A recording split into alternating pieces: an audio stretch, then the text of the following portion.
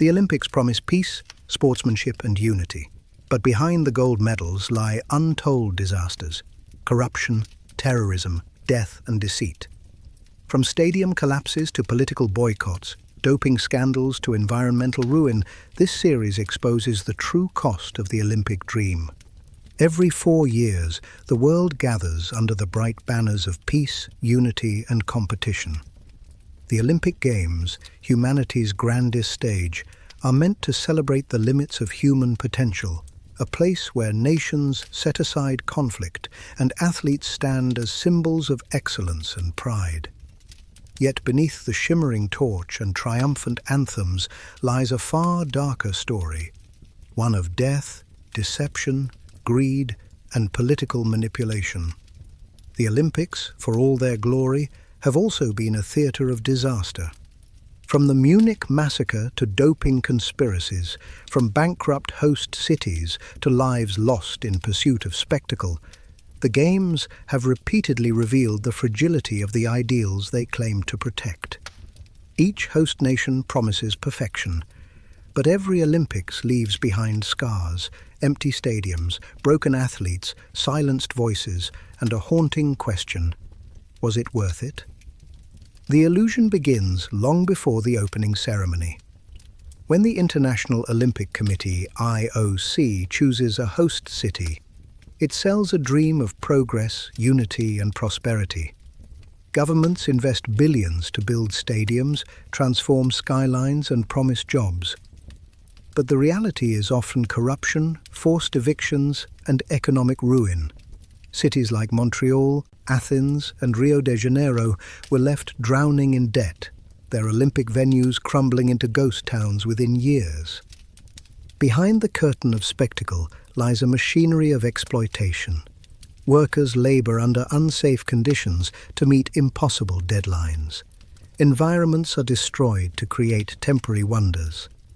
And beneath the smiling mascots and corporate sponsors, the human cost of the Olympics remains hidden.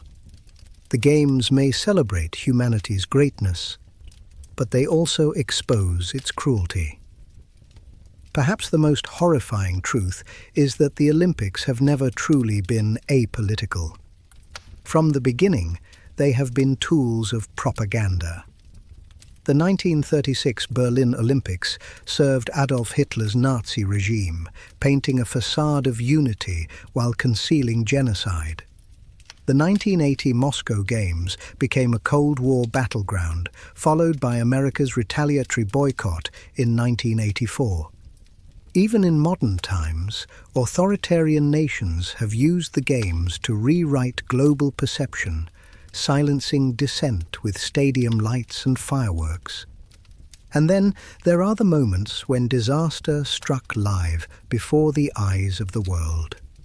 The Munich massacre of 1972 turned the Olympics into a crime scene. The Atlanta bombing of 1996 echoed the fragility of safety. Athletes have died in training, stadiums have collapsed, and entire movements have been silenced in the name of global unity. The Olympic dream, at its darkest, is built on sacrifice, often of those who will never stand on the podium. But disaster doesn't always mean bloodshed. Sometimes it's the slow decay that follows the applause. The Athens 2004 Olympics, hailed as Greece's triumph, marked the beginning of the country's economic downfall. Billions were spent on infrastructure that now lies in ruin.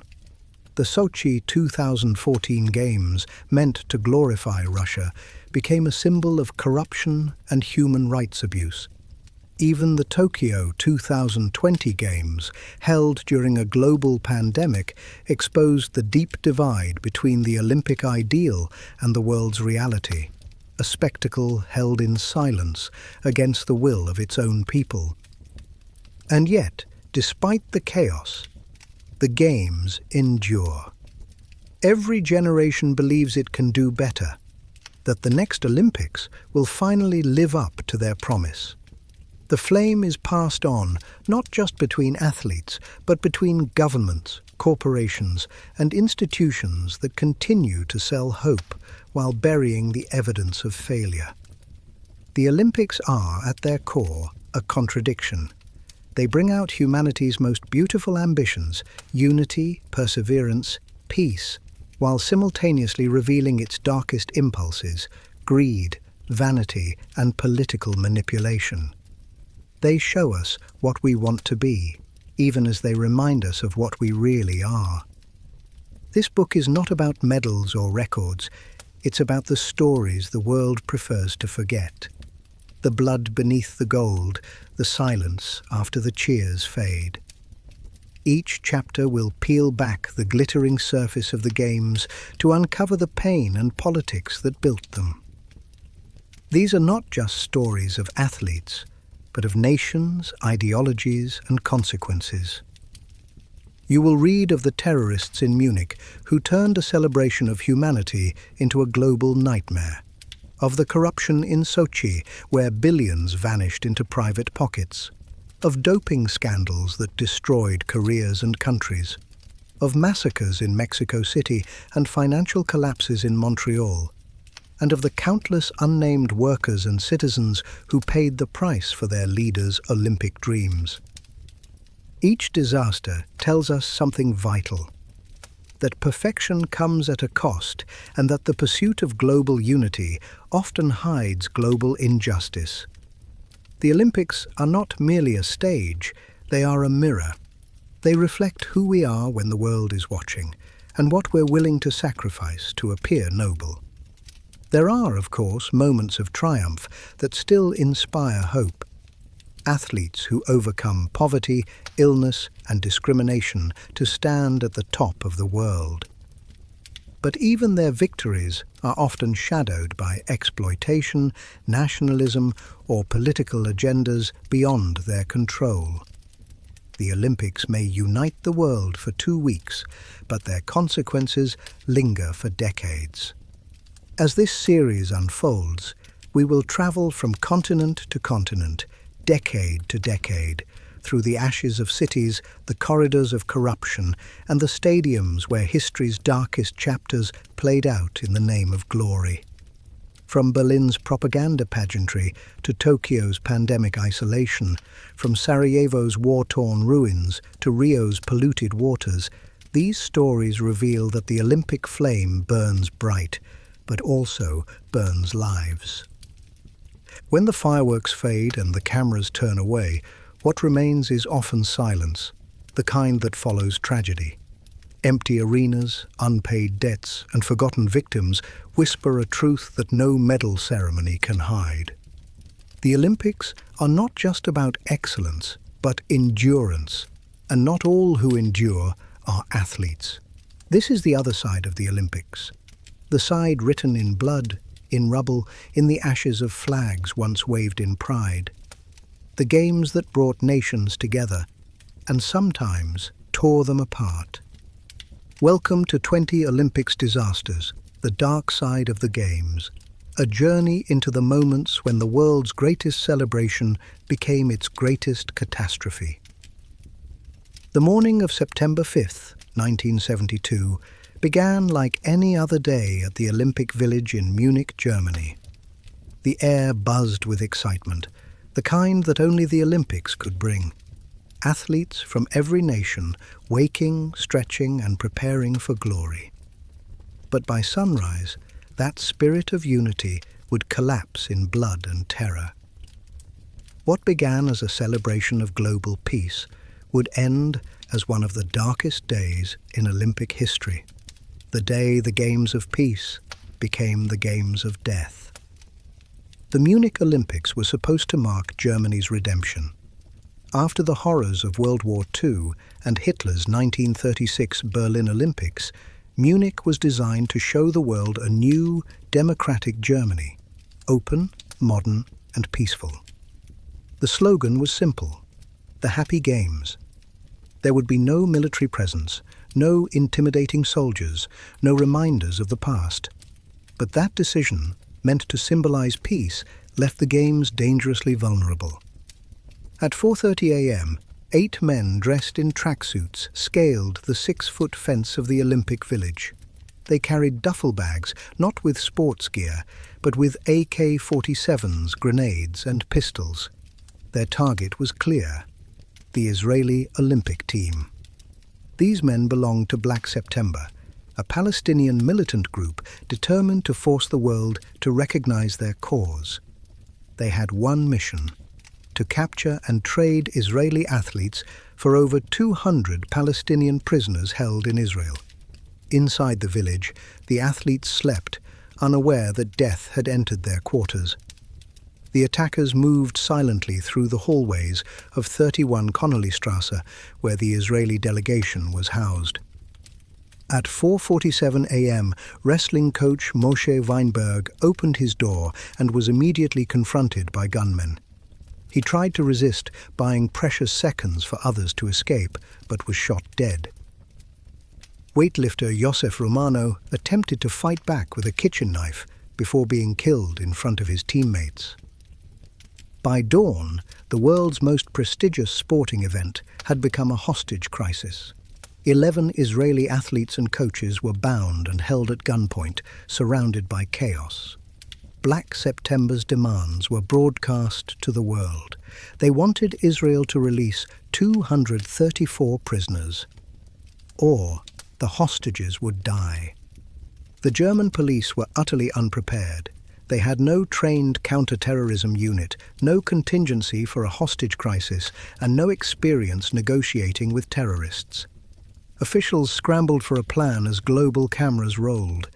The games, which were supposed to unite humanity, had turned into a global spectacle of fear. The hostage standoff lasted for nearly 21 agonizing hours. Reporters broadcast live images from outside the Israeli quarters, unaware that the terrorists were watching those same broadcasts from inside, using them to track police movements. Every mistake was amplified. Every delay, deadly. Negotiations dragged on through the day. The militants demanded safe passage to Cairo with their hostages. Desperate to end the crisis peacefully, German authorities agreed to transport them to the nearby Fürstenfeldbruck air base, where 2 helicopters waited. The plan, a secret police ambush, was doomed from the start. As the helicopters lifted off, carrying 8 terrorists and 9 remaining hostages, the world held its breath. At the airbase, 5 German snipers lay in wait, but they were poorly positioned, inadequately trained, and armed with rifles without night vision scopes. The operation was chaos before it began. When the terrorists arrived and realized they had been deceived, that no plane awaited them, gunfire erupted. A hail of bullets shattered the night. Explosions rocked the tarmac as the terrorists fired into the helicopters. One tossed a grenade into a cabin where bound hostages sat helplessly. The fireball that followed illuminated a nightmare. All 9 remaining Israeli hostages were killed. When dawn rose on September 6, 1972, the Olympic Village was silent. 17 people were dead. 11 Israelis, 5 terrorists, and 1 German police officer. The Games of Peace had become a global tragedy. The next day's headlines screamed of betrayal, incompetence, and horror. The world had watched the massacre unfold in real time, the first live broadcast terrorism in history. The Olympic flame, meant to symbolize unity, flickered beside blood-stained flags. Israel mourned. Germany faced shame.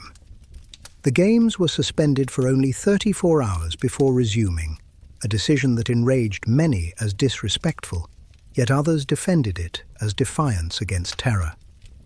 In Israel, the response was swift and unforgiving. Prime Minister Golda Meir launched Operation Wrath of God, a covert mission to hunt down every Black September member responsible. Over the following years, Mossad agents tracked and executed suspects across Europe and the Middle East. The revenge campaign became a grim extension of Munich's tragedy, ensuring that the massacre would echo for decades in both blood and memory. The Munich disaster changed global security forever. Governments realized the vulnerability of major international events. The German counterterrorism unit GSG-9 was created as a direct result, and the FBI's hostage rescue team would later model itself on similar principles. From that point on, every Olympic Games was guarded like a fortress. The dream of a happy Games was gone forever. For the families of the murdered athletes, peace never came. For decades, they fought for acknowledgement, compensation, and remembrance. It wasn't until 2012, 50 years later, that the IOC officially held a memorial for the victims, a gesture long overdue. For many, it was too little, too late. The Munich massacre remains one of the most chilling examples of how the Olympics' promise of peace can be shattered by politics and hatred. It was the moment the Games lost their innocence, when the world learned that even the pursuit of unity could become a stage for terror. In the years since, many have asked whether the Games should have continued after Munich. Some argue they had to, that stopping would have meant surrendering to fear. Others believe the decision to go on reflected the cold indifference of an institution more concerned with image than humanity. Either way, the massacre marked a turning point. The Olympics would never again be simply about sport. From that day forward, every opening ceremony carried the shadow of Munich, a reminder that the line between peace and chaos is as thin as a fence in the night. When the torch burned that evening, it wasn't just a symbol of endurance.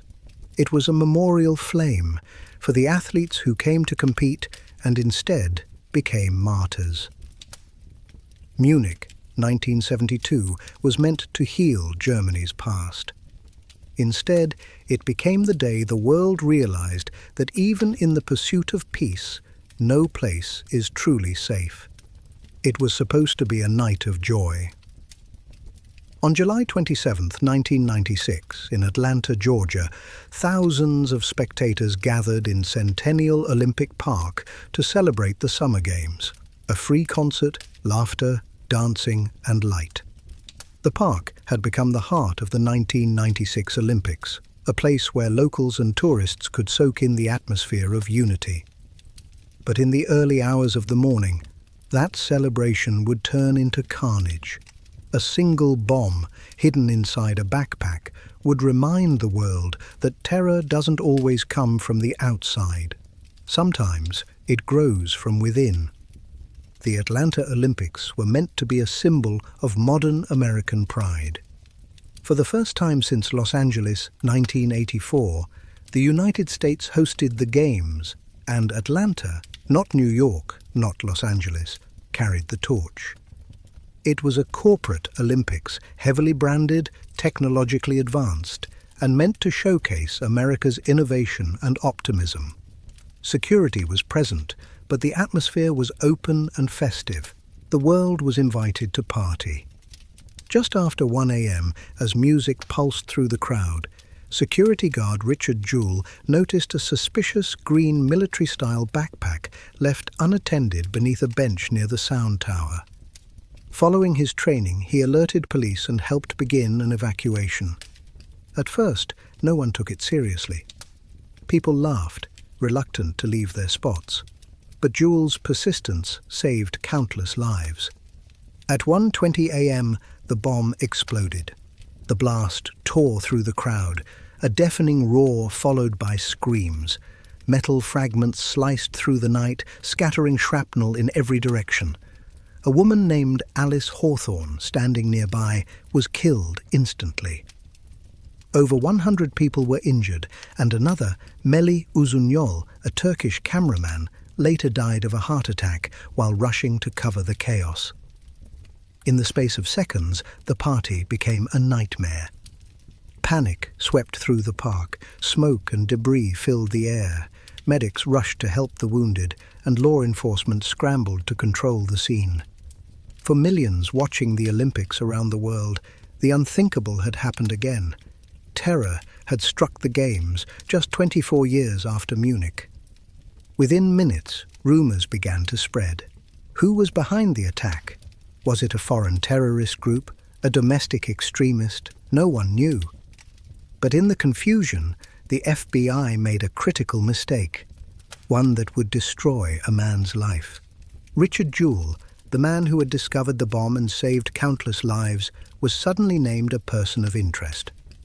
Without evidence, the FBI leaked his name to the media. The press pounced. Overnight, Jewell went from hero to villain, his face plastered across headlines as the Olympic bomber. News vans surrounded his home, reporters hounded his family. Every movement was dissected, every word twisted. Jewell, a quiet, earnest security guard, became the victim of a modern witch hunt. For months, his life was ripped apart. Even after the FBI cleared him, the damage was irreversible. The world had already decided he was guilty. Years later, it would be revealed that he was innocent, and that the real bomber had gone free. That man was Eric Robert Rudolph, an American extremist who believed the US government was corrupt and sinful. A former army soldier, Rudolph saw the Olympics as a symbol of globalism, secularism, and moral decay. His attack, he later claimed, was meant to shut down the abortionists and the government that supports them. The Centennial Park bombing was only the beginning of his terror campaign. Over the next 2 years, Rudolph would bomb a lesbian nightclub, an abortion clinic in Atlanta, and another in Birmingham, Alabama, killing 2 people and injuring over 150 more. He then vanished into the Appalachian Mountains, evading capture for nearly 5 years. He became a ghost, America's most wanted fugitive. The FBI launched one of the largest manhunts in US history. Hundreds of agents combed the wilderness, following tips and false leads. Rudolph survived by scavenging food, living in abandoned cabins, and hiding in the vast forests of North Carolina. Finally, in May 2003, he was captured by chance. A rookie police officer in Murphy, North Carolina, spotted him rummaging through a trash bin behind a grocery store. In 2005, Eric Rudolph pleaded guilty to all 4 bombings, including the attack on Centennial Olympic Park. He was sentenced to 4 consecutive life sentences without parole. During his confession, he expressed no remorse. He called his bombings morally justified, words that chilled the nation. For the victims and survivors, justice came too late. The attack had already scarred the legacy of the 1996 Games. What was meant to symbolize peace and unity had once again been turned into a weapon for ideology. The bombing also changed how the world viewed Olympic security. The International Olympic Committee and host nations realized that even in countries far from war or political instability, the threat of violence was real. After Atlanta, every subsequent Games, from Sydney to Athens to London, invested billions in security and counter-terrorism. The open celebration of humanity would now be protected by surveillance cameras, metal detectors, and armed patrols. But beyond the physical damage, the Centennial Park bombing revealed something deeper: the vulnerability of innocence. For millions of Americans, it was a harsh reminder that terror could strike anywhere, even in a city built on hope and hospitality. It also exposed the dangers of media hysteria and institutional failure.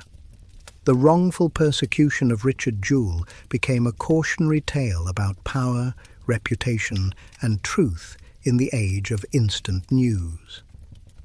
Years later, Jewell was publicly vindicated. He received apologies from officials and journalists, but the scars never healed. He died in 2007 at just 44 years old from heart failure. His story became the subject of books, documentaries, and Clint Eastwood's 2019 film, Richard Jewell, a haunting tribute to a man destroyed by the system he tried to protect. The Centennial Park bombing stands as one of the darkest moments in modern Olympic history, not just for the violence, but for the betrayal of trust. It revealed how quickly heroes can be turned into villains and how justice can be twisted by fear and ambition. For the survivors, every firework, every loud cheer, every public gathering still carries the echo of that explosion. For the world, it was a reminder that the Olympic ideal, peace through sport, is fragile and easily shattered. As the years passed, Centennial Park was rebuilt, its memorial fountain dedicated to those who died. The games moved on, the medals awarded, the headlines faded. But beneath the ground where the bomb exploded, the memory remains, a silent warning to every nation that hosts the flame. The Olympics promise glory, but they also expose our vulnerabilities. In Atlanta, one man's hatred tried to destroy unity. Another man's courage saved countless lives. Between them lies the story of how quickly the dream of peace can turn into a nightmare, and how easily truth can be the next casualty. In February 2014, the world turned its eyes to the Russian city of Sochi. The air was filled with fireworks, the Olympic flame burned bright, and President Vladimir Putin stood smiling as he unveiled what was promised to be the grandest Winter Games in history. Russia had spent $51 billion to build it, more than all previous Winter Olympics combined. To the world, Sochi looked like a triumph of ambition, but beneath the snow and spectacle, it was built on corruption, environmental ruin, and exploitation. What the cameras didn't show was that the Sochi Olympics were not just games. They were a global scam. From the start, Sochi was an odd choice. A subtropical city by the Black Sea, known more for palm trees than powder snow, it was far from the icy image of traditional Winter Games. Critics questioned how Russia could pull it off, but Putin was determined. For him, Sochi wasn't just about sports, it was a statement of national power. The Olympics would prove to the world that Russia had risen again, strong and unstoppable. The project began with grand promises, new roads, airports, railways and stadiums that would transform Sochi into a year-round paradise. But soon, the dream turned into a feeding frenzy. Billions flowed into the city from state funds and private investors, and billions vanished into the pockets of oligarchs, government officials, and construction tycoons loyal to the Kremlin. Investigations later revealed that nearly $30 billion of the total budget was lost to fraud, overpricing, and kickbacks. Contracts were handed to Putin's allies without oversight. Construction companies inflated costs by as much as 400%, and the few who questioned it were silenced or removed. The Sochi Games became a monument not to athletic achievement, but to organized corruption on a global scale. Beneath the surface, the human cost was devastating. More than 70,000 migrant workers, many from Central Asia, toiled day and night under brutal conditions. Their passports were often confiscated, their pay withheld. Some lived in cramped, unsanitary barracks without heat or running water. Those who protested were deported. Reports from human rights groups described exploitation bordering on slavery. Meanwhile, entire neighborhoods of local residents were demolished to make room for Olympic venues. Families were evicted with little or no compensation. In the Adler district, houses were bulldozed overnight, leaving people homeless. The Russian government called it necessary progress. Locals called it theft. The environment paid an equally steep price. Sochi sat on the edge of the Caucasus Biosphere Reserve, one of Russia's most ecologically sensitive regions. Construction crews dynamited mountains, drained wetlands, and rerouted rivers to build highways and ski jumps. Toxic waste was dumped illegally into rivers and forests. Wildlife habitats were destroyed. The city that once prided itself on natural beauty was left scarred, its landscape permanently altered in the name of glory. When the games finally began, the cracks were impossible to ignore. Athletes complained of unfinished hotels, yellow tap water, and collapsing infrastructure. Journalists posted viral photos of half-built bathrooms, stray dogs wandering through venues, and workers patching walls with duct tape. It became an online sensation, #SochiProblems, a digital mirror reflecting the chaos behind the facade. But the real scandal was still hidden. While billions were stolen and mismanaged during construction, an even greater crime was taking place in secret, one that would later be known as the Russian doping scandal. During the Sochi Games, Russia's state-run doping program reached its peak.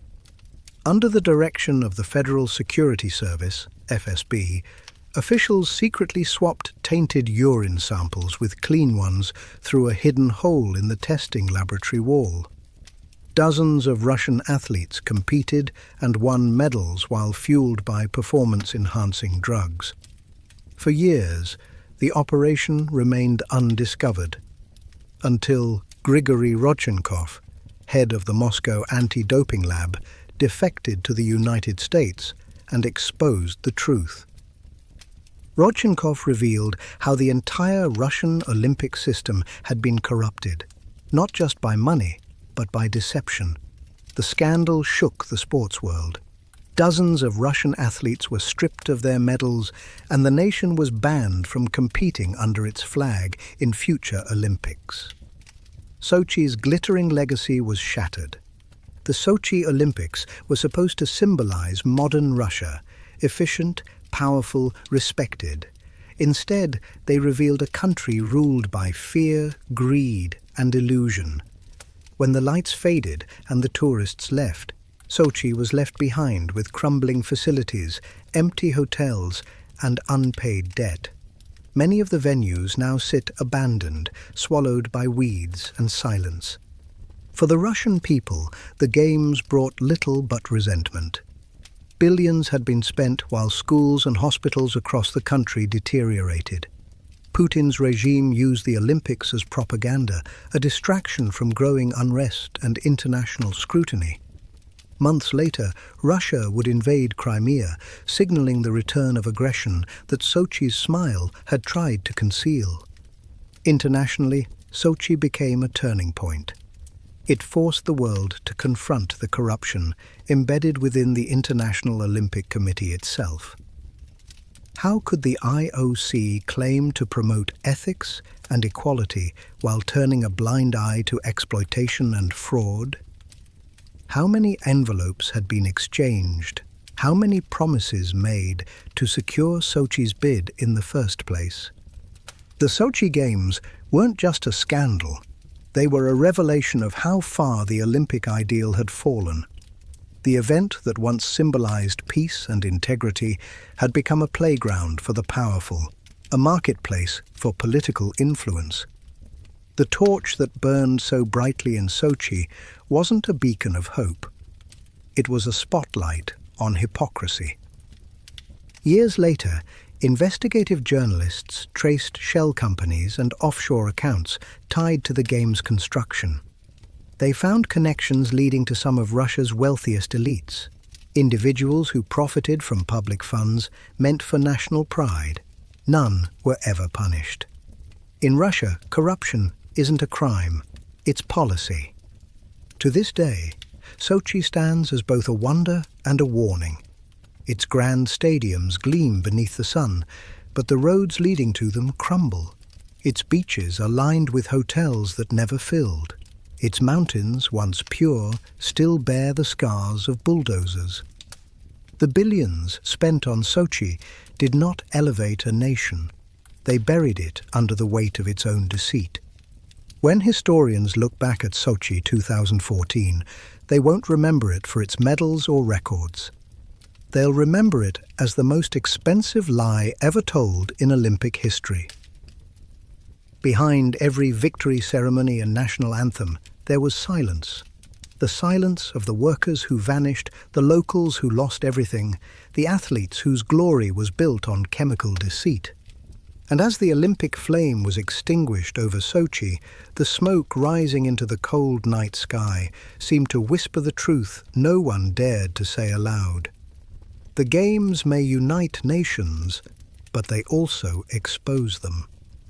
When Rio de Janeiro won the bid to host the 2016 Summer Olympics, Brazil erupted in joy. It was meant to be a symbol of progress, proof that South America could stand shoulder to shoulder with the great nations of the world. The slogan was simple: a new world. But what the world didn't see behind the samba, fireworks and smiling faces was the dark reality that turned the Rio Olympics into one of the most disturbing chapters in modern sports history. The city that had once been a postcard of paradise became a blueprint of broken promises, economic collapse, and human suffering. From the very beginning, Rio was in trouble. Brazil's economy was collapsing under the weight of corruption and recession. The government was drowning in debt, public services were failing, and poverty was spreading. Yet billions were poured into building Olympic venues, stadiums, and transportation systems, often in the most impoverished neighborhoods. Officials promised the investment would transform Rio's infrastructure and create lasting benefits. But for many, the only legacy was displacement and decay. Over 77,000 residents were forcibly evicted from their homes to make way for Olympic construction. Many lived in favelas, the hillside slums that overlooked the glittering beaches of Copacabana and Ipanema. Their homes were demolished overnight, often without compensation or warning. Police arrived with bulldozers, giving families minutes to collect their belongings before everything they owned was reduced to rubble. The government called it urban renewal. The victims called it erasure. The contrast was staggering. While the elite gathered in luxury suites to watch the games, thousands of evicted families camped in the streets, staring at stadiums they had unwillingly built. The Maracanã Stadium, renovated at a cost of nearly $500 million, stood as a golden monument to inequality. Corruption was everywhere. Investigations later revealed that billions in construction contracts were funneled through bribery and money laundering schemes connected to Brazil's political elite. The Operation Car Wash scandal, one of the largest corruption investigations in history, exposed a web of illegal payments tied to Olympic projects. Executives from Petrobras, Odebrecht, and government agencies were implicated, showing how the Olympics had become a profit machine for the powerful, while ordinary Brazilians paid the price. And then there was the environment, one of the greatest betrayals of all. Rio promised to host the greenest Olympics ever. Authorities vowed to clean the Guanabara Bay, a toxic stretch of water long polluted by industrial waste and sewage. But when the Games began, the bay remained a floating cesspool of garbage, dead fish, and bacteria. Sailors and rowers competing there described the stench as unbearable. Health experts warned athletes to avoid swallowing even a single drop of water. The government had spent millions on cleanup efforts, but most of it disappeared into the black hole of corruption. The same story unfolded at the new Olympic golf course, built by destroying part of a protected nature reserve. Despite protests from environmentalists, bulldozers tore through native forest to make way for manicured lawns and sand traps that would be abandoned within a year.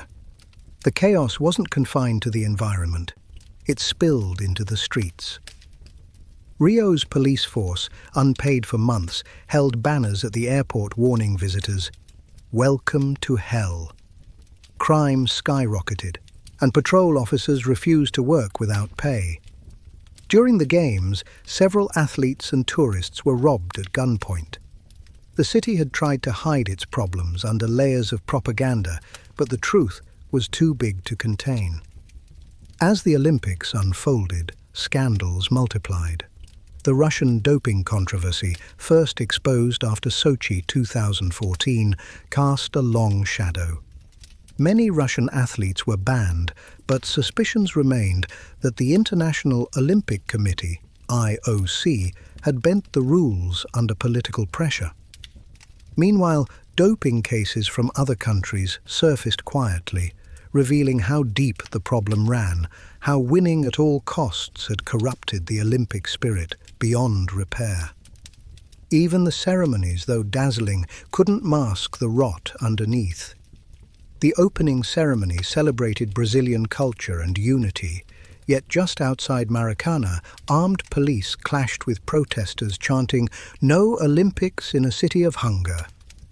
For the millions living in poverty, the Games weren't a celebration. They were a cruel joke. When the Olympic flame finally burned out, Rio was left with ruins. The Grand Olympic Park quickly fell into disrepair. Venues that cost billions were abandoned within months. The athletes' village, once filled with competitors from around the world, became a ghost town, its windows shattered and walls covered in graffiti. The promised legacy, new homes, jobs, and infrastructure never arrived. Instead, Rio plunged deeper into economic despair. Hospitals closed, teachers went unpaid, and unemployment soared. The billions spent on the Olympics vanished into corruption and debt, leaving the people of Rio to face the consequences. By 2017, the city couldn't even afford to maintain its Olympic facilities. The Maracanã Stadium, once the crown jewel of Brazilian sports, was stripped of its seats, power cables, and metal fixtures by looters. The swimming pool, where world records were broken, turned green with algae. The Olympic dream had decomposed into a nightmare. The IOC, of course, walked away untouched. Its officials praised Rio for delivering under difficult conditions, ignoring the wreckage left behind. For the IOC, Rio had served its purpose: global ratings, sponsorship deals, and billions in profit. The people of Brazil were expendable. Years later, when journalists revisited Rio's Olympic sites, they found haunting scenes: rusted gates, flooded stadiums, and overgrown tracks. In one stadium, stray dogs slept on the very podiums where gold medalists once stood.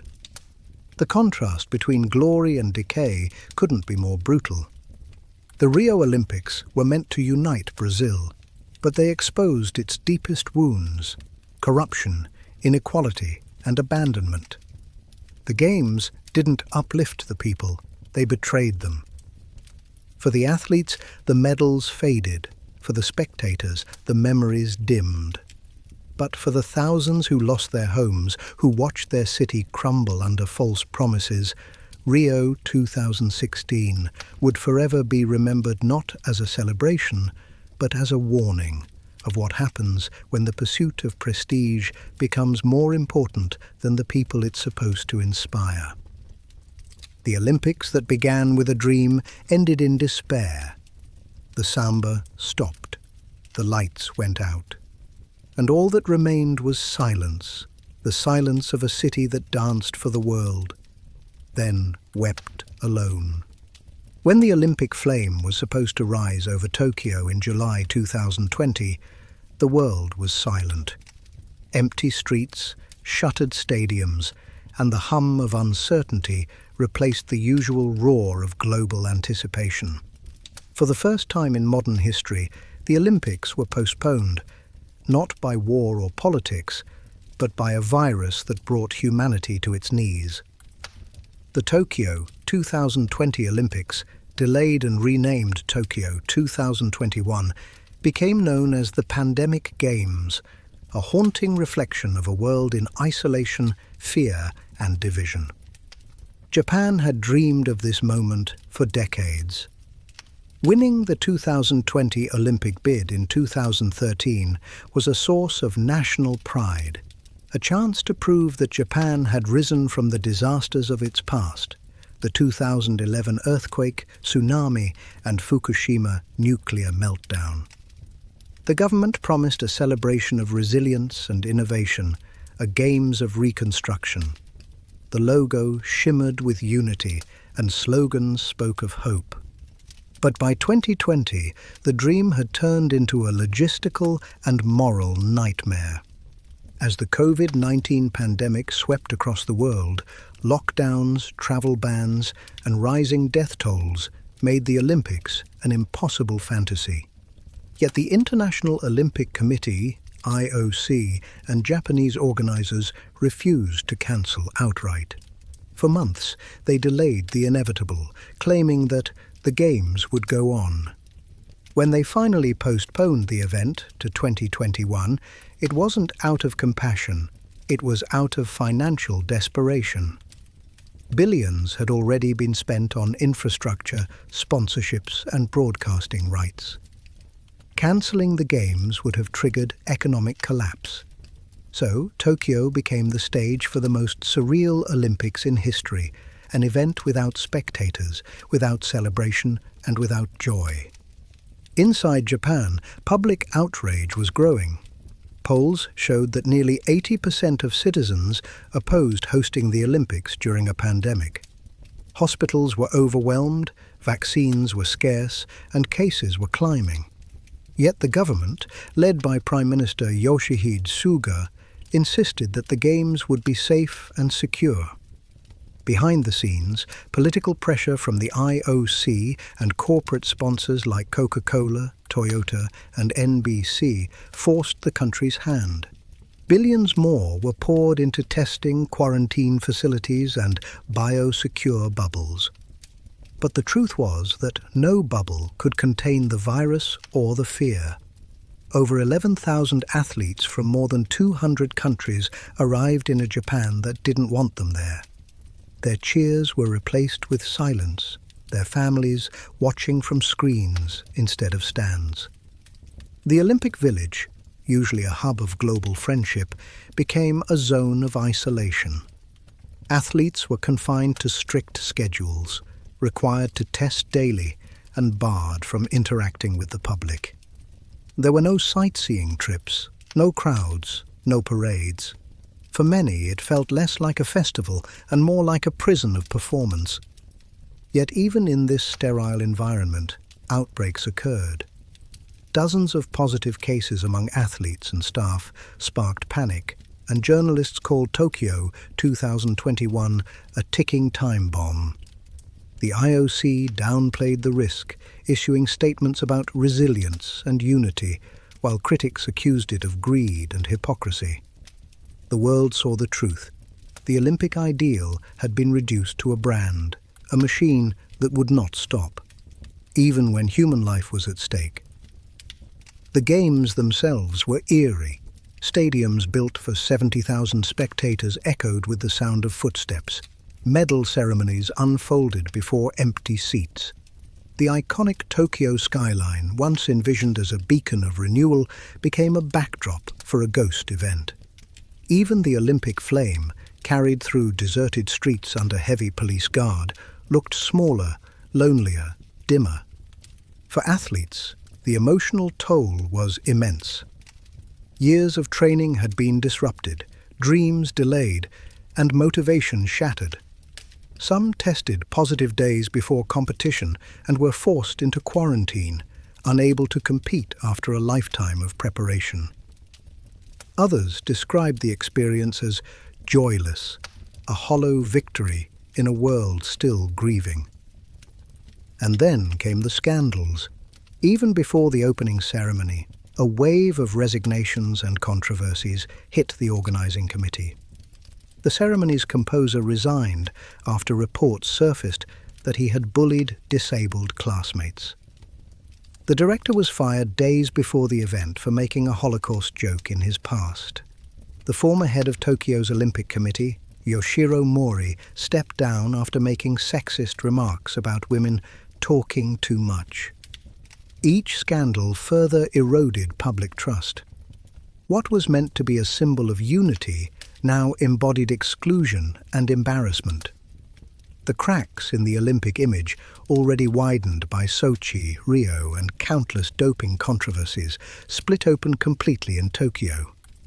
Even after the Games concluded, the aftermath was devastating. Japan was left with a bill exceeding $15 billion, making Tokyo 2020 the most expensive Summer Olympics in history. Most of the venues, built with promises of future community use, now stand largely empty. The government had spent a fortune on an event the people never wanted, deepening resentment and mistrust. The IOC, however, called Tokyo a triumph. Its president, Thomas Bach, praised Japan's courage and discipline. But to many, his words rang hollow, another example of Olympic leadership detached from human reality. The profits had been secured, the broadcasts aired, and the sponsors satisfied. That, in the eyes of the IOC, was victory enough. For the people of Japan, though, the legacy was far darker. The Games left behind economic strain, psychological exhaustion, and a loss of faith in leadership. Many felt that Japan had sacrificed its citizens' safety to protect the Olympic brand. In the years since, Tokyo 2020 has been remembered not for its records or triumphs, but for its emptiness. The image of athletes standing on podiums before rows of vacant seats became a symbol of the modern Olympics, a spectacle detached from humanity. The pandemic Games will forever be a paradox, a global event held in isolation, a symbol of hope that became a reminder of loss. As the torch dimmed and the world moved on, Japan was left to count its costs, economic, emotional, and moral. The silence that followed Tokyo's closing ceremony was not peaceful. It was heavy. It was the sound of realization.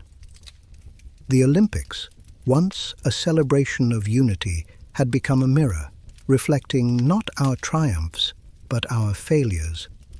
And in that reflection, the world saw the truth. Even the brightest flame can burn cold when lit for the wrong reasons. It was supposed to be a night of celebration. On July 27, 1996, in the heart of downtown Atlanta, crowds gathered in Centennial Olympic Park for a concert that symbolized the spirit of the Games: music, freedom, and unity. Families danced beneath the stars, athletes mingled with locals, and the sound of laughter carried through the warm Georgia air. But within minutes, that joy turned to horror. At 1:25 a.m., a pipe bomb exploded, tearing through the crowd and turning the Olympic dream into a nightmare. The Atlanta Olympics had been marketed as the Games of the New South, a showcase of progress and pride for a city that had once been the cradle of the civil rights movement.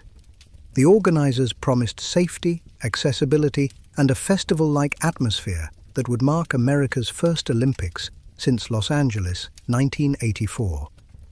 But that night, the illusion shattered. The bomb, packed with nails, screws, and shrapnel, detonated near a sound tower in the middle of the park.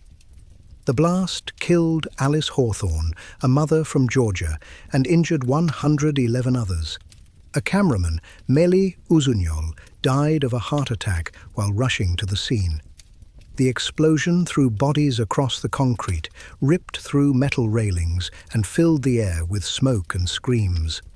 As chaos unfolded, one man emerged as an unlikely hero: Richard Jewell, a security guard working at the event.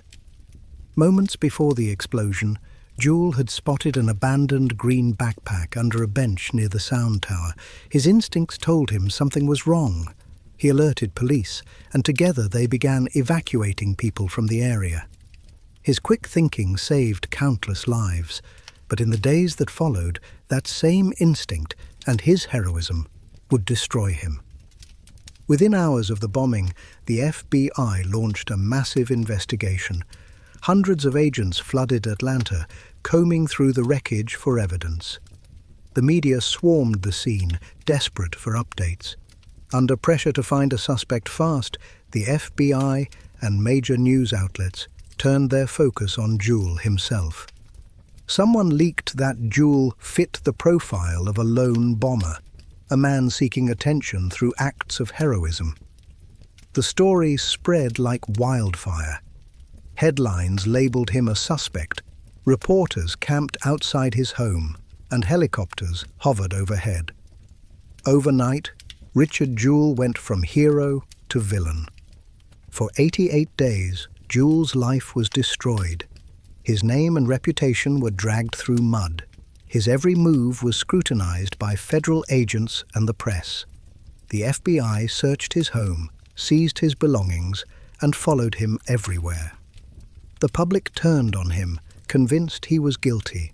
Yet there was no evidence, just a narrative built on assumption. When the truth finally emerged, the FBI quietly cleared Jewell's name. The real bomber was someone else entirely, Eric Robert Rudolph, a militant extremist driven by anti-government and anti-abortion ideology. But the damage had already been done. Jewell's life would never be the same.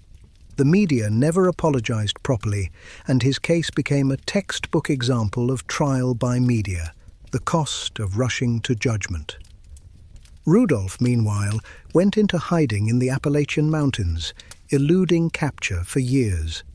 He wasn't just responsible for the Olympic bombing, he also bombed abortion clinics and a lesbian bar, killing and maiming innocent people in a self-proclaimed war against modern America. The manhunt for Rudolph became one of the largest in FBI history. He was finally captured in 2003, emaciated and living off stolen food, and later sentenced to 4 consecutive life terms without parole. The bombing left a deep scar, not just on Atlanta, but on the Olympics themselves. It shattered the illusion that the Games were safe from the world's chaos. The Olympics had always claimed to stand above politics and violence. Yet, once again, reality had intruded. In the aftermath, the security narrative changed forever. Future Olympics became fortresses, with surveillance, checkpoints, and heavy police presence. The era of the Open Festival Olympics was over. What happened in Atlanta was a turning point, the moment the Games traded spontaneity for security. But for the people of Atlanta, the pain was personal. Centennial Park, once envisioned as a living symbol of global unity, became a memorial to tragedy. In the years after the attack, it was closed, rebuilt, and reopened. But the memory of that night never faded.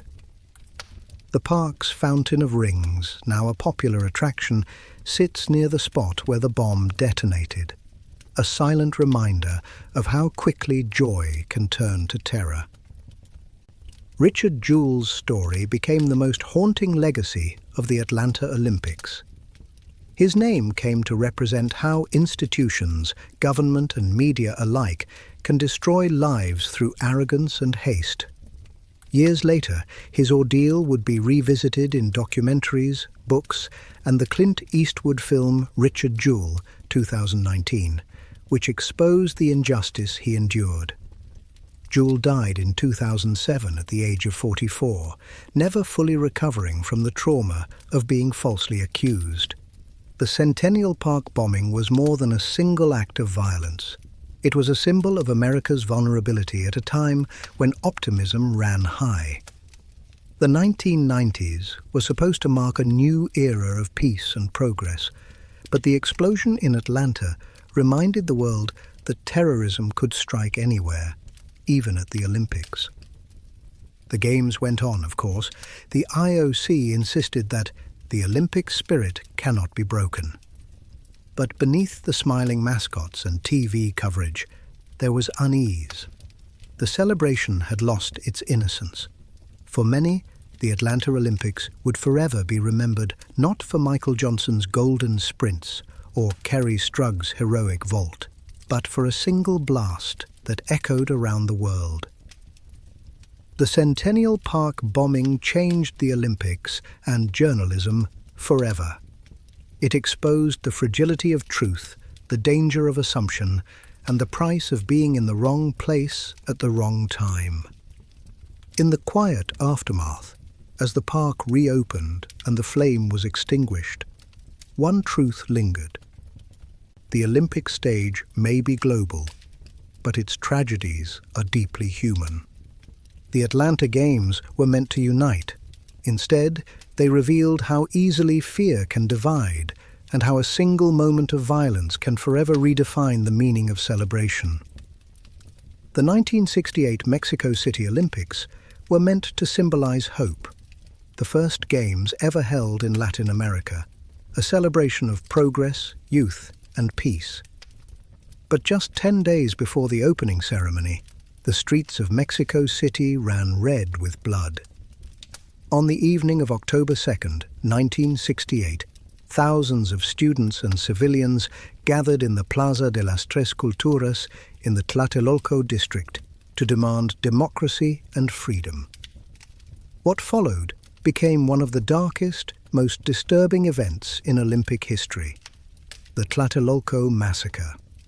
As dusk fell over the plaza, the protest was peaceful.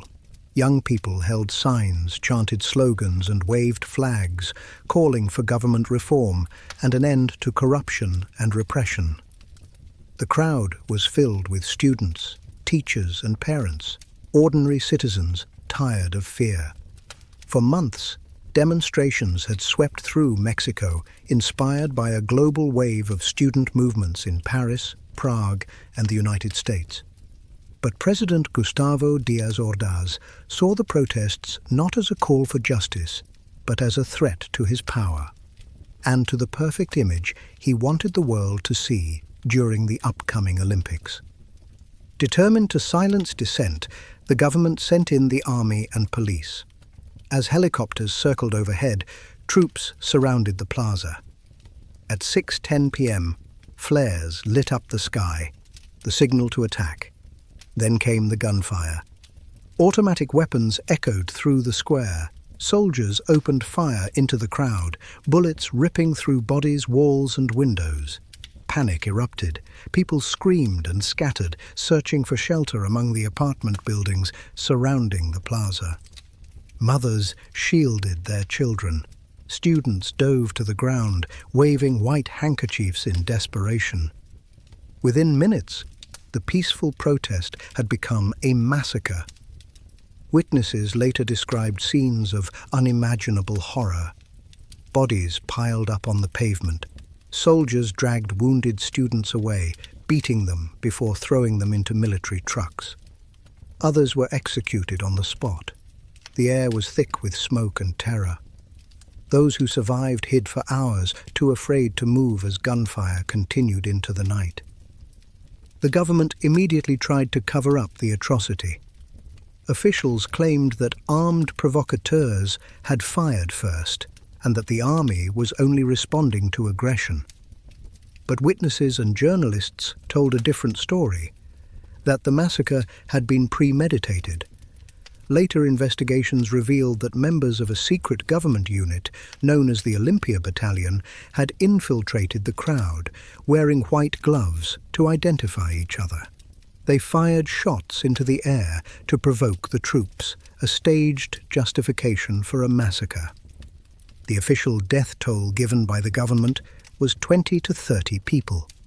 But survivors, journalists, and historians estimate the real number was far higher, anywhere from 200 to over 400 dead, and more than 1,000 arrested. Many of the bodies were never returned to families. Some were buried in secret. Others simply vanished. Just 10 days later, the Olympic opening ceremony went ahead as planned. the world's cameras turned to Mexico City, where athletes marched beneath bright flags, smiling and waving. There was no mention of the massacre, no moment of silence. The Mexican government had scrubbed the city clean, washing blood from the plaza, silencing the press and arresting dissenters. To the global audience, the games appeared normal. But beneath the surface, the ghosts of Tlatelolco lingered. The students' cries still echoed through the streets, unheard by the world that had chosen to look away. For the people of Mexico, the 1968 Olympics became a bitter symbol of hypocrisy. While the government spoke of peace, it had murdered its own citizens to preserve its image. The Olympic slogan, "Everything is possible with peace," now sounded like an insult. Even the events within the Games reflected the tension of the time. The world was already on edge. 1968 had seen the Vietnam War, the assassinations of Martin Luther King Jr. and Robert Kennedy, and protests from Paris to Chicago. The Olympics were not immune to the era's unrest. During the medal ceremony for the men's 200-meter race, American sprinters Tommy Smith and John Carlos raised their black-gloved fists in a silent protest against racial injustice. Their gesture became one of the most iconic moments in sports history, but it also echoed the same defiance that had led Mexican students to die just days before. Both Smith and Carlos were expelled from the Games, but their act ensured that protest would forever be part of Olympic memory. In Mexico, however, the government's repression continued. For decades, the truth about Tlatelolco was buried under censorship and fear. Survivors were silenced, records destroyed, and journalists threatened. It wasn't until the 1990s that official acknowledgement began to surface, when documents confirmed that the massacre had been orchestrated by the Mexican state to ensure national stability during the Olympics.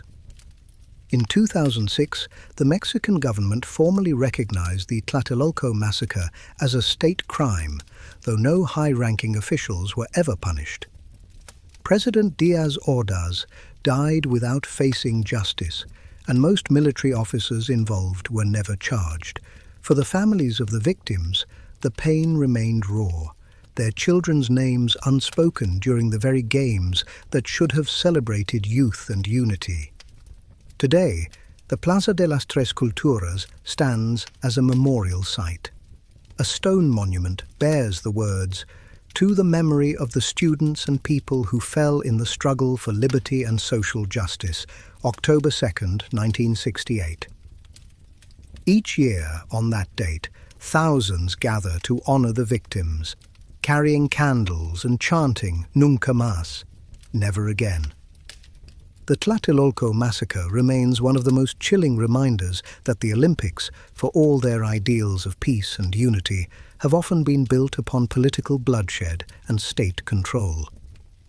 It showed how far a government would go to maintain its image, even if it meant silencing its own people. For Mexico, 1968 was supposed to mark a new beginning. Instead, it became a scar on the nation's soul, a wound reopened each time the Olympic flame returns to life. The massacre before the Games revealed a truth too often ignored, that the Olympics are not immune to politics. They are its stage. And on that stage, before the world could celebrate, a government wrote its message in bullets. The world cheered 10 days later, unaware or unwilling to see the blood still drying beneath their feet. The Munich Olympics of 1972 were meant to erase the ghosts of Germany's past. Held just 27 years after World War II, the Games were branded as the Happy Olympics, a celebration of peace, unity, and a modern, democratic Germany. But what was meant to be a symbol of rebirth turned into one of the most horrifying tragedies in Olympic history, a moment that shattered the illusion of safety and innocence forever. On September 5th, 1972, the world awoke to a nightmare. At dawn, 8 armed men dressed in tracksuits climbed the fence of the Olympic Village. They carried duffel bags filled with AK-47s, grenades, and pistols. They were members of a Palestinian militant group known as Black September, an offshoot of the Palestine Liberation Organization, PLO. Their mission: to capture Israeli athletes and demand the release of over 230 Palestinian prisoners held in Israeli jails. The attackers quickly forced their way into 31 Connollystrasse, the building that housed the Israeli Olympic team. Within minutes, chaos erupted. 2 Israeli athletes, Moshe Weinberg, a wrestling coach, and Yosef Romano, a weightlifter, were murdered during the initial struggle. The rest of the team was taken hostage. The militants dragged the remaining 9 athletes into a room, tied them together, and issued their demands. They wanted safe passage out of Germany, along with the release of prisoners from Israeli and German prisons. Outside, the world's media gathered, their cameras pointed at the building. The Olympic Village, once a symbol of peace, had become a battleground, a stage for terror broadcast live across the globe. The German authorities were caught off guard. Their police had little experience with hostage crises, and their hands were tied by the government's desire to maintain the Olympic image. Chancellor Willy Brandt refused to involve military units, fearing it would recall Nazi-era militarism. The result was chaos, indecision, and fatal mistakes. Throughout the day, tense negotiations unfolded. The terrorists were given food and cigarettes. The hostages were seen occasionally at the window, their faces pale and terrified. The German negotiators tried to buy time, hoping to find a solution, but the militants were growing impatient. As the standoff dragged on, the games continued. Athletes competed, medals were awarded, and the Olympic Committee hesitated to halt events. It was as if 2 realities existed side by side, one of sport and celebration, the other of terror and death. By evening, the terrorists demanded to be flown with the hostages to Cairo. The Germans agreed, but secretly planned an ambush at Fürstenfeldbruck Air Base, a nearby military airport. It was a desperate, unprepared operation that would end in disaster. At the airfield, the terrorists and hostages were loaded onto helicopters for the short flight from the Olympic Village. German police snipers were positioned on rooftops, but they lacked radios, night vision equipment, and proper training. Worse, 5 of the German officers who were supposed to ambush the plane abandoned their posts minutes before the helicopters arrived, fearing for their own lives. At 10:30 p.m., the helicopters landed at Fürstenfeldbruck. When the terrorists realized there was no flight crew on the plane, they sensed the trap. Gunfire erupted instantly. The snipers, positioned too far away, missed their targets. The militants fired back wildly. In the confusion, one of them threw a grenade into a helicopter, killing all aboard.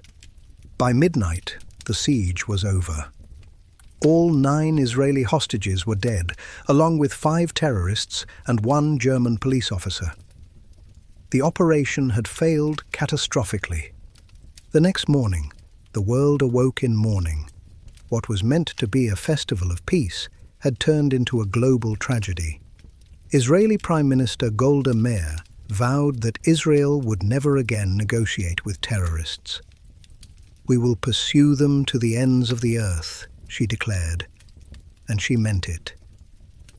In the months that followed, Israel launched Operation Wrath of God, a secret campaign to hunt down and assassinate those responsible for Munich. Mossad agents tracked members of Black September across Europe, killing them one by one. The cycle of vengeance deepened the already bloody conflict in the Middle East. Meanwhile, the German government came under fire for its disastrous handling of the crisis. Investigations revealed a shocking lack of preparation.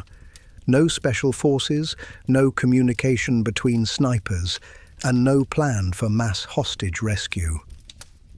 The tragedy exposed the vulnerability of global events to terrorism and forever changed the way the world viewed security. Incredibly, the Olympic Games resumed just 24 hours later. The International Olympic Committee President, Avery Brundage, declared, "The Games must go on." Many criticized the decision as cold and disrespectful, but others saw it as defiance against terror. Still, the joy of competition had been poisoned. The Olympic flame now burned under a shadow of grief. Footage of the massacre spread across the world, athletes weeping in the stadium, flags at half-mast, and the haunting silence during the memorial service for the slain Israelis. For the first time, the Olympics had become a stage for political violence. The idea of neutrality, once sacred, was shattered.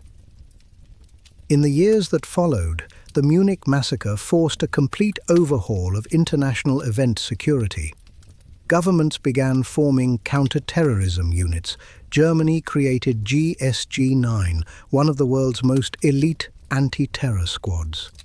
The world learned that even the Olympics, the greatest symbol of unity, could be turned into a weapon of propaganda and fear.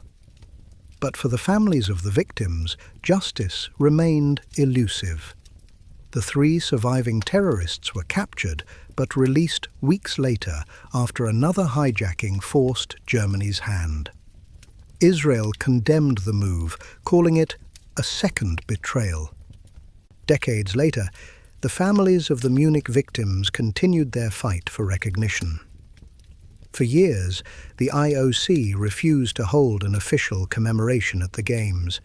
It wasn't until 2021, nearly 50 years later, that the IOC formally honored the 11 Israelis killed at Munich during a ceremony at the Tokyo Olympics. The Munich massacre remains one of the most haunting events in Olympic history. It changed the way nations viewed security, diplomacy, and the intersection of sports and politics.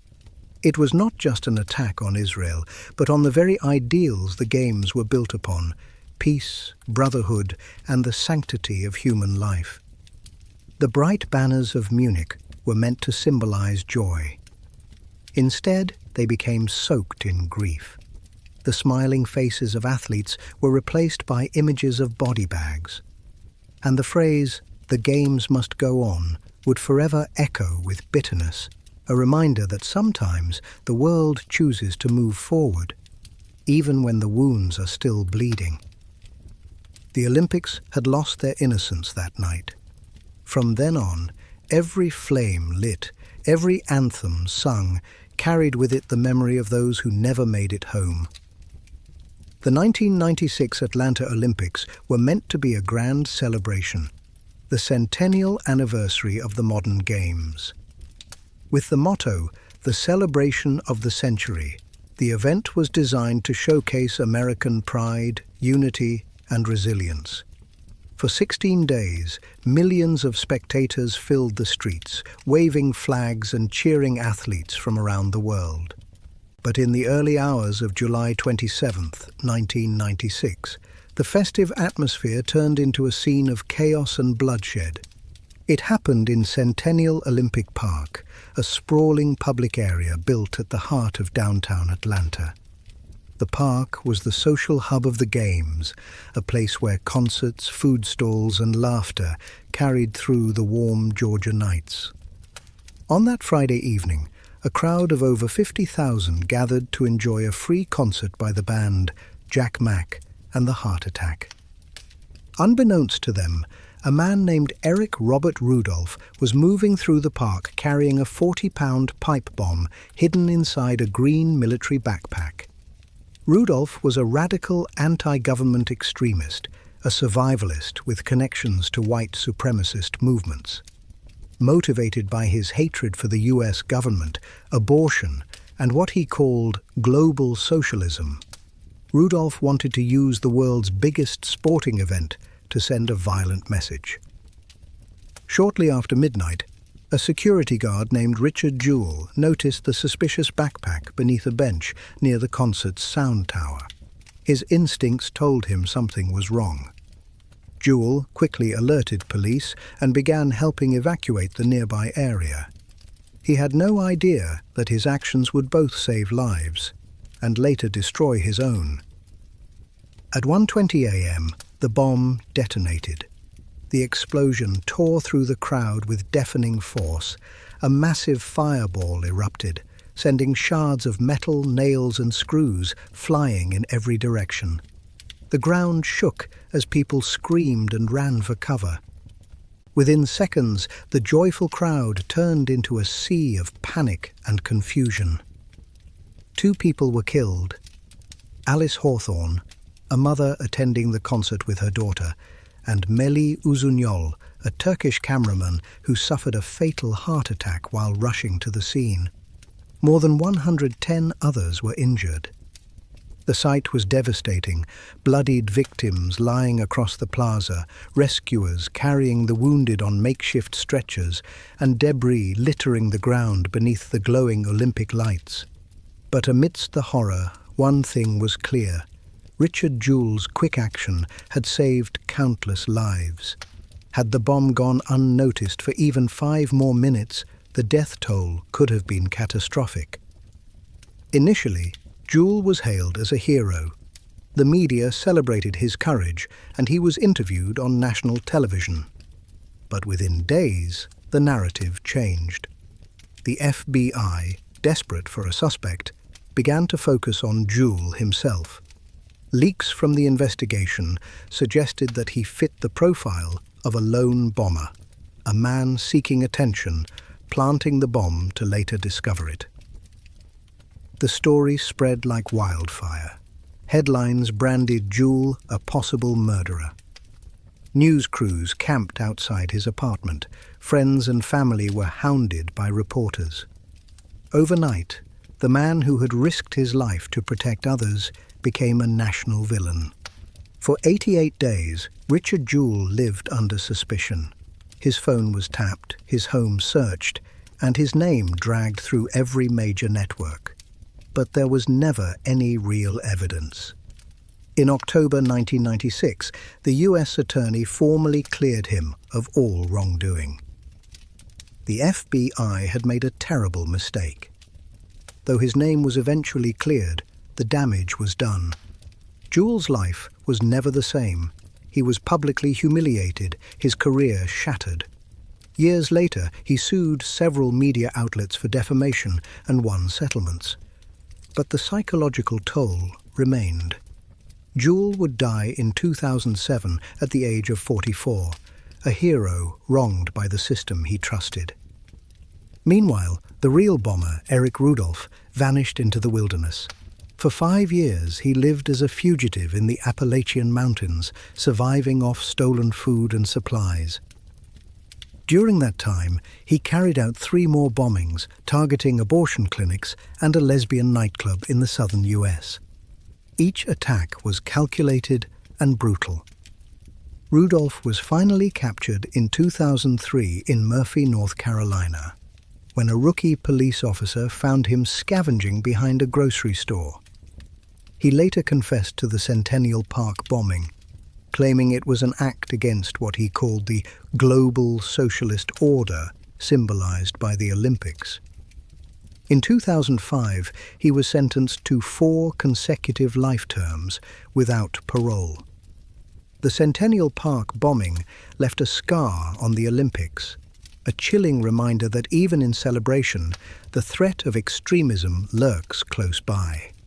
It was the first terrorist attack on U.S. soil since Oklahoma City in 1995 and proved how vulnerable large international events could be.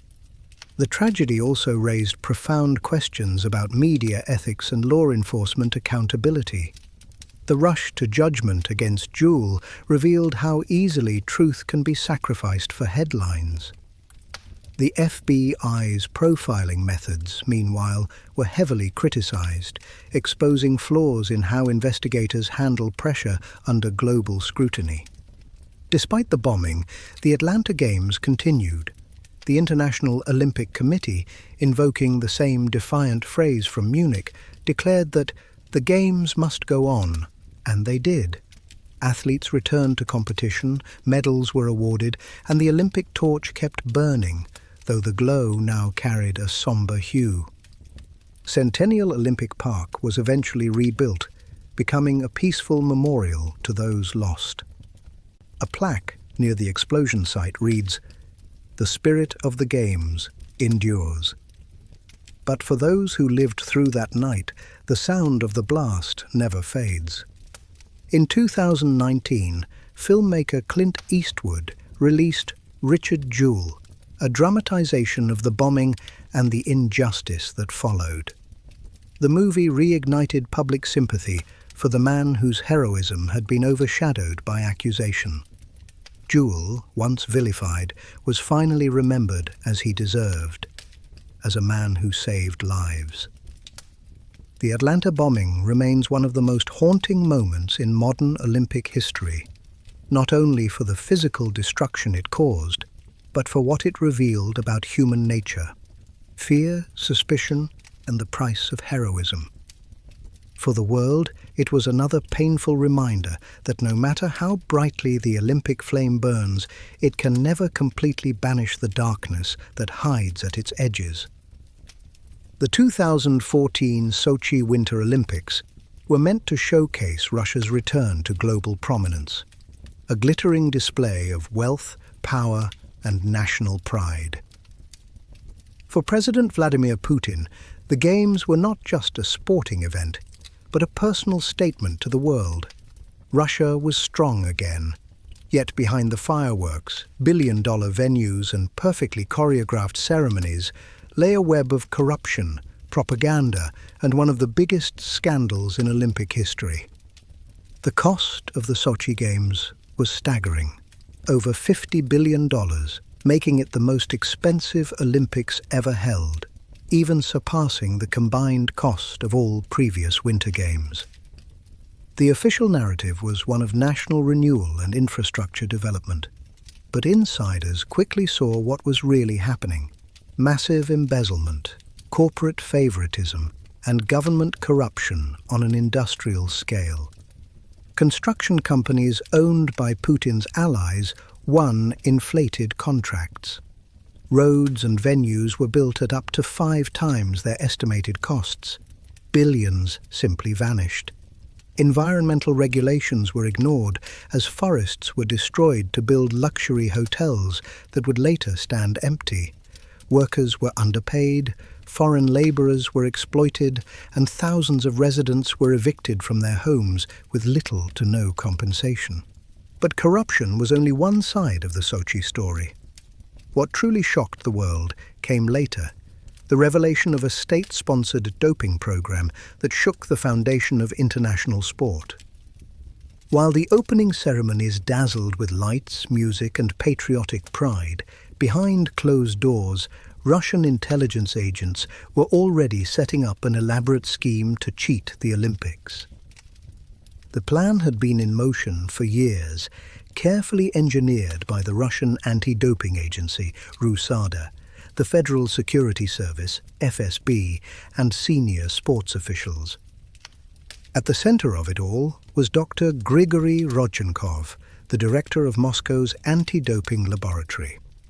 A brilliant scientist with a dangerous secret, Rodchenkov had designed what he called the Duchess cocktail, a mixture of anabolic steroids dissolved in alcohol, taken by athletes in microdoses that could evade detection. Top Russian competitors in nearly every sport, from skiing to bobsledding, were allegedly part of the program. During the Games, the operation reached its peak.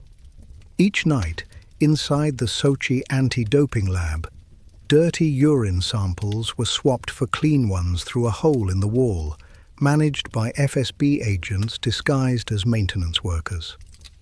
The scheme was audacious, and for 2 weeks it worked flawlessly. Russian athletes dominated, winning a record 33 medals, 13 of them gold. Putin's vision had triumphed, or so it seemed. But truth has a way of resurfacing. 2 years later, after fleeing to the United States, Rodchenkov exposed the entire operation in a series of explosive interviews and documentaries, including the Oscar-winning film Icarus. His testimony confirmed what many suspected, that Russia's Olympic success was built on deception at the highest level. The revelation sparked one of the biggest scandals in Olympic history.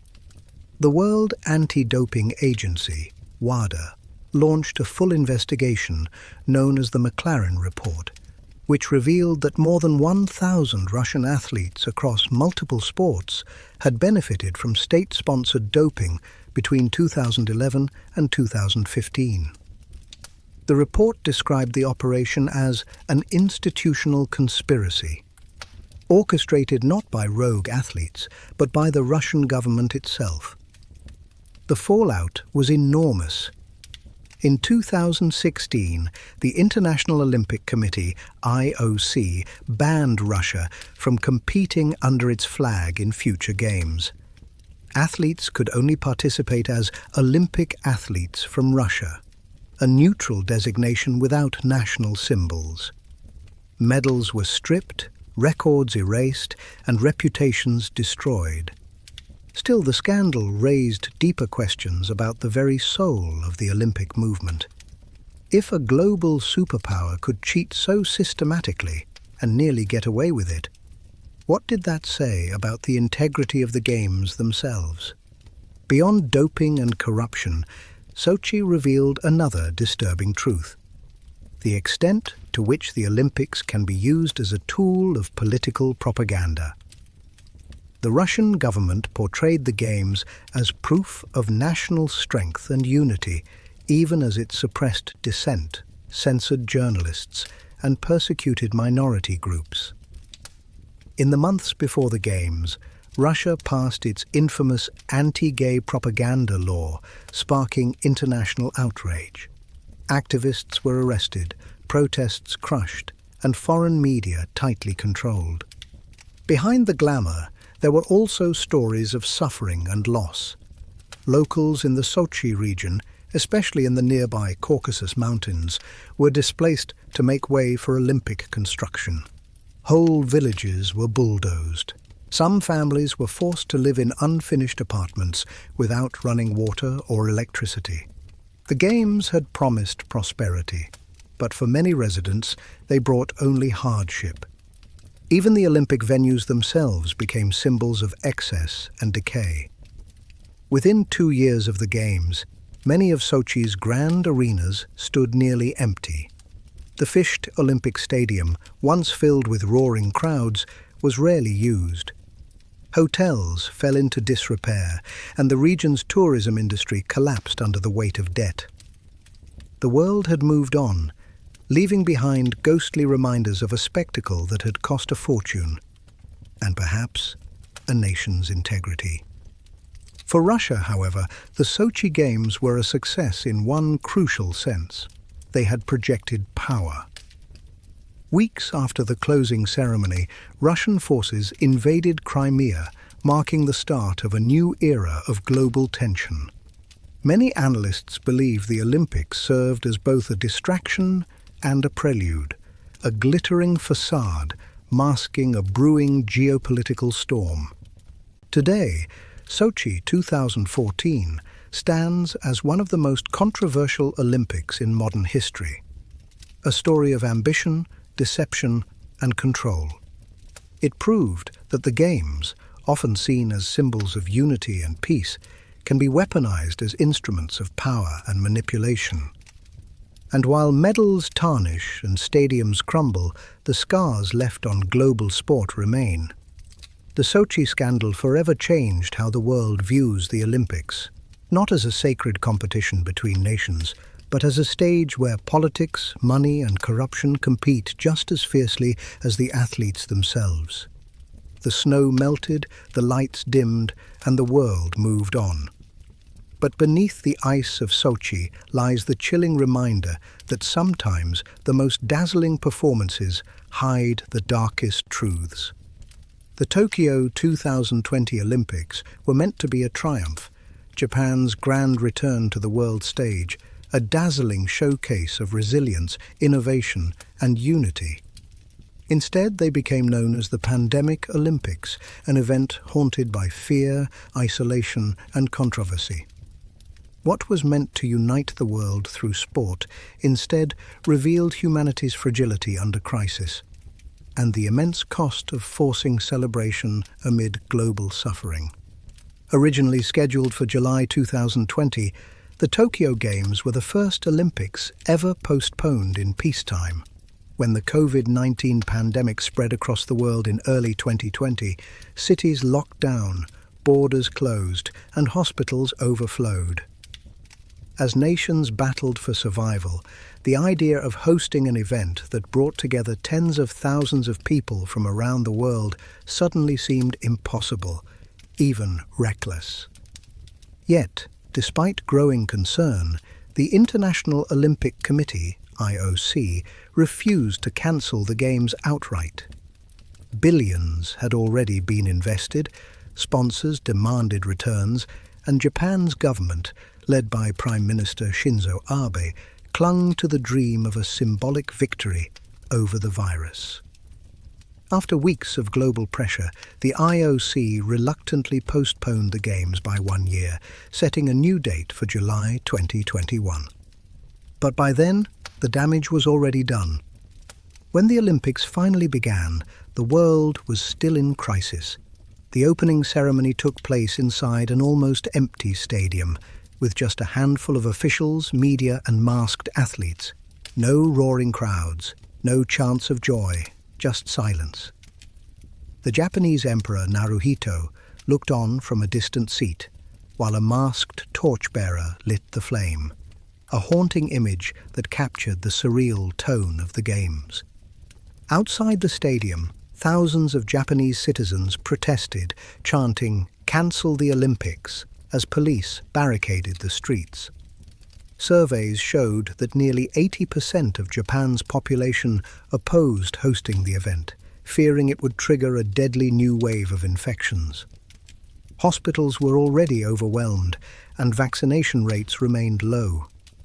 Many saw the Olympics as a symbol of government arrogance, a decision driven by money and politics, not public health. Inside the Olympic bubble, strict protocols created an atmosphere unlike any games before. Athletes lived under constant testing, quarantines, and movement restrictions. They trained in near isolation, unable to see families or explore the city they had dreamed of visiting. The Olympic Village, once a place of celebration and cultural exchange, felt more like a sterile quarantine facility. Even victories felt muted. Medal ceremonies were conducted without handshakes or hugs. Masks hid smiles and tears. For the first time in history, spectators were banned from attending events. Empty seats stretched endlessly in every arena, the silence broken only by the echo of footsteps and the hum of air conditioning. Yet amid the desolation, extraordinary human stories emerged. Athletes who competed not for glory, but for survival. American gymnast Simone Biles withdrew from several events, citing mental health struggles, sparking a global conversation about the pressure of elite competition. Japanese tennis star Naomi Osaka, who lit the Olympic cauldron, became a symbol of perseverance and vulnerability. But behind the inspiring moments lay deep tension. The financial burden was staggering.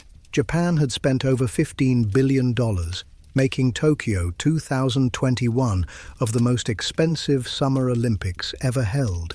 The postponement and pandemic precautions added billions more, while tourism revenue, a major justification for hosting, vanished completely.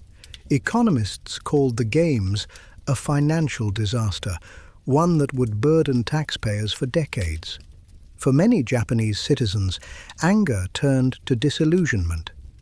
The government's insistence on moving forward, despite public opposition, eroded trust in leadership. The resignation of Prime Minister Abe and subsequent political turmoil underscored the Games' domestic fallout. Even the new Prime Minister, Yoshihide Suga, faced intense criticism for prioritizing the Olympics over public safety. Internationally, the event revealed the growing disconnect between the IOC and the nations that host its games. Critics accused the organization of hypocrisy, preaching global unity while ignoring public health, forcing athletes into unsafe conditions, and protecting commercial interests above all else. The phrase, "the Games must go on," once meant as a defiant cry of hope, now felt cynical, a slogan of profit over humanity. The Tokyo 2020 Games, held in 2021, also became a logistical nightmare. Over 800 COVID-19 cases were linked to Olympic participants and staff, despite strict controls. Entire teams were forced to withdraw after positive tests. Volunteers quit in protest. The constant fear of infection cast a dark shadow over every competition. Yet somehow, the Games endured. Athletes broke records, nations celebrated victories, and the Olympic flame continued to burn, a fragile symbol of persistence in a fractured world. But the emotion was different this time. It wasn't joy, but exhaustion, a collective sigh that the ordeal was finally over. When the closing ceremony arrived, it was less a farewell and more a reflection, subdued, distant, and eerily quiet. Athletes waved at empty seats, the Olympic flag lowered without applause. The words, "faster, higher, stronger," together rang hollow, echoing through the empty stadium as the world watched from behind screens. The Tokyo Olympics will be remembered not for grand moments of athletic glory, but for the haunting images of loneliness.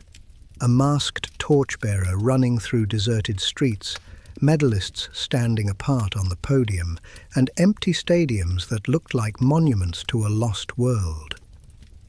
In the end, the pandemic Olympics forced the world to question the true meaning of the Games. Were they still a celebration of humanity, or had they become an obligation, an unstoppable machine fueled by money and image? For Japan, the Games left a mixed legacy, a symbol of endurance, but also a wound of frustration. For the IOC, it was a lesson in humility, and for the world, it was a stark reminder that even the most powerful institutions cannot escape the realities of global crisis. The flame in Tokyo burned brightly, but it did so in silence, under masks and behind closed doors. It was a victory without applause, a celebration without joy, a global event that showed, perhaps more than any other, that the true cost of the Olympics is not just financial, it's human.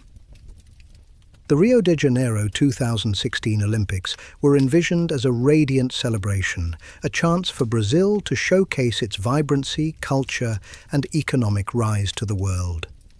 For a nation built on rhythm, resilience, and radiant optimism, the Games were sold as a symbol of progress. But beneath the samba beats and fireworks lay a darker story, one of corruption, poverty, and betrayal. What was promised as a dream for the people of Rio became one of the most disturbing Olympic disasters in modern history. When Rio won the Olympic bid in 2009, the city erupted with joy. Crowds danced in the streets, fireworks lit up the sky, and banners proclaimed a new era for South America, the first continent in the region ever to host the Games. Brazil's then president, Luiz Inácio Lula da Silva, declared it a victory for all Brazilians. The world believed Rio would transform, favelas uplifted, infrastructure modernized, and opportunity spread to millions. But as the years passed, the Olympic dream unraveled. By 2014, Brazil's economy had crashed. A wave of corruption scandals, economic recession, and political instability rocked the nation. the government's massive Olympic spending, an estimated $13 billion, drew fury from citizens struggling to survive. Protests erupted in the streets of Rio and São Paulo, with crowds chanting, "Hospitals, not stadiums."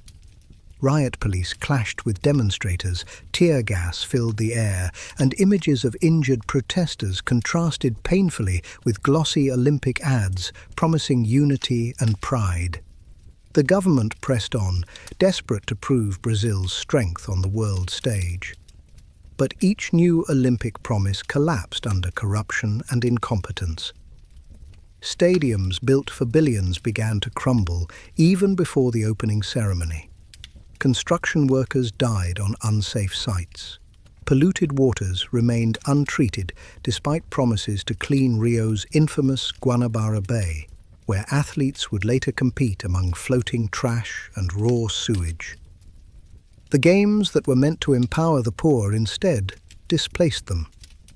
Over 77,000 residents, mostly from Rio's poorest favelas, were forcibly evicted to make way for new roads, arenas, and luxury developments.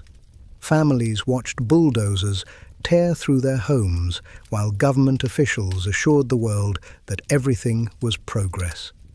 Many were relocated to distant housing projects without access to jobs or schools. Even as Brazil's most vulnerable suffered, the elite profited. Investigations later revealed that billions in Olympic funds were siphoned off through bribes, inflated contracts, and kickback schemes involving politicians, construction companies, and members of the Olympic Organizing Committee. The dream of a People's Olympics had turned into a massive machine of exploitation. As the Games approached, chaos deepened. Zika virus fears spread globally, with athletes threatening to boycott. Security forces went unpaid for months, leading to violent crime waves across Rio. Police held banners at the airport reading, "Welcome to hell. Police and firefighters don't get paid." Tourists arrived to scenes of protests, military patrols, and half-finished infrastructure. When the opening ceremony finally began on August 5, 2016, it was both dazzling and haunting. The show celebrated Brazil's music, diversity, and environmental beauty, a breathtaking illusion of unity and strength. But beyond the Maracanã Stadium's walls, poverty and unrest remained untouched. The contradictions were stark. Inside, samba dancers smiled for cameras. Outside, homeless families slept beneath Olympic billboards. The competitions themselves were riddled with mismanagement and scandal. Athletes complained of unfit accommodations, green pool water, and contaminated venues. The Olympic Village, touted as one of the most luxurious ever built, became notorious for leaks, broken elevators, and unfinished plumbing. Many teams called it uninhabitable. And then came the political implosion. Just days before the Games, Brazil's President Dilma Rousseff was suspended in an impeachment trial for alleged corruption. Her successor, Michel Temer, was so unpopular that he was booed during the opening ceremony. For the first time in Olympic history, the host nation was led by a government in turmoil during the event itself. Despite the chaos, moments of triumph shone through. Usain Bolt's final Olympic sprint, Simone Biles's gravity-defying performances, and Brazil's own victory in men's soccer, led by Neymar, which brought brief unity to a fractured nation. But even these moments couldn't mask the despair lurking beneath. After the closing ceremony, Rio's shiny Olympic legacy began to decay almost immediately. Within months, stadiums fell into disuse and disrepair. The Maracanã, once filled with roaring fans, was looted for copper wiring. The Olympic Park, built at enormous expense, became a ghost town. Venues meant to serve communities were abandoned, locked behind rusting fences. Meanwhile, the favelas continued to suffer. The economic promises never materialized. unemployment rose, crime soared, and police violence intensified. Instead of lasting prosperity, Rio inherited billions in debt and deepened inequality. In 2017, the scandal finally caught up to the architects of the Games. Carlos Nuzman, head of the Brazilian Olympic Committee, was arrested for bribery and money laundering, accused of buying votes to secure Rio's Olympic bid. The web of corruption stretched from Brazil to international officials, exposing the rot within the Olympic system itself. By 2019, even the IOC admitted that Rio's legacy was not what we hoped. The so-called greenest games ever had left behind environmental devastation, polluted bays, destroyed wetlands, and abandoned facilities. For many Brazilians, the Olympics became a symbol not of pride, but of betrayal. Today, the memory of Rio 2016 lingers as a cautionary tale. How dreams of global prestige can collapse under greed and neglect. What began as a promise to lift a nation out of poverty ended in disillusionment, with the poor paying the highest price. The games that were meant to unite the world revealed the dark cost of ambition, a reminder that the Olympic flame can burn just as easily as it inspires. Rio's story is not just a tale of broken promises. It is a mirror reflecting the contradictions of the modern Olympics themselves, where spectacle often hides suffering and glory demands sacrifice from those who never asked to play the game. The Sochi 2014 Winter Olympics were supposed to mark a new era of pride and prestige for Russia, a grand display of power, wealth, and modernity under the watchful eye of President Vladimir Putin. But behind the glittering stadiums, flawless ice rinks, and lavish opening ceremony was a nightmare of corruption, exploitation, and deceit. What the world saw was a spectacle. What it didn't see was the most expensive Olympic event in history, a political machine powered by fear, greed, and propaganda. When Putin announced Sochi as the host city in 2007, many were surprised. Sochi, a subtropical resort town on the Black Sea, was known for its palm trees, not its snow. Temperatures in February often hovered around 10 degrees Celsius, 50 degrees Fahrenheit. Yet Putin insisted Sochi would become the ultimate symbol of Russia's rebirth, a city transformed into a world-class winter sports capital. The Olympics would show that Russia was strong again, capable of anything. Over the next 7 years, the Russian government poured an estimated $51 billion into the Games, more than the combined cost of every previous Winter Olympics. Entire mountains were reshaped, tunnels carved through rock, and new infrastructure built from scratch. It was the most ambitious and corrupt construction project in modern sports history. Billions vanished into private pockets. State contracts went to Putin's allies, oligarchs, construction magnates, and government insiders, who inflated costs and pocketed fortunes. Environmental regulations were ignored as forests were bulldozed, rivers polluted, and entire villages relocated. Residents of Akshitske, a small village near Sochi, were evicted without compensation, their homes demolished to make room for roads and Olympic venues. Meanwhile, workers toiled under brutal conditions. Thousands of migrant laborers from Central Asia were brought in, many working 12-hour shifts without proper pay or safety measures. Human rights organizations reported that hundreds went unpaid and lived in cramped, unsanitary housing. Some disappeared without a trace. The Olympic dream was built on their suffering. Despite the chaos, Putin's image loomed large. He micromanaged preparations, visiting construction sites in person, making the Games not just a national project, but a personal mission. Every venue, every ceremony was designed to showcase Russia's strength and Putin's control. When the Games finally opened in February 2014, Sochi shone with dazzling lights and nationalist grandeur. The opening ceremony celebrated Russian history with majestic choreography and digital artistry. But even on opening night, cracks began to show, literally. One of the 5 Olympic rings failed to light up during the televised ceremony, an embarrassing glitch that became a viral symbol of the event's troubled perfectionism. Behind the scenes, Sochi was a fortress. More than 60,000 police and military personnel guarded the city, making it one of the most heavily secured events in history. Surveillance cameras covered every corner, drones patrolled the skies, and local residents were subjected to intense monitoring. Journalists reported that their hotel rooms were bugged and phones tapped. The tension was palpable. Only weeks before the Games, terrorist attacks in nearby Volgograd killed dozens, heightening fears of further violence.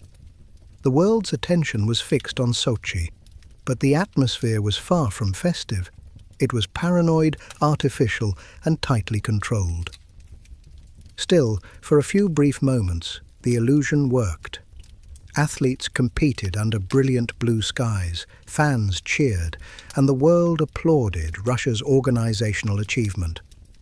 The snow, hauled in by trucks and artificial machines, sparkled under the cameras. Putin appeared triumphant. But behind the spectacle, another scandal was brewing, one that would shatter the very foundation of Olympic integrity. During the Sochi Games, Russia launched what would later be exposed as the largest state-sponsored doping operation in history. Under the direction of Russia's anti-doping lab and the Federal Security Service, FSB, samples from Russian athletes were secretly swapped for clean ones through a hole in the wall of the testing laboratory. This elaborate scheme, revealed later by whistleblower Grigory Rodchenkov, ensured Russian dominance on the medal table and preserved Putin's image of a flawless national triumph. The operation worked. Russia finished the Games with the highest medal count. But the truth couldn't stay buried forever. 2 years later, in 2016, the World Anti-Doping Agency, WADA, exposed the entire conspiracy. The fallout was massive. Russia was banned from multiple future Olympics, medals were stripped, and the country's sports reputation was permanently tainted. As if that weren't enough, Sochi's legacy projects collapsed almost immediately after the Games. The once luxurious Olympic venues fell into decay. The Fisht Olympic Stadium, which cost over $600 million, sat empty for years. The athletes' village became a half-abandoned ghost town, while the newly built roads and railways were barely used. Sochi's transformation into a global destination never happened. For Russia's citizens, the Games were a bitter reminder of inequality. While the government boasted of success, millions across the country lived in poverty. Teachers, doctors, and pensioners watched billions vanish into vanity projects while basic services crumbled.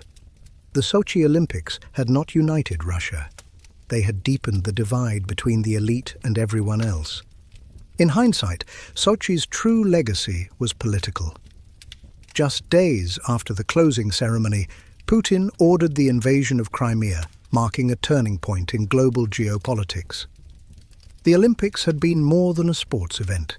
They were a distraction, a propaganda masterpiece designed to strengthen Russia's image before its next great confrontation with the world. The Sochi 2014 Winter Olympics remain a haunting symbol of how power can corrupt even the purest ideals. What was supposed to celebrate athleticism and unity became a case study in authoritarian excess, a $51 billion monument to image over integrity. The lights of Sochi eventually dimmed, the snow melted, and the cameras moved on. But the stories of those who built the Games, the displaced, the exploited, the silenced, continue to echo through history. The world saw glory, Russia saw power. But beneath it all, the truth was cold and bitter, a legacy written not in gold, but in lies. The Beijing 2008 Summer Olympics were heralded as the dawn of a new age for China, a grand declaration that the nation had risen from its tumultuous past into global dominance. It was the most ambitious display of state power ever seen in Olympic history, a symphony of precision and propaganda. The Games were dazzling, historic, and unforgettable. But behind the fireworks and flawless choreography lay a story of surveillance, censorship, and control that turned the Olympics into a carefully engineered illusion. When Beijing won its bid in 2001, the announcement was met with both excitement and skepticism. The International Olympic Committee, IOC, praised China's economic progress and promised that hosting the Games would promote openness and human rights. But for many, the decision symbolized something darker: the legitimization of an authoritarian regime using the Olympics not for unity, but for image. From the moment preparations began, the Chinese government treated the Games as a national mission. More than $40 billion was poured into transforming Beijing into a futuristic metropolis. Ancient neighborhoods were bulldozed to make way for massive highways, gleaming skyscrapers, and iconic venues like the Bird's Nest Stadium and the Water Cube. Yet this modernization came at a human cost. More than 1.5 million residents were forcibly evicted from their homes to clear space for Olympic infrastructure. Historic hutongs, the narrow alleyways that defined Beijing's old charm, were flattened overnight. Families received little compensation, their lives erased in the name of progress. The government promised that the Games would showcase a new, open China. But as 2008 approached, control tightened instead. Foreign journalists were restricted, websites were censored, and dissidents were silenced. Human rights activists who tried to speak out were detained or placed under house arrest. The very freedom the Olympics were meant to celebrate became its greatest casualty. In August 2008, the world watched as the opening ceremony unfolded, a breathtaking display directed by filmmaker Zhang Yimou. Over 15,000 performers moved in perfect synchrony, representing China's history from ancient dynasties to modern power. The image of a young girl singing Ode to the Motherland captivated billions, until it was later revealed that her voice had been dubbed over by another child deemed more photogenic. Even the fireworks broadcast on live television were partly computer-generated. The perfection was not real. It was a performance, the ultimate metaphor for the Games themselves. Security in Beijing reached Orwellian levels. More than 100,000 police, 300,000 security volunteers, and a network of surveillance cameras blanketed the city. Citizens were encouraged to report suspicious behavior. Internet cafes required ID registration. Foreign visitors were monitored closely, and protest zones established by the government remained empty. Those who applied to use them were arrested or disappeared. The Green Olympics promise to make the Games environmentally sustainable also unraveled. Despite vast investments, Beijing's notorious air pollution persisted. Athletes wore masks during training, and marathon runners expressed fear over air quality.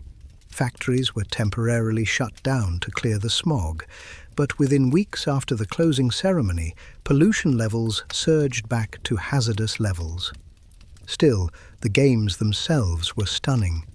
Records were shattered, heroes were born, and the Beijing National Stadium became an icon of modern architecture. Chinese athletes dominated the medal table, winning 51 gold medals, the highest in the nation's history. National pride reached fever pitch as the world applauded China's organizational brilliance. But beyond the medals and glory, something deeper stirred.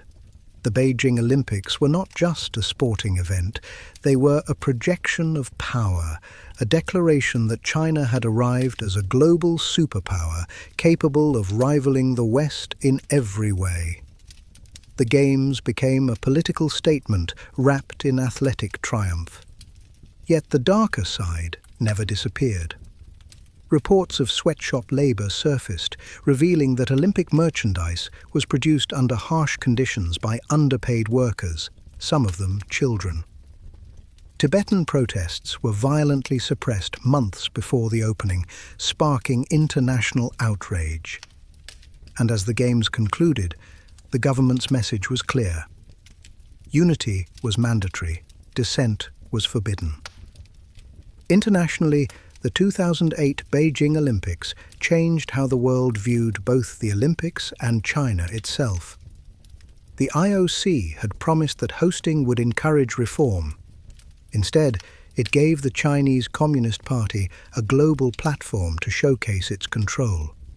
Behind the smiles of volunteers and the elegance of synchronized drummers was a silent machine of surveillance.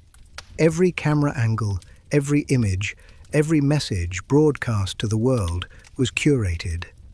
Even the media center's internet access, supposedly unrestricted for journalists, was filtered. Foreign reporters found entire websites blocked or mysteriously inaccessible. When the flame was finally extinguished, the applause was deafening, but it couldn't drown out the questions. Had the world just celebrated sport, or had it celebrated authoritarianism in disguise? In the months after the Games, Beijing's glitter faded.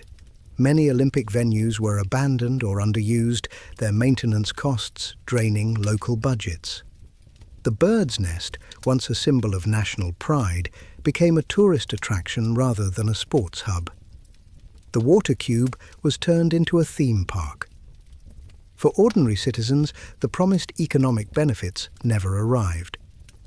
Meanwhile, China's leadership saw the event as a triumph, proof that absolute control could deliver global admiration.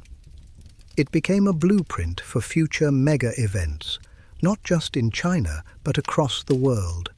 Manage the image, silence the critics, and the world will cheer anyway. The Beijing 2008 Olympics revealed both the brilliance and the danger of modern spectacle. It was a masterpiece of design and deception, a world where everything looked perfect because nothing was allowed to go wrong. It proved that the Olympics could be more than sport. They could be state theatre, wielded to shape perception and power. In the end, Beijing didn't just host the Games, it redefined them. It showed that the Olympics could no longer claim innocence, that beneath every medal ceremony and anthem might lie a story of suppression and loss. Beijing 2008 will be remembered not only for the moments of athletic glory, but for the chilling precision with which an entire nation curated its image, and for how willingly the world applauded. When the Athens 2004 Olympics were announced, the world celebrated the Games' symbolic return to their birthplace, the land of ancient glory, democracy, and the original Olympic flame. It was supposed to be a poetic reunion, Greece, cradle of Western civilization, welcoming the world once more. But what began as a story of national pride became a haunting warning, one that left Greece buried in economic ruin, political scandal, and abandoned dreams. For Greece, hosting the Olympics was more than a sporting event. It was a mission of national redemption. The country had struggled for decades with economic instability and political turmoil, and the government saw the Games as a chance to reintroduce Greece to the world, modern, proud, and strong. When Athens won the bid in 1997, citizens danced in the streets. It was the return of history itself, but almost immediately trouble loomed. The timeline was short, the budgets tight, and the expectations enormous. Years passed with little visible progress. By 2000, only a fraction of the venues were under construction. Panic spread as international observers warned that Athens might lose the Games entirely. In a desperate effort to save face, the government launched an all-out building frenzy, pouring billions into infrastructure and racing against the clock. The price was staggering. What was supposed to cost $4.5 billion ballooned into over $15 billion, more than triple the original estimate. Every month brought new overruns, delays, and accusations of corruption. To meet deadlines, the government awarded contracts without oversight, borrowing heavily from international lenders. Athens became a construction site of chaos. Cranes crowding the skyline, roads torn apart, workers laboring day and night. Tragically, at least 14 workers died during the rushed construction, casualties of an Olympic deadline that refused to wait. Despite the chaos, by the summer of 2004, the miracle seemed complete. New highways, a gleaming airport, modern rail lines and iconic venues rose from the dust. The Olympic Stadium, crowned with an elegant steel and glass roof by famed architect Santiago Calatrava, became a symbol of rebirth. When the opening ceremony began, the world held its breath. A luminous procession of Greek mythology unfolded across the stadium, gods, heroes, and ancient symbols blending with modern pyrotechnics. The lighting of the Olympic flame reflected perfectly in the water-filled stage, earning global praise. For one night, Greece was everything it dreamed of being: timeless, beautiful, and triumphant. But beneath the celebration, the cracks were already forming. Security alone cost over $1.5 billion, making it the most expensive Olympic protection effort in history up to that point. Greece, shaken by global terrorism fears after 9/11, flooded Athens with 70,000 police, soldiers, and surveillance systems. The city became a fortress, watched by drones and monitored by high-tech software, much of it provided by foreign companies who charged exorbitant fees. As the Games progressed, the pressure on Greece's fragile finances intensified. The government borrowed relentlessly, hiding deficits to maintain the illusion of prosperity. Olympic venues, though magnificent, were built for spectacle, not sustainability. Giant stadiums designed for 2 weeks of glory had no long-term purpose. When the final torch was extinguished, Athens was left with a hangover of unimaginable scale. The cost of the Games, financed almost entirely by debt, became a crushing burden. Within a few years, Greece's economy began to collapse under the weight of its spending. By 2010, the nation plunged into one of the worst financial crises in modern European history, its debt soaring to levels that triggered global shockwaves. Many economists traced the beginning of Greece's downfall to 2004, the Olympic debt. What had once symbolized national pride now stood as a monument to overreach and illusion. The physical legacy was equally tragic. Of the 22 Olympic venues built for Athens 2004, nearly all were abandoned within a decade. The canoe and kayak slalom course dried up, weeds sprouting between cracked concrete.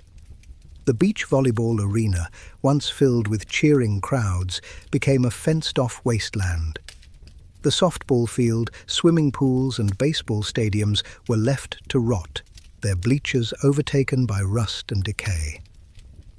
By 2014, photographs of the crumbling sites shocked the world, a haunting visual metaphor for Greece's economic ruin. Locals called them the ruins of modern Greece, relics of hubris built on borrowed time. Even the much-praised Calatrava roof began to corrode, its costly maintenance ignored as the government slashed budgets during austerity. Olympic dreams had turned to dust. For ordinary Greeks, the aftermath was devastating. As the government imposed brutal austerity measures to pay its debts, unemployment soared, pensions were slashed, and public outrage filled the streets. Many blamed the Olympics for draining the nation's resources while enriching foreign contractors and politicians. The very event that was meant to unite Greece had instead deepened its suffering. In hindsight, Athens 2004 marked the beginning of a pattern seen in many Olympic host cities, a cycle of debt, corruption, and abandonment. The Games were sold as an investment in the future, but often left nations paying for decades. For Greece, that future became a nightmare. And yet, for 2 brief weeks, it had all worked. The world had watched in awe. Greek athletes like Fani Halkia and Konstantinos Kenteris stood on podiums draped in their nation's flag. The ancient flame burned once more in its homeland. The illusion was perfect, even if it came at a price too high to bear. Today, the story of Athens 2004 stands as a warning carved in concrete and debt. It reminds the world that behind every Olympic spectacle lies a gamble, one that can elevate a nation's pride or destroy its prosperity. The birthplace of the Olympics had hosted the world with open arms, only to find itself crushed by the weight of its own ambition. The flame that once symbolized hope now flickers amid ruins, whispering a truth the world has learned too late. The Olympics can ignite glory, but they can also burn a nation to ashes. When the Sydney 2000 Olympics were announced, the world hailed them as the Green Games, a celebration of sustainability, innovation, and environmental consciousness. Australia had promised to host the cleanest, most eco-friendly Olympics in history, setting a new global standard. And for a while, it appeared to succeed. The opening ceremony dazzled with imagery of unity, indigenous pride, and environmental beauty. Yet beneath the triumph and symbolism lay a darker, less publicized reality, one built on environmental compromise, displacement, and hidden exploitation. Sydney 2000 remains one of the most iconic games ever held. The event brought together 10,651 athletes from 199 countries, transforming the Australian capital into a global stage. The world applauded the country's hospitality, efficient management, and stunning venues. From Cathy Freeman's historic 400-metre victory, a proud moment for Indigenous Australians, to the architectural brilliance of Stadium Australia, Sydney seemed to have done the impossible, an Olympic Games without chaos or corruption. But as the years passed, cracks appeared in that perfect image. The centrepiece of the Green Games was the Olympic Park at Homebush Bay, a former industrial wasteland heavily contaminated with toxic waste, including dioxins and heavy metals. The Australian government promised to clean it up and turn it into a shining example of environmental rehabilitation. However, later reports revealed that much of the contamination was not fully removed, merely sealed beneath layers of soil and concrete. The toxins remained, buried just below the surface, posing long-term environmental risks. Behind the eco-friendly branding lay a massive PR campaign, carefully engineered to promote Australia's image as a leader in sustainability.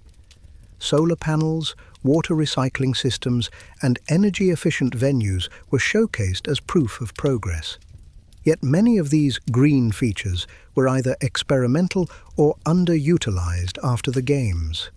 Several facilities that claimed to be powered by renewable energy later reverted to conventional electricity sources due to high maintenance costs. The Green Games slogan had worked, but it had also masked industrial pollution and corporate greenwashing. One of the most controversial aspects of Sydney 2000 was the forced displacement of residents and indigenous communities. The Olympic site was built on land that once belonged to the Wangal people, part of the Eora Nation, traditional custodians of the area.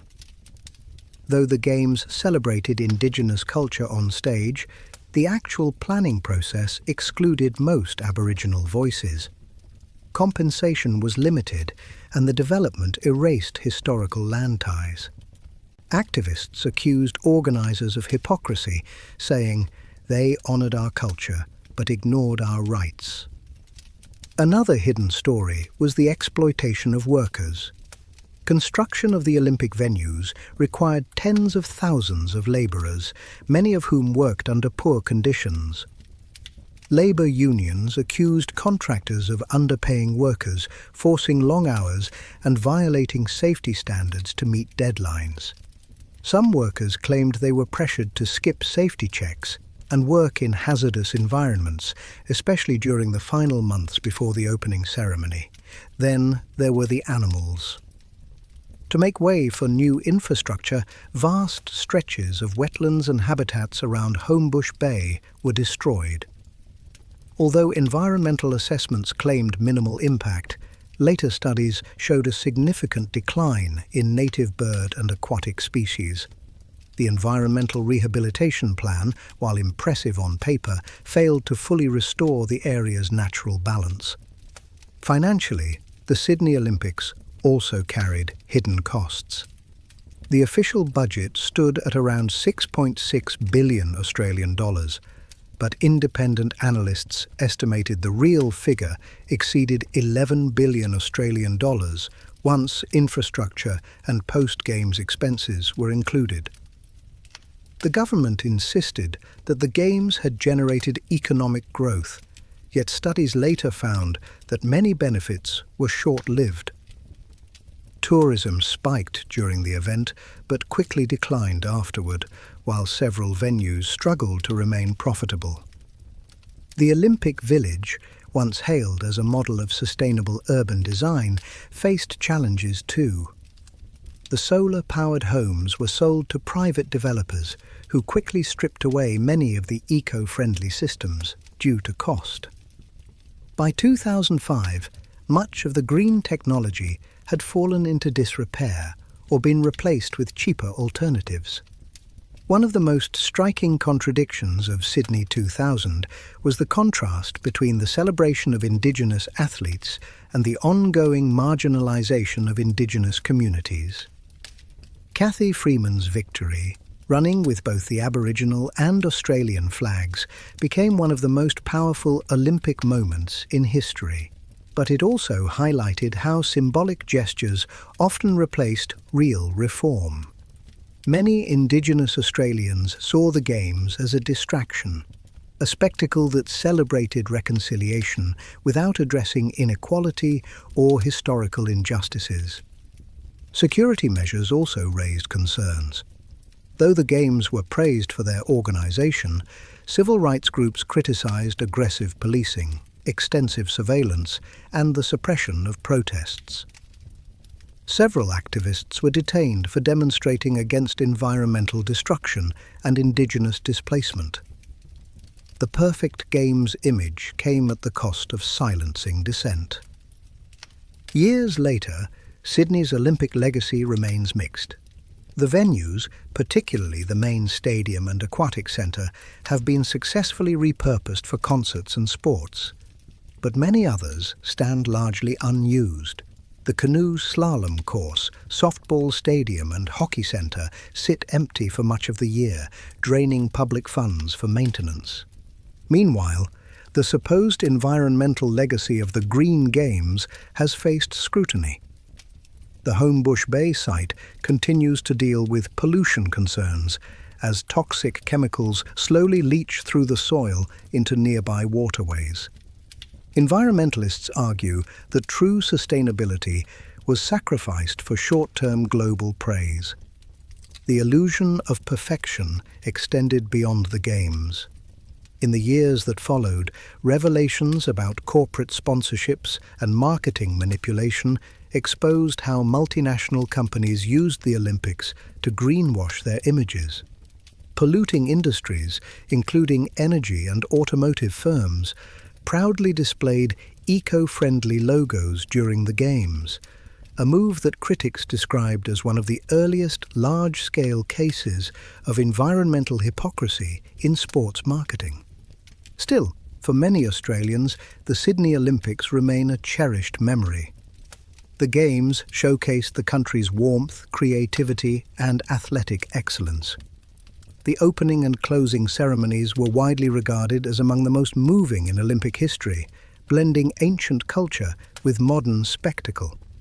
And Cathy Freeman's run continues to symbolize hope and unity, even if the reality behind the scenes tells a more complicated story. In the end, Sydney 2000 was a paradox. The Games that promised purity but concealed pollution, that honoured Indigenous heritage while erasing its voice, that preached sustainability but buried toxins beneath concrete. The world called them the Green Games, but history remembers them differently.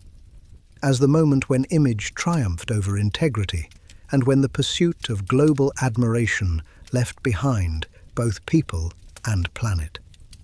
The Olympic torch burned brightly in Sydney, but its light also cast long shadows, revealing that even the cleanest flame can leave smoke in its wake. The Atlanta 1996 Olympics were meant to be a grand celebration, the centennial anniversary of the modern Games, symbolizing 100 years of global unity, athletic excellence, and human progress. For the United States, it was also a chance to showcase its economic power and technological innovation. Atlanta, once known primarily as a southern business hub, transformed overnight into the world stage. But beneath the glimmer of fireworks and corporate sponsorships, tragedy struck, one that would forever scar the Olympic legacy. The Centennial Olympic Games began with immense ambition. Atlanta wasn't an obvious choice to host the Olympics. It lacked the historic prestige of Athens, the romance of Paris, or the global glamour of Tokyo. Yet, through sheer marketing genius and corporate power, led by Coca-Cola and a relentless local organizing committee, the city beat out Athens for the centennial bid. From the start, the 1996 Games were driven more by business interests than by national pride. Sponsorships, branding, and commercial partnerships dominated the planning. Corporate logos filled every venue, and official merchandise flooded stores worldwide. Critics derided the event as the Coca-Cola Olympics, accusing organizers of selling out the Olympic spirit for profit. Still, when the torch arrived, the excitement was undeniable. The opening ceremony, held at the Atlanta Olympic Stadium, stunned the world when boxing legend Muhammad Ali, trembling from Parkinson's disease, lit the Olympic cauldron. It was a moment of raw emotion, symbolizing human perseverance and triumph over adversity. The world stood in silence, moved to tears. For a brief moment, Atlanta seemed to have achieved the impossible. The Games ran smoothly, attendance was high, and American athletes dominated the podium. The city buzzed with life, parks, plazas, and downtown streets filled with celebration. But that euphoria would soon turn into horror. In the early hours of July 27, 1996, thousands of spectators gathered at Centennial Olympic Park, a public space built as the social heart of the Games. Music filled the air as revelers danced under the stars. Then, without warning, a homemade pipe bomb exploded near a sound tower, sending a shockwave through the crowd. The blast killed 2 people and injured 111 others. Panic erupted. Screams echoed as people fled, trampling over one another in the chaos. Sirens blared, lights flickered, and the festive park became a scene of terror. Within hours, News of the bombings spread across the world. For the first time since Munich 1972, the Olympics had been attacked. The celebration of humanity had again been stained with blood. At first, suspicion fell on Richard Jewell, a 33-year-old security guard who had discovered the bomb and helped clear the area before it detonated. Initially hailed as a hero, Jewell's life quickly unraveled when the FBI leaked his name as a potential suspect to the press. Overnight, he was vilified, hounded by reporters, and publicly humiliated. Jewell's case became one of the most shameful moments in FB1 history. He was innocent. The real bomber was Eric Robert Rudolph, a domestic terrorist who also carried out attacks on abortion clinics and a lesbian nightclub in the years following the Olympics. But by the time the truth came out, Jewell's reputation was destroyed. He later sued several media outlets and the government for defamation, eventually settling out of court. His ordeal highlighted the dangerous mix of media sensationalism and law enforcement's rush to judgment. The bombing's motive shocked the nation. Rudolph, a self-proclaimed extremist, claimed he targeted the Olympics to protest abortion and the global socialist agenda. He intended to punish the US government and embarrass it on the world stage. For 5 years, Rudolph evaded capture, hiding in the mountains of North Carolina before being caught in 2003. The Centennial Olympic Park bombing forever changed Olympic security. Future host cities would implement massive surveillance networks, increased militarization, and tighter public control, measures that persist today. What was once a festival of openness became an event guarded by fear. Yet, beyond the bombing, Atlanta's Games were marked by deeper controversies. The city's preparation displaced tens of thousands of low-income residents, particularly African Americans, from their homes to make room for Olympic infrastructure. Entire communities were bulldozed to create hotels, stadiums, and transportation routes. Homeless people were arrested or relocated to hide poverty from visiting tourists. Critics accused the city of using the Olympics as a tool for gentrification under the guise of progress. The emphasis on corporate sponsorship also drew heavy criticism. The Olympics had long prided themselves on representing unity and amateur competition, but Atlanta's Games became a symbol of commercialization. Every event was wrapped in branding, from the Coca-Cola logos plastered on walls to Visa's exclusivity deals that banned other credit card companies. Even the athletes felt the pressure. Corporate endorsement deals dictated media coverage, and the spirit of sport seemed overshadowed by marketing. The commercialization reached its peak when organizers introduced a bizarre mascot, Izzy, a blue cartoon creature widely mocked by fans and journalists as meaningless corporate fluff. Despite these flaws, the Atlanta Games produced unforgettable moments. Sprinter Michael Johnson made history by winning gold in both the 200 and 400 meters, setting a world record with his golden shoes. Gymnast Kerry Strug captured hearts by completing a vault on an injured ankle to secure gold for Team USA. And swimmer Amy Van Dyken became the first American woman to win 4 gold medals in a single Games. But those moments were overshadowed by tragedy.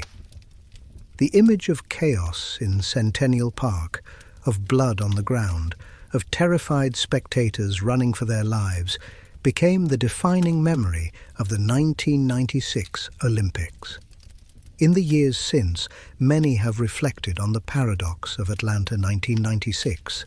It was a Games of triumph and trauma, progress and greed, heroism and injustice.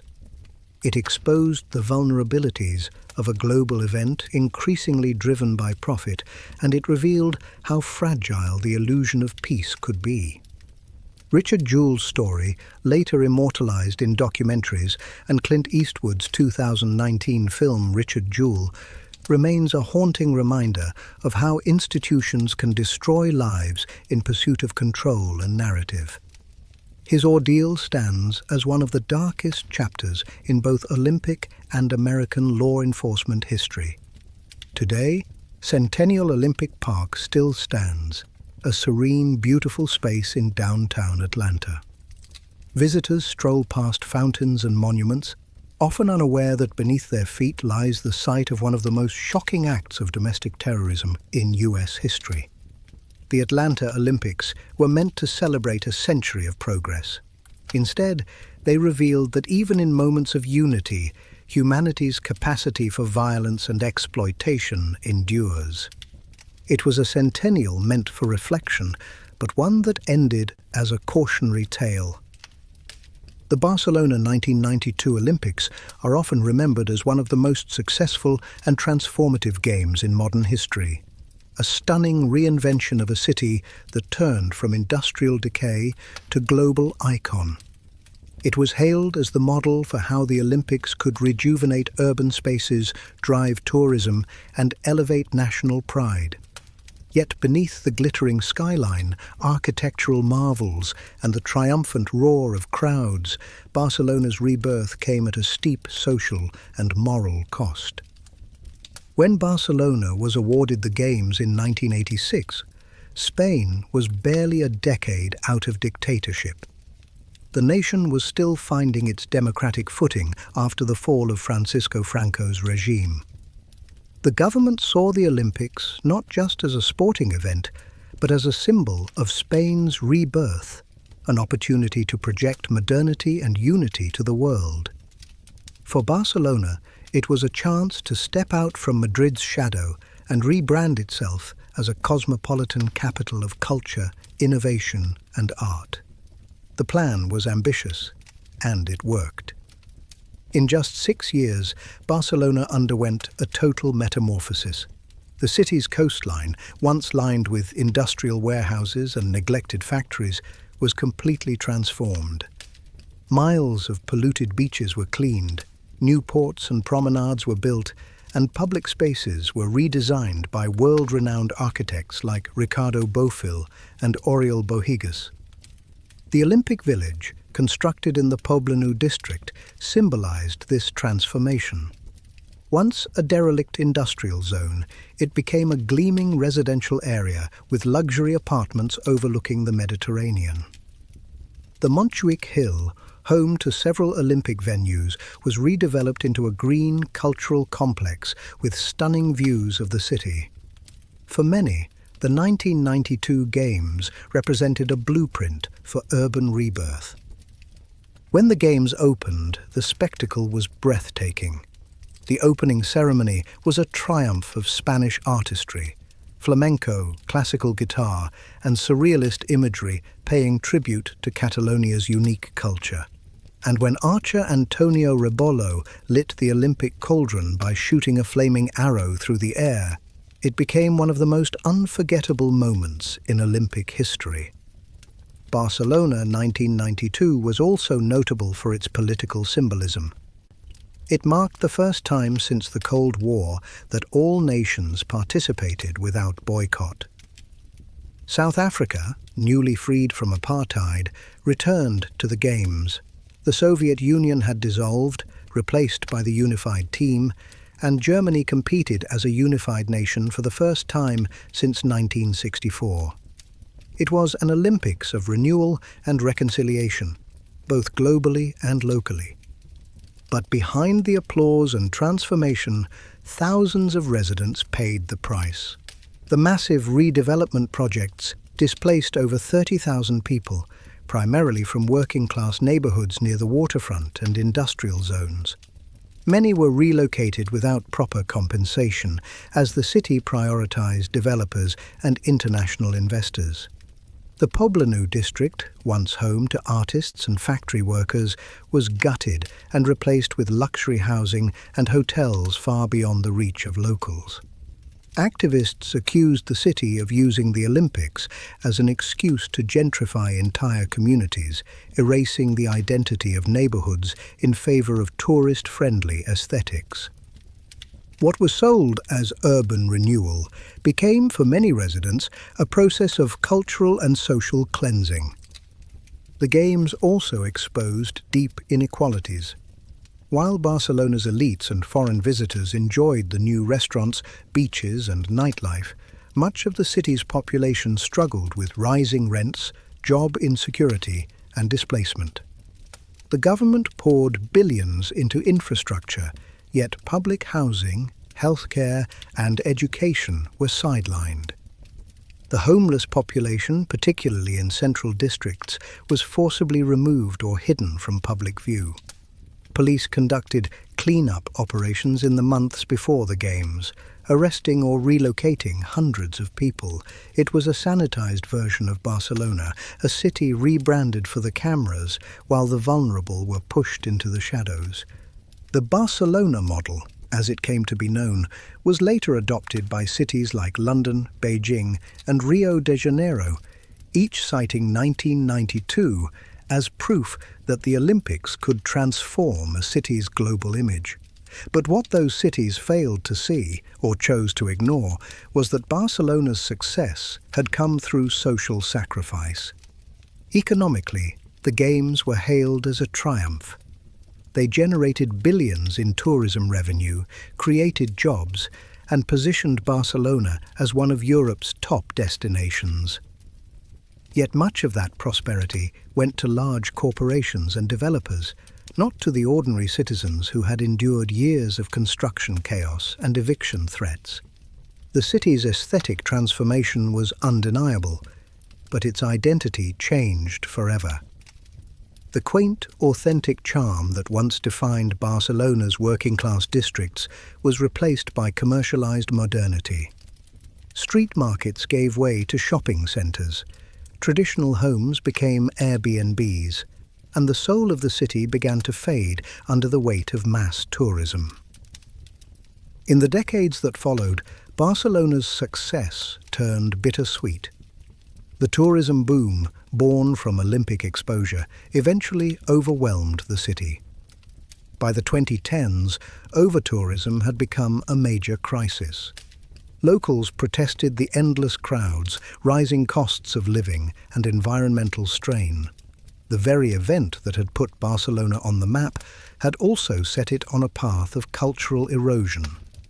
Still, Barcelona 1992 remains a beloved memory for many. It was the Olympics that brought joy, unity, and national pride to Spain at a crucial time. The images of Dream Team basketball, Linford Christie's sprint to gold, and Freddie Mercury's anthem Barcelona with Montserrat Caballé defined a generation. Yet historians and urban scholars today look back with caution. They argue that the Barcelona miracle was not truly sustainable, that it prioritized image over equity, progress over people. The Games' legacy is a paradox. It showed the world how to rebuild a city, but also how easily governments can hide injustice behind spectacle. In the end, Barcelona 1992 was both a masterpiece and a mirage, a dazzling facade that redefined Olympic success while concealing the human cost beneath its polished surface. For the millions who cheered as fireworks exploded over the Mediterranean, it was a dream realized. For the thousands who lost their homes, it was a promise betrayed. The Games rebuilt Barcelona, yes, but they also buried parts of it forever. The Seoul 1988 Olympics were a turning point, not only for South Korea, but for the entire world. They represented the triumph of a nation that had clawed its way from the ruins of war to the ranks of global industrial power. The Games were a dazzling display of progress, modernity, and national pride, marking South Korea's arrival on the world stage. But beneath the polished ceremonies and glowing headlines, the Seoul Olympics were built on a foundation of political repression, censorship, and human suffering. To understand the significance of the 1988 Olympics, one must first look at South Korea's turbulent history. The Korean War, 1950 to 1953, had left the country devastated, its cities destroyed, its people divided, and its economy in shambles. For decades, South Korea was ruled by military dictatorships that prioritized rapid industrialization over civil freedom. By the 1980s, the nation was experiencing an economic boom, but democracy remained a dream deferred. When Seoul won the bid to host the 1988 Games in 1981, the military-backed government of Chun Doo-hwan saw it as a golden opportunity to legitimize its rule. Hosting the Olympics would showcase South Korea's transformation from poverty to prosperity and distract the world from its brutal political realities. But the people of South Korea had other plans. As preparations for the Games began, the nation was erupting with dissent. Students, laborers, and activists flooded the streets, demanding an end to dictatorship and free elections. The government responded with force, tear gas, mass arrests, and deadly crackdowns. In 1980, just a year before the Olympic bid, the Gwangju uprising had been brutally suppressed, leaving hundreds, possibly thousands, of civilians dead. The scars were still fresh, and the memory of state violence haunted every protest. By 1987, as the Olympics loomed closer, the tension reached breaking point. The death of a student activist named Park Jong-chul, who was tortured by police, ignited nationwide outrage. Massive demonstrations shook Seoul, threatening to derail the Games entirely. The government, under immense pressure, both domestically and internationally, finally gave in, agreeing to democratic reforms and the direct election of the president. Thus, the 1988 Olympics became not just a global sporting event, but a symbol of South Korea's rebirth as a democracy. The Games opened under the leadership of newly elected President Roh Tae-woo, marking the country's transition from dictatorship to democracy, a transformation accelerated by the world's gaze. When the opening ceremony began, the spectacle was breathtaking. The Olympic flame burned brightly as doves were released into the sky, a symbolic gesture of peace, though tragically, several doves were accidentally incinerated by the flame moments later, an image that captured the uneasy blend of beauty and brutality behind the event. The Seoul Olympics were remarkable for another reason. They were the last Games of the Cold War era. Both the United States and the Soviet Union participated, ending the era of boycotts that had marred the 1976, 1980, and 1984 Games. It was the first time in over a decade that nearly the entire world came together in one place, and the symbolism of unity was powerful. On the surface, everything appeared perfect. The venues were immaculate, the performances dazzling, and the world marveled at South Korea's efficiency and hospitality. The country's athletes shone, with gymnastics, archery, and boxing bringing home gold medals. Korean pride filled the air, but the human cost behind the spectacle was immense. In preparation for the Games, the government launched an aggressive urban beautification campaign. Slums were demolished to make way for highways, hotels, and Olympic infrastructure. Entire communities were uprooted with little to no compensation. Estimates suggest that over 700,000 people were displaced in Seoul alone, many of them poor families who were forcibly evicted and relocated to the city's outskirts. The homeless, disabled, and mentally ill were rounded up and sent to detention facilities under the pretense of social cleansing. One of the most notorious sites was the Brothers' Home in Busan, a government-run welfare center that operated more like a concentration camp. Thousands were beaten, starved, and forced into labor in the name of presenting a clean image to international visitors. Reports of abuse later emerged, but during the Olympics, few dared to speak out.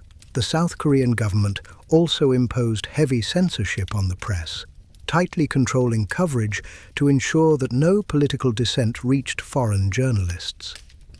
Behind closed doors, student activists were imprisoned, labor unions were broken, and surveillance of civilians intensified. The government's message was clear: South Korea would appear peaceful and prosperous, no matter the cost. Yet, despite the repression, the Games had an undeniable unifying effect. For the first time, many Koreans felt a sense of national pride untethered from fear or occupation. The world saw South Korea not as a war-torn nation, but as a modern, thriving democracy in the making. The country's booming economy, technological prowess, and hospitality left a lasting impression on athletes and visitors alike. The Seoul Olympics also transformed the global sports landscape. It introduced table tennis and tennis as official Olympic events and set new records for participation, with 160 nations and over 8,000 athletes. The performances of legends like Florence Griffith Joyner, Ben Johnson, whose subsequent doping scandal rocked the Games, and Greg Louganis defined an era of athletic excellence and controversy. But in the years that followed, the darker truths of Seoul 1988 began to emerge. Survivors of the forced evictions and welfare detentions began to tell their stories. Testimonies revealed systemic abuse, electric shocks, beatings and deaths hidden behind closed doors. Activists later dubbed the cleanup campaign a state-sponsored human rights catastrophe. The irony of the Peace Olympics, as Seoul 1988 was officially called, could not have been more stark. The Games that celebrated freedom had been built upon the suppression of it. Still, history remembers Seoul as a success.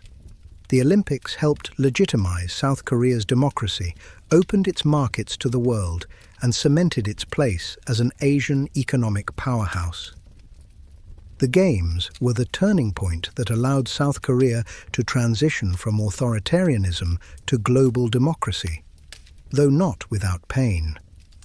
For many Koreans, the memory of 1988 is bittersweet. The fireworks, the gold medals, and the chants of victory coexist with the echoes of protest, the cries of the displaced, and the silence of those the state erased. Seoul's flame burned brightly, but its light came from the sacrifices of those forced into the shadows. The world saw a celebration of peace and progress. The people who lived through it remember something more complicated, a nation caught between the dream of freedom and the cost of control. The Seoul 1988 Olympics were not just games, they were a crossroads, a moment when a country stepped into democracy's light but carried with it the shadows of its past. When the 2004 Summer Olympics were awarded to Athens, Greece, it was hailed as a poetic return to the birthplace of the Games, a symbolic homecoming that would bridge ancient glory with modern achievement. The world celebrated the decision as a nod to history, culture, and heritage. For Greece, it was a moment of national pride, a chance to showcase its evolution from mythic past to global modernity. But what began as a dream of revival soon turned into one of the most costly and haunting Olympic disasters in modern history.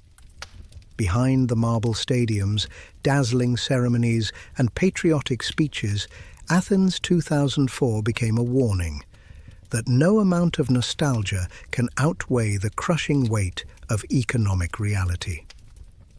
The story of the Athens Olympics begins in the late 1990s, when Greece, then a rising member of the European Union, fought fiercely to win the bid after losing to Atlanta in 1996. Determined to reclaim its rightful place in Olympic history, Greece made a bold promise. The 2004 Games would be a perfect blend of ancient grandeur and 21st century innovation.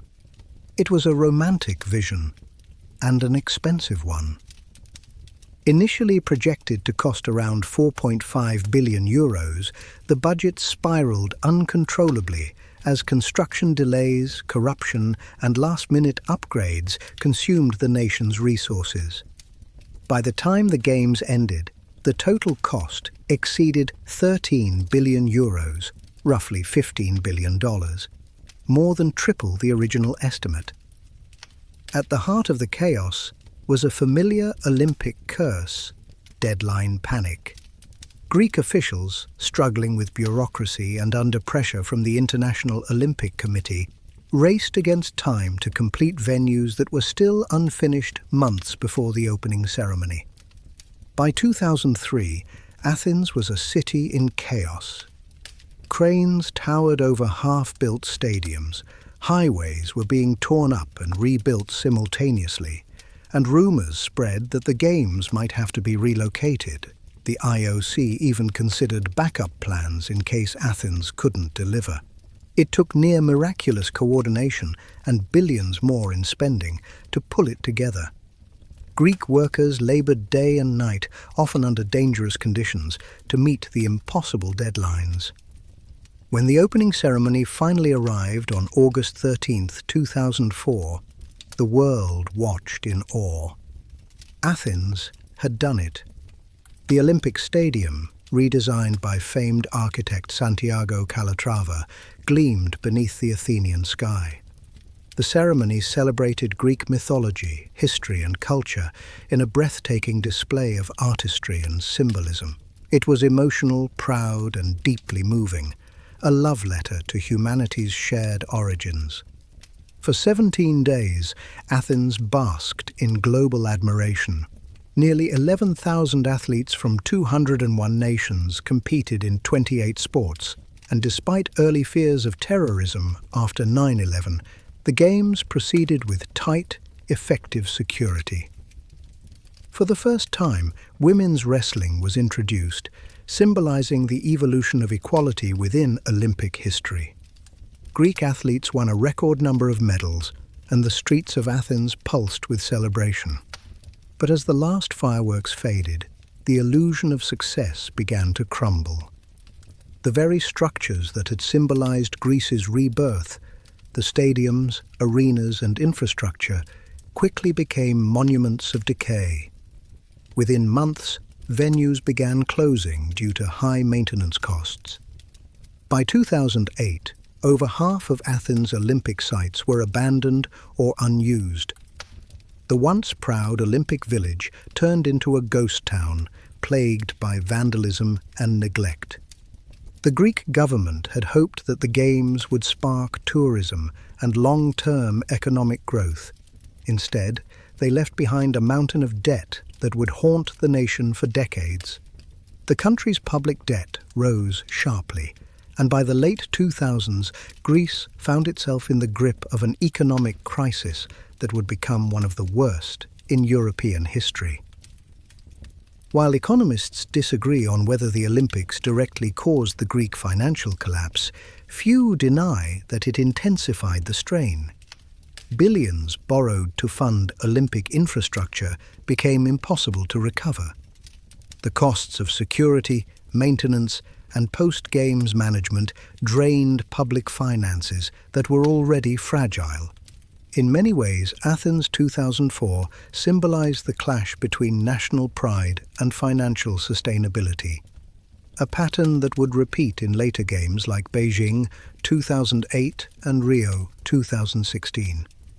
Greece had wanted to impress the world, and it succeeded, but at a devastating cost. Adding to the tragedy was the human toll.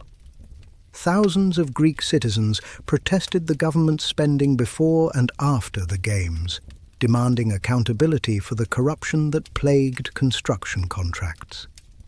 Allegations surfaced that billions had been lost to bribes, kickbacks, and inflated budgets. A 2013 parliamentary inquiry found that several Olympic projects were approved without proper oversight, and funds were mismanaged on a staggering scale. Even the workers who built the Games suffered. Reports confirmed multiple deaths from construction accidents as exhausted crews worked under unsafe conditions to meet deadlines. Their sacrifices, once buried beneath the spectacle of the Games, became a somber reminder of the real cost of Olympic ambition. In the years following, journalists documented the eerie ruins of Athens 2004, rusting swimming pools, overgrown tennis courts, and deserted arenas. These haunting images became global symbols of Olympic failure. Where once there had been cheering crowds, now only silence remained. The economic collapse that followed transformed Greece into a case study of austerity and despair. Between 2008 and 2015, unemployment soared, public services collapsed, and the nation was forced into bailout agreements that cut deep into the lives of everyday citizens. The Olympics, once a source of pride, became a bitter reminder of excess and broken promises. Yet, amid the ruins, some argued that Athens 2004 also left behind intangible legacies: a revitalized metro system, modernized airports, and improved infrastructure that benefited tourism in the long run. The Games, for all their flaws, had shown that Greece could deliver on the world stage. But the cost, both financial and emotional, far outweighed the gain. The IOC, meanwhile, learned little from the experience. Future host cities like Beijing, Sochi, and Rio would repeat the same mistakes: overspending, overbuilding, and overpromising. The pattern of Olympic overreach had become systemic. Looking back, Athens 2004 remains one of the most beautiful and heartbreaking Olympics ever held. It was a celebration of human achievement shadowed by financial ruin, a reminder that even the noblest intentions can crumble under the weight of ambition. As Greece struggled through the following decade, many citizens came to view the Games not as a triumph, but as a betrayal. The marble stadiums of ancient Olympia once symbolized unity, strength, and peace. But the gleaming structures of modern Athens came to symbolize debt, decay, and disillusionment. In the end, the 2004 Athens Olympics told a story larger than sports, a story about a nation's pride turned to burden, and how the price of glory can echo through generations.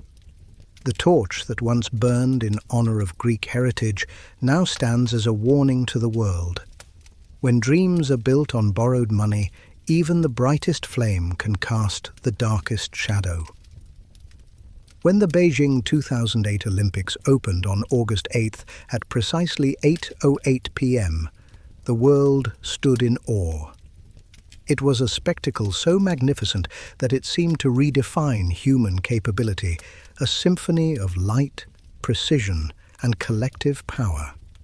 Over 15,000 performers moved in flawless unison, fireworks illuminated the night sky, and 1 billion viewers around the globe watched as China declared its arrival on the world stage. The message was unmistakable. The People's Republic of China had arrived not just as a global power, but as a master of discipline, beauty, and control. Every frame of the opening ceremony radiated perfection. And perfection, in Beijing 2008, came at a human cost the world was never meant to see. The Games were meant to symbolize China's peaceful rise, a soft power showcase of progress and prosperity. The International Olympic Committee, IOC, hailed Beijing as a bold choice, arguing that hosting would help open China to the world and improve human rights. But behind the immaculate stadiums and choreographed smiles, an entirely different story was unfolding. One of censorship, displacement, and state control. Preparation for the Games began almost immediately after Beijing won the bid in 2001, beating Toronto, Paris, Istanbul, and Osaka. The government launched a massive urban renewal project, one of the largest in modern history. Over 1.5 million residents were reportedly forcibly evicted from their homes to make way for new infrastructure, Olympic venues, and urban beautification. Entire neighborhoods were bulldozed to project the image of a clean, modern city. Those displaced received little or no compensation. Some who protested were silenced or detained. Human rights groups called it the largest forced displacement for a sporting event in history.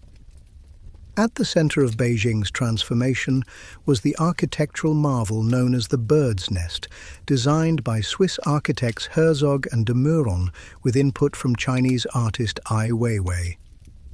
It was breathtaking, a lattice of steel that became an instant global icon. But Ai Weiwei would later denounce the project, calling it a pretend smile that hid the government's authoritarian reality. As construction boomed, so did censorship. The Chinese government tightened control over media and internet access, ensuring that only positive narratives reached the public. Foreign journalists covering the games were monitored and restricted. Promised free media zones for protests were heavily guarded, and not a single protest was approved. Those who attempted to file paperwork were often detained before they could even reach the venue. In the months leading up to the Games, the government also cracked down on dissidents, religious groups, and activists, fearing they would embarrass China before an international audience. Members of Falun Gong, Tibetan activists, and human rights lawyers were detained or disappeared entirely. The message was clear: no dissent would mar China's grand performance. The pursuit of perfection extended even to the smallest details of presentation. During the opening ceremony, a 9-year-old girl named Lin Miaoki sang a song that moved millions, except she wasn't the real singer. The true voice belonged to another child, Yang Peiyi, who had been deemed not pretty enough to appear on camera. Similarly, parts of the dazzling fireworks display shown on television were digitally enhanced, pre-rendered animations meant to ensure flawless imagery. The illusion of perfection was more important than truth. Even the athletes felt the weight of China's pursuit of glory. The country's sports training system, known for its intensity, pushed competitors to the edge of human endurance. Many of China's youngest gymnasts, some allegedly under the legal age of 16, were subjected to grueling regimens designed to produce gold medals at any cost. And it worked spectacularly. China finished the Games with 51 gold medals, surpassing the United States to claim the top of the medal tally for the first time. The victories ignited national pride, and millions celebrated in the streets. For a nation that had endured centuries of foreign occupation, humiliation, and struggle, Beijing 2008 was redemption, a declaration that China had risen, and the world had no choice but to recognize it. But not everything was celebration. Beneath the grand narrative, several dark controversies shadowed the Games. In the months before the opening ceremony, the Tibet protests erupted across the world as activists condemned China's occupation of the region. Demonstrators disrupted the Olympic torch relay, leading to violent clashes in cities like Paris, London, and San Francisco. The symbol of unity became a global flashpoint for division. In Beijing itself, air quality became an international scandal. Thick smog and pollution forced the government to temporarily shut down factories, halt construction, and remove half of the city's cars from the roads. For 2 weeks, Beijing became an artificial paradise, clear skies manufactured through control and suppression. Once the Games ended, the smog returned, heavier than ever. Even more disturbing were the reports surrounding construction labor. Thousands of migrant workers, many from rural provinces, toiled in hazardous conditions for minimal pay, often without proper safety equipment. According to human rights organizations, dozens died during the building frenzy, their deaths largely unreported. Still, for China's government, the Games achieved their purpose. The image of unity, discipline and progress dominated the headlines.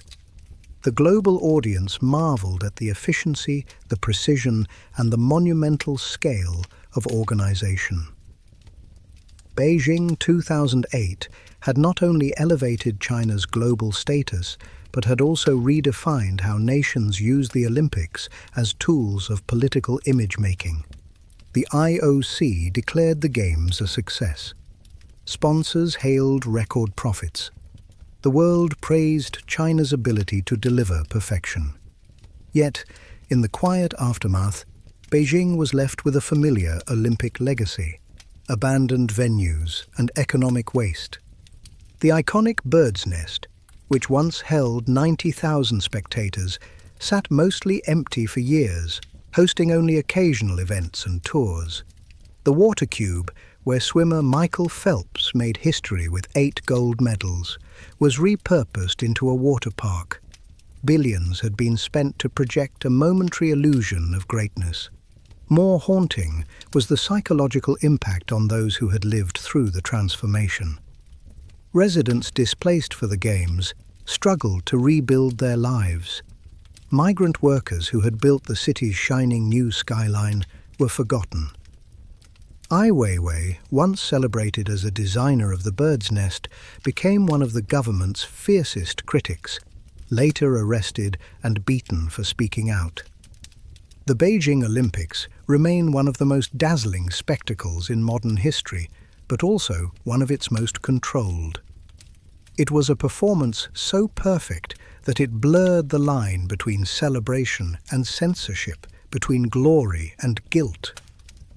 For China, it marked a turning point, the moment it fully embraced its role as a global power, willing to shape its image by any means necessary.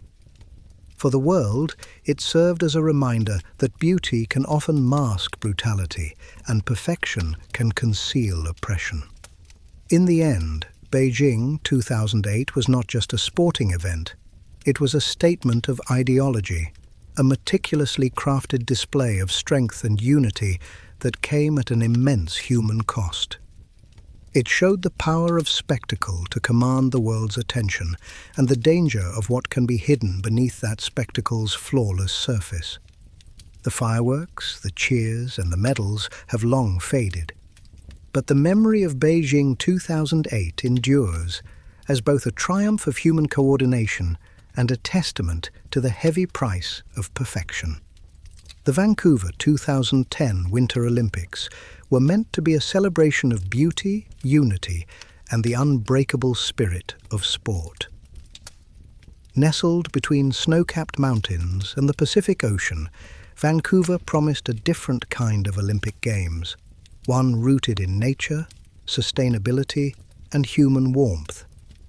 Yet from the moment the torch was lit, the event was haunted by tragedy, controversy, and loss.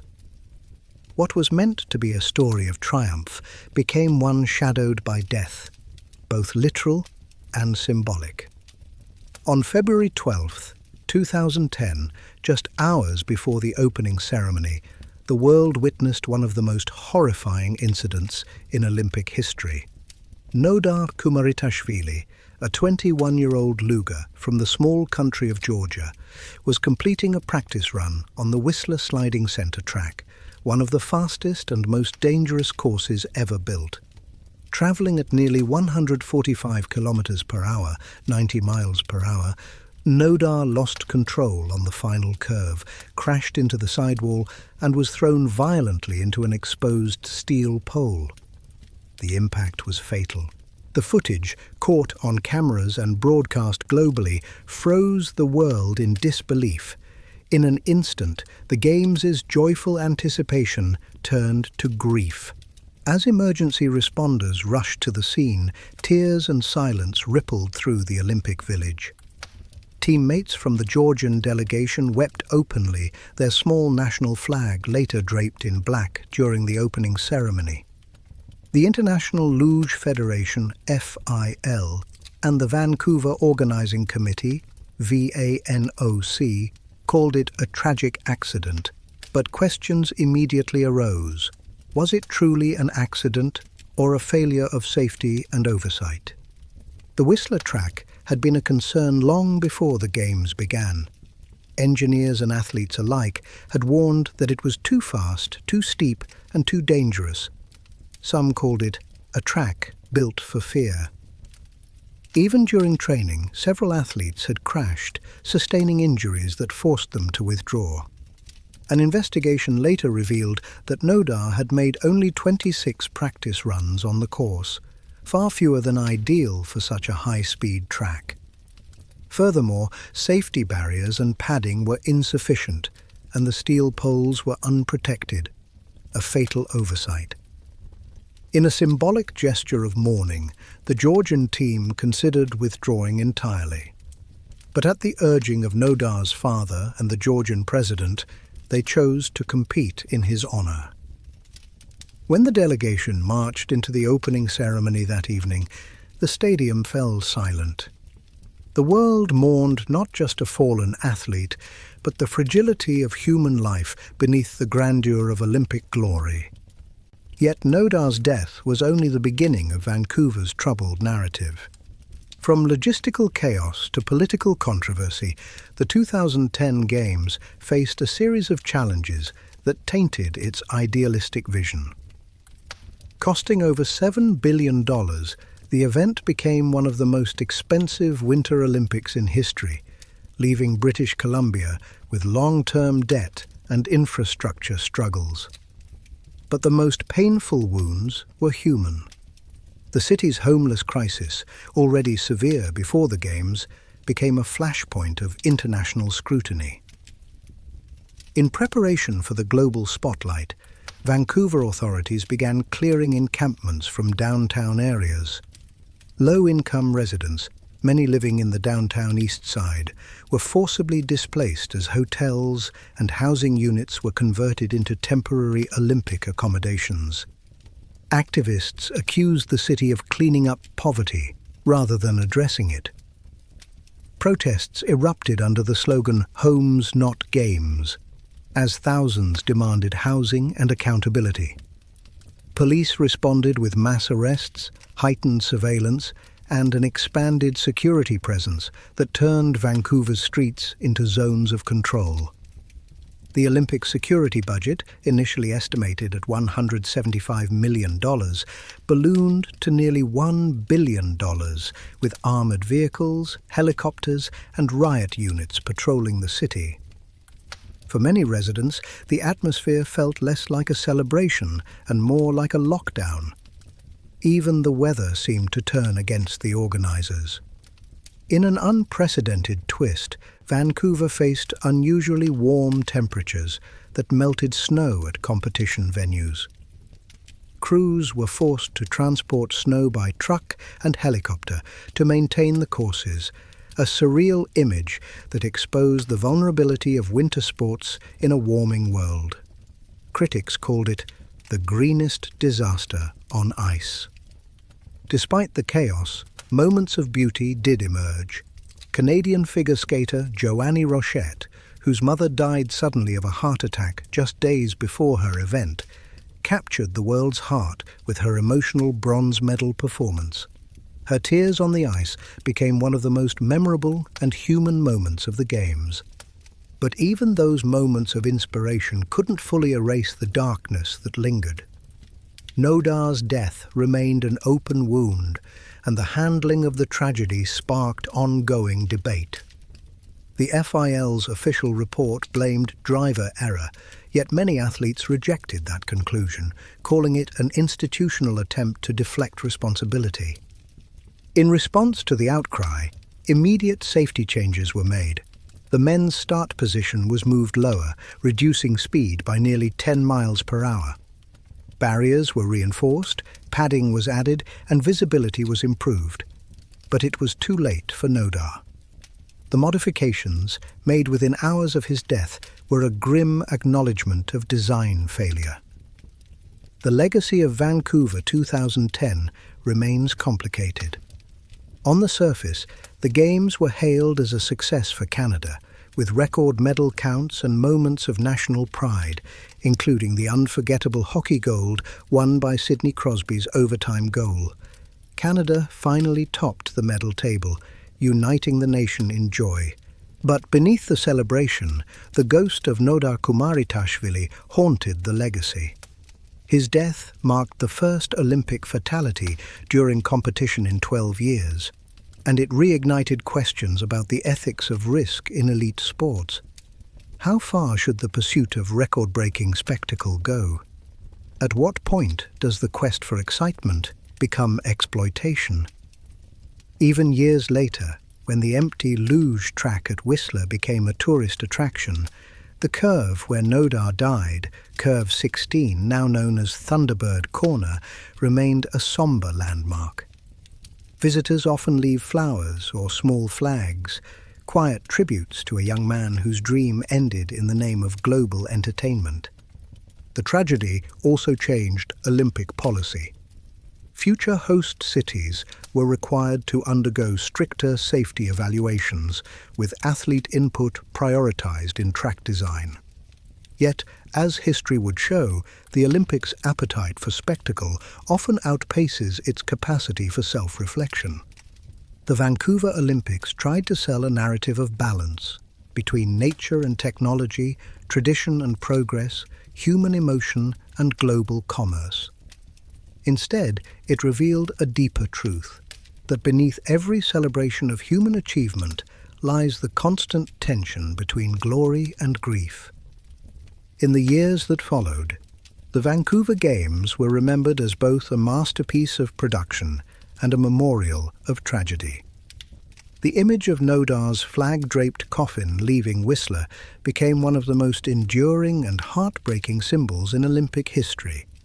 The Vancouver 2010 Olympics showed the world what happens when the pursuit of perfection collides with the limits of human life. It reminded us that no matter how high the flame burns, it is always, inevitably, fragile. The London 2012 Olympics were hailed as a triumph of organisation, culture and modernity, the first truly digital games, symbolising unity in a world growing more connected and volatile by the day.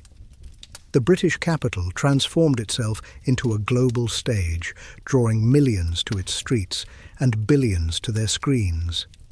Yet behind the fireworks, pageantry and Olympic spirit lurked something darker: fear, surveillance and paranoia. The world that arrived in London in July 2012 was not the same world that had celebrated the Sydney or Athens Games. It was a post-9/11 world, scarred by terrorism, shaped by mass surveillance, and obsessed with security. The spectre of the July 7, 2005 London bombings, which had killed 52 civilians just a day after the city was awarded the Games, hung over every decision. Those attacks became the psychological foundation for one of the most heavily fortified events in modern history. The security budget for London 2012 ballooned to over £9 billion, making it the most expensive peacetime security operation in British history. Thousands of soldiers were deployed across the city, more than were stationed in Afghanistan at the time. Missiles were mounted on apartment rooftops, warships patrolled the Thames, and fighter jets stood ready on alert. The Olympic Park itself became a fortress of steel, cameras and checkpoints. For many Londoners, it didn't feel like the Olympics. It felt like martial law. Residents of East London neighbourhoods such as Stratford, Leighton and Hackney, areas transformed for the Games, woke up to find their communities militarised. Helicopters hovered day and night, soldiers patrolled playgrounds, and locals complained of invasive searches.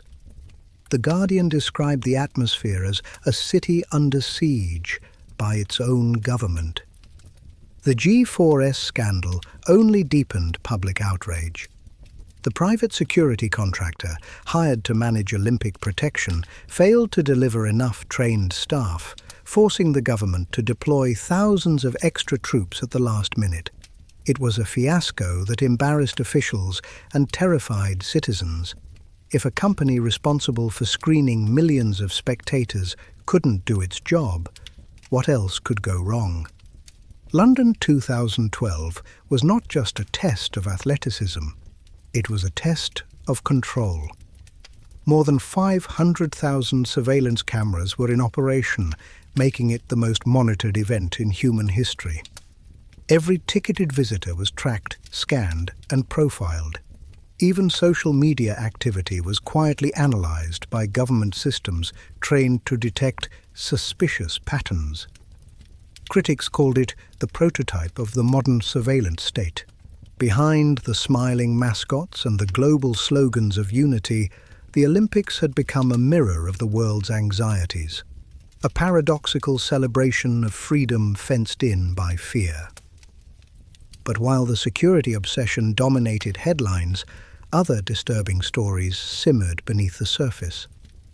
The clean-up of East London, where entire working-class communities were displaced to make way for the Olympic Park, became one of the most controversial urban transformations in Britain's modern history. Thousands of families were evicted from council housing and temporary accommodations, their neighbourhoods demolished in the name of progress. Developers and politicians promised a legacy of regeneration, but the truth was more complicated. After the Games, much of the newly built Olympic Village was sold to private investors and luxury developers, pricing out the very residents who had lived there for generations. What was supposed to symbolize rebirth became a lesson in economic inequality, a pattern that would echo in future Games, like Rio 2016 and Tokyo 2020. Amid this tension, the opening ceremony, directed by filmmaker Danny Boyle, offered a masterclass in storytelling, blending British humour, industrial history and pop culture into a theatrical celebration of resilience. Yet even this spectacle had a subversive undercurrent. The inclusion of NHS nurses and a tribute to Britain's public healthcare system was seen as a quiet protest against austerity and privatisation. It was a rare moment of political poetry in an otherwise tightly controlled event. Still, the Games' success could not entirely overshadow the cracks. The Olympic torch relay, meant to inspire unity, was met with protests across the country, from anti-war activists to anti-corporate groups targeting sponsors like BP and Dow Chemical.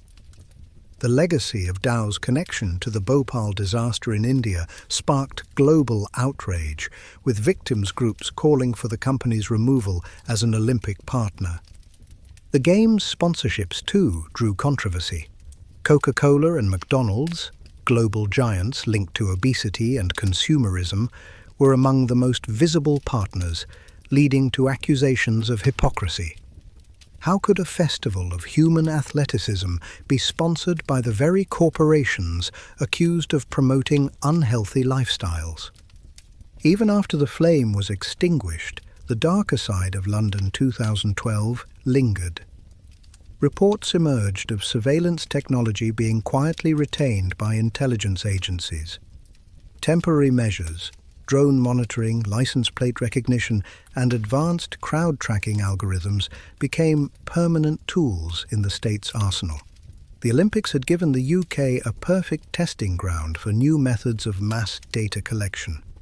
To many analysts, London 2012 marked a turning point, the moment when global sporting events fully merged with global security agendas. The Games had always been political, but now they were also infrastructural, technological, and psychological. Every visitor's movement, every athlete's biometric reading, every online post became data, the new gold of the digital age. And yet, within this dystopian framework, there was still light.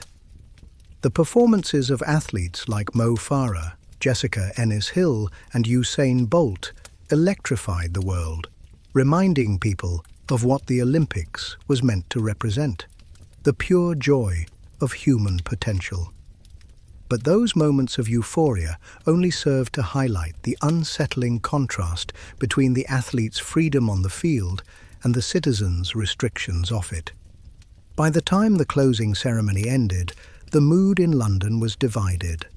The media hailed the Games as a spectacular success. Politicians spoke of unity, tourism, and legacy.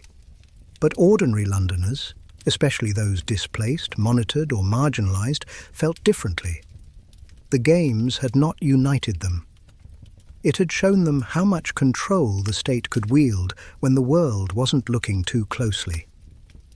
In the years that followed, the once promised Olympic legacy proved elusive.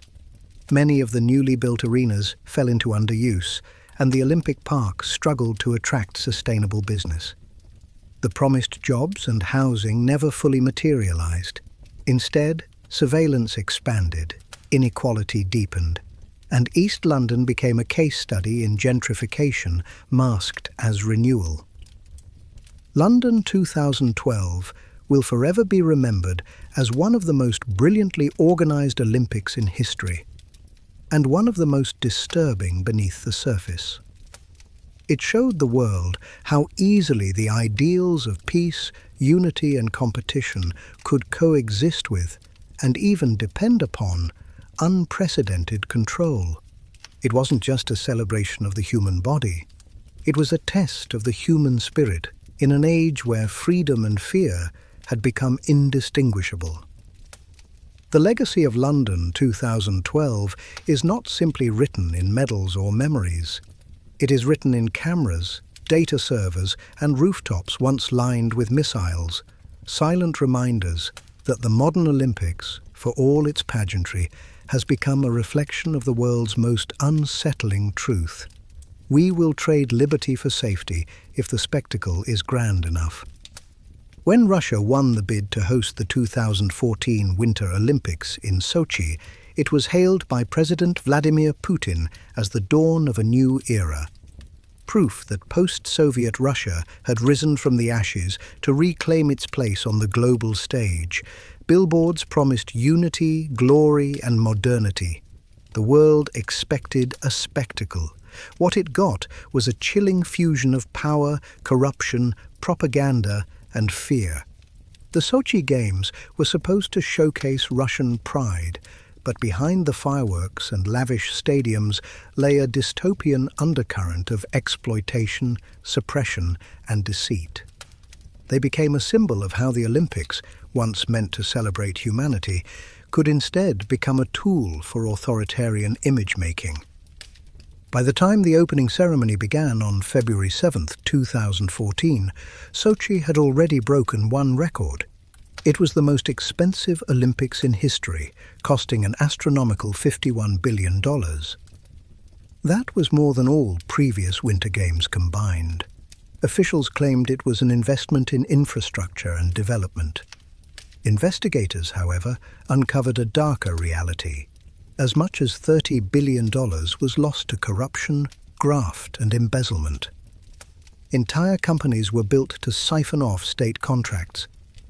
Putin's close allies, oligarchs, and political insiders reaped massive profits from inflated construction projects. The result? A glossy facade built upon exploitation and fear. Sochi, once a quiet subtropical resort town on the Black Sea, was transformed overnight into a militarized construction zone. Workers, many of them migrant laborers from Central Asia, toiled in brutal conditions, long hours, low pay, and unsanitary housing. Reports emerged of wage theft, intimidation, and disappearances. Activists who tried to expose abuses were harassed, silenced, or arrested. The environmental toll was catastrophic. Developers razed protected forest land, diverted rivers, and dumped toxic waste into local waterways. Residents complained that their homes cracked from nearby blasting, and that tap water ran black with industrial sludge. The promise of a green Games turned into an ecological disaster. an Olympic mirage sustained by propaganda. But the rot in Sochi went far deeper than corruption or pollution. It was systemic, built into the very narrative of Russian power. The Olympics were designed not as a sporting event, but as a theatrical projection of strength, a performance aimed at both domestic audiences and global rivals. In Putin's Russia, image was everything. The Sochi Games would show the world that Russia was modern, efficient, and invincible. To ensure that illusion, every potential source of dissent was crushed before it could speak. The LGBTQ+ community, in particular, faced unprecedented repression. Months before the Games, Russia passed its infamous gay propaganda law, banning any positive mention of LGBTQ+ identity in public or media. The international outcry was immediate. Athletes, celebrities, and world leaders condemned the law. But within Russia, the crackdown intensified. Activists were detained, protests banned, and rainbow flags confiscated. The Olympic ideal of unity stood in sharp contrast to the reality on the ground. A nation using global celebration to mask state-sanctioned persecution. The security apparatus surrounding Sochi was staggering. With the Games located near the volatile North Caucasus region, home to separatist and extremist movements, the Kremlin implemented what became known as the Ring of Steel.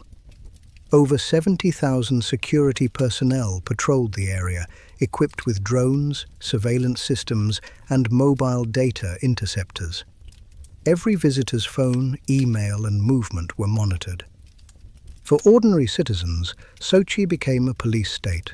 Roads were closed, checkpoints lined the highways, and anyone without proper accreditation risked detention. The FSB, Federal Security Service, successor to the KGB, oversaw operations with near-total authority. The message was clear: the Games would go perfectly, no matter the cost to freedom or truth. Inside the arenas, the illusion held. Russia dazzled the world with an immaculate show of culture and might. Ballet dancers, fireworks, and digital displays of history painted a picture of progress. The irony, of course, was that the most memorable moment of the opening ceremony was a technical failure. One of the 5 Olympic rings refused to open. For a brief second, the world glimpsed imperfection in Putin's carefully curated masterpiece. But the facade soon cracked further. Behind the medals and pageantry lurked a secret so vast it would take years to unravel: the Russian state-sponsored doping program.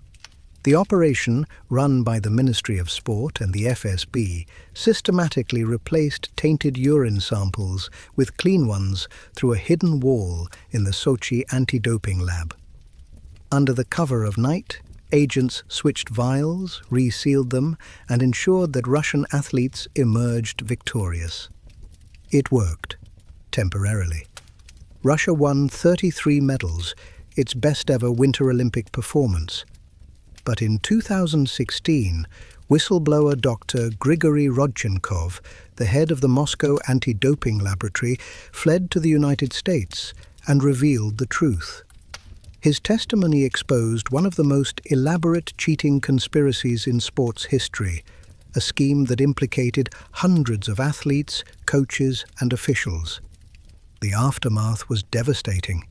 Dozens of medals were stripped, Russia was banned from future games, and its reputation as a sporting superpower was permanently tainted. The Sochi triumph, once a symbol of national pride, became a global scandal. Yet, perhaps the most haunting legacy of Sochi 2014 lies not in doping or corruption, but in what followed. Only days after the Olympic flame was extinguished, Russian forces entered Crimea, beginning a geopolitical crisis that would redefine the 21st century. Analysts later argued that Sochi had been a rehearsal for expansion, a propaganda crescendo meant to solidify domestic unity before military aggression. In retrospect, Sochi wasn't just about sports. It was about power, projection, and politics. It showed how the Olympics could be weaponized, a diplomatic performance staged to rewrite national identity. For the athletes, however, Sochi was both dream and nightmare. Some found glory, others shame. Many who competed had no idea they were pawns in a larger game of deceit. When the doping revelation surfaced, several clean athletes from Russia and abroad spoke of betrayal, their lifelong sacrifices overshadowed by corruption. Sochi's glittering stadiums still stand today, empty shells of their former grandeur. The Olympic Village has become a quiet, decaying monument to ambition and manipulation. Locals refer to it as a ghost city, a haunting reminder of how the pursuit of global prestige can devour truth and humanity alike. In the end, the Sochi Olympics achieved their goal, not of athletic excellence, but of control through spectacle. Putin's Russia presented a vision of perfection even as the world glimpsed the cracks beneath. It was a performance of power masquerading as peace. And as the world applauded, it also learned a dangerous truth. When propaganda becomes indistinguishable from pageantry, the line between celebration and control disappears entirely. Sochi 2014 was not just a sports event. It was a mirror of modern authoritarianism, gleaming on the surface, rotten at its core. When Rio de Janeiro was chosen to host the 2016 Summer Olympics, it was celebrated as a historic victory, the first Games ever held in South America. The world cheered for the Cidade Maravilhosa, envisioning samba-filled streets, golden beaches, and an Olympics infused with Brazilian joy. But what unfolded was far from a carnival of unity. It became a cautionary tale of broken promises, corruption, violence, and collapse, a spectacle that revealed the crumbling foundations of modern mega-events. From the very beginning, Rio's dream was tainted by harsh reality. The bid had promised a rebirth of Brazil, showcasing its emergence as a global power. But by 2016, the nation was mired in political chaos, economic crisis, and civil unrest. President Dilma Rousseff faced impeachment amid corruption scandals, the currency was collapsing, and millions of citizens were sliding into poverty. Against this backdrop, Rio's Olympic preparations looked less like progress and more like desperation. The official cost of the Games was estimated at $13 billion, but investigators later revealed billions more in hidden contracts and kickbacks. Politicians, developers, and construction magnates, many later implicated in the Operation Car Wash corruption probe, used the Olympics as a goldmine for personal enrichment. Entire neighborhoods were bulldozed to make way for stadiums, roads, and the Olympic Village. Over 77,000 residents were evicted from favelas, Brazil's informal settlements, with many forced into distant, inadequate housing. Officials called it urban renewal. Locals called it social cleansing. The city that promised inclusion instead walled off its poor. Barriers, fences, and security corridors separated tourists from the favelas that climbed Rio's hillsides. In some areas, military police carried out aggressive operations to pacify communities, often using live ammunition. Human rights groups accused the government of turning the Games into a pretext for violent state control. The human cost was devastating. By the time the Olympics began, more than 2,600 people had been killed in police operations across Rio in 2016 alone. For every gold medal won, there were bodies buried far from the cameras. And then there was the Zika virus. Months before the Games, headlines warned of a mosquito-borne epidemic that caused birth defects and neurological disorders. Athletes, tourists, and journalists debated whether it was safe to attend. Several high-profile competitors, including golfers and tennis players, withdrew entirely. The world watched anxiously as Rio scrambled to reassure everyone that the Games would go on, no matter the risk. When the opening ceremony finally arrived at the Maracanã Stadium, it was undeniably beautiful. A tapestry of music, light, and Brazilian culture. Yet even that spectacle carried an undertone of protest. The moment the acting president, Michel Temer, was introduced, the crowd erupted into boos that echoed across the stadium.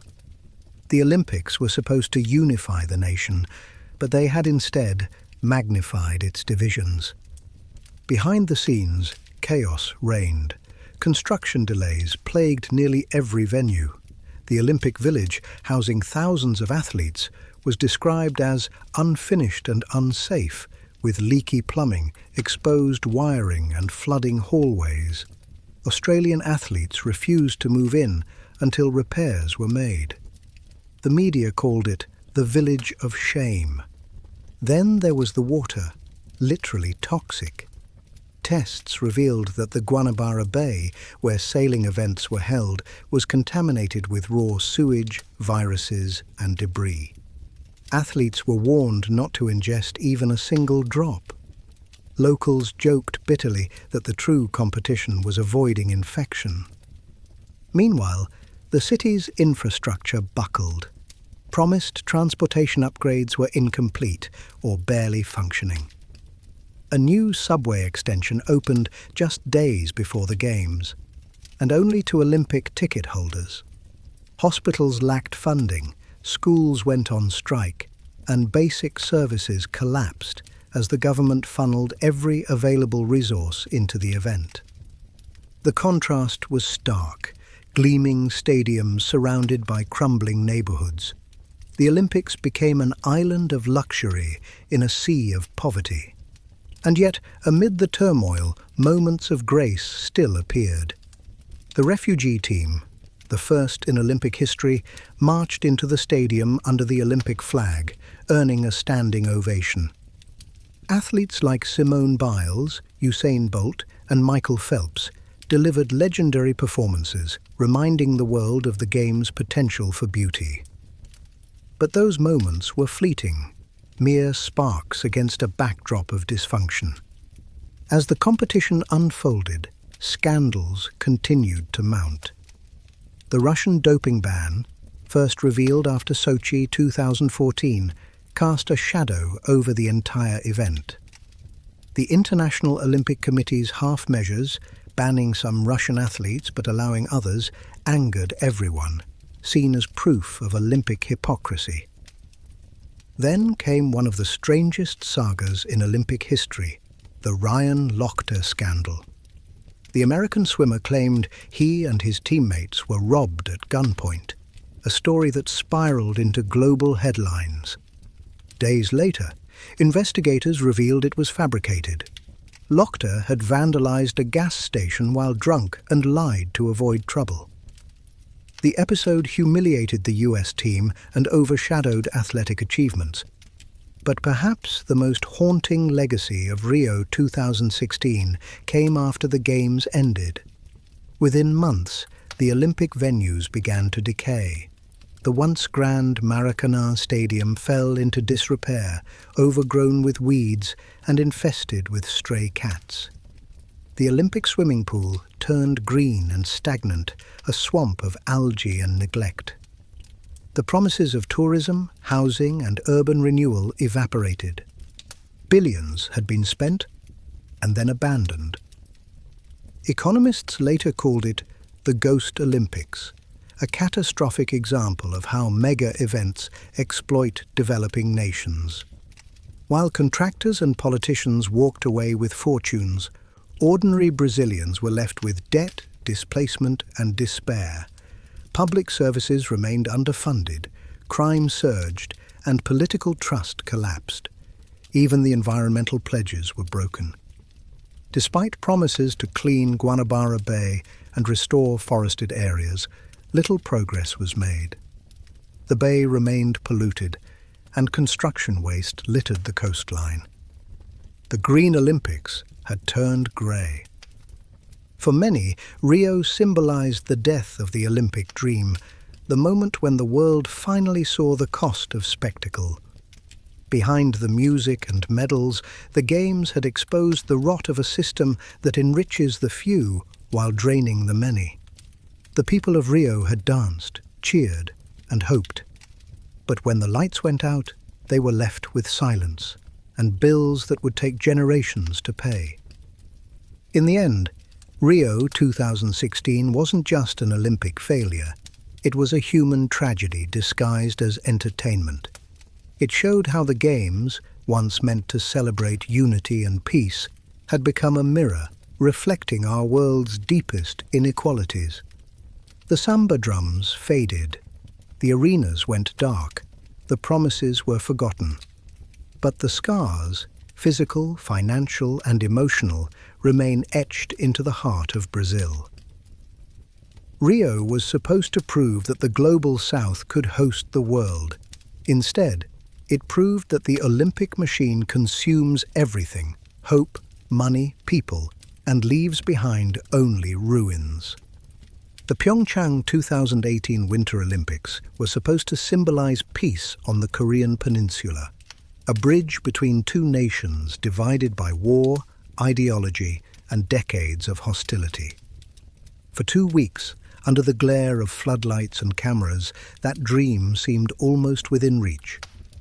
Yet behind the polished ice rinks and choreographed smiles, the world witnessed an Olympics gripped by political tension, propaganda, espionage, and fear, a modern echo of the Cold War. Nestled in the mountains of South Korea's Gangwon province, Pyeongchang had long been an unlikely host. After losing bids for the 2010 and 2014 Games, the region finally won the right to host in 2018, promising a celebration of unity and technology. But by the time the world arrived, the stakes had grown far beyond sports. Just months earlier, the Korean peninsula had teetered on the brink of war. North Korea's nuclear tests and US military threats had pushed global tensions to their highest level in decades. The Games, therefore, were not just athletic. They were diplomatic, psychological, and deeply symbolic. The world watched to see if peace could coexist with paranoia. From the moment the opening ceremony began, politics took center stage. As the North and South Korean athletes marched together under a unified flag, the stadium erupted in applause, a stunning gesture of reconciliation. Sitting in the VIP box, Kim Yo-jong, the sister of North Korean leader Kim Jong-un, represented the regime in a rare international appearance. Her calm composure and silent diplomacy contrasted sharply with US Vice President Mike Pence, who pointedly refused to stand in recognition of the unified team. The images were powerful, but they masked the tension simmering beneath. The so-called Peace Olympics was in reality a fragile balancing act, a stage-managed truce between enemies still technically at war. Every handshake, every photograph, every flag placement was dissected for hidden meaning. And behind the scenes, the Games were under attack, literally. On the night of the opening ceremony, the Olympic computer network was hacked in a massive cyber attack that disabled Wi-Fi, shut down the official website, and disrupted broadcasting. Spectators couldn't print tickets, drones were grounded, and the digital infrastructure teetered on collapse. For hours, organizers kept silent, fearing panic. The world later learned the truth. The Olympic destroyer malware was one of the most sophisticated cyber attacks ever deployed against a sporting event. At first, fingers pointed to North Korea, given the geopolitical context. But subsequent investigations revealed something even stranger: evidence of Russian involvement. According to cybersecurity firms, the hackers had deliberately planted false flags in the code to mimic North Korean signatures. In reality, the attack traced back to the GRU, Russia's military intelligence agency, retaliation for the country's exclusion from Pyeongchang due to its state-sponsored doping scandal. Russia had been banned from competing under its flag, its anthem silenced. Instead, select clean athletes were allowed to compete under the neutral label OAR, Olympic Athletes from Russia. It was an unprecedented humiliation for a global superpower, and Moscow made sure the world felt its anger, even from afar. This digital war unfolded quietly, but it underscored a new reality. The Olympics had become a battleground for cyber espionage and national revenge. Where the Cold War once played out in boycotts and propaganda, it now manifested in malware and media manipulation. But the unease in Pyeongchang wasn't confined to politics or technology. It ran through the athletes themselves. Competing in bitter cold, temperatures dropping below -20 degrees Celsius, competitors faced frostbite, windburn, and hazardous ice conditions. Several athletes were hospitalized for hypothermia. The cold was so extreme that officials distributed emergency blankets and heated pads just to keep the games functional. Despite the frigid environment, Pyeongchang produced moments of brilliance. South Korea's Yoona Kim lit the Olympic cauldron in a moment of national pride. Norwegian skier Marit Bjørgen became the most decorated Winter Olympian in history. American snowboarder Chloe Kim, at just 17, became a global icon.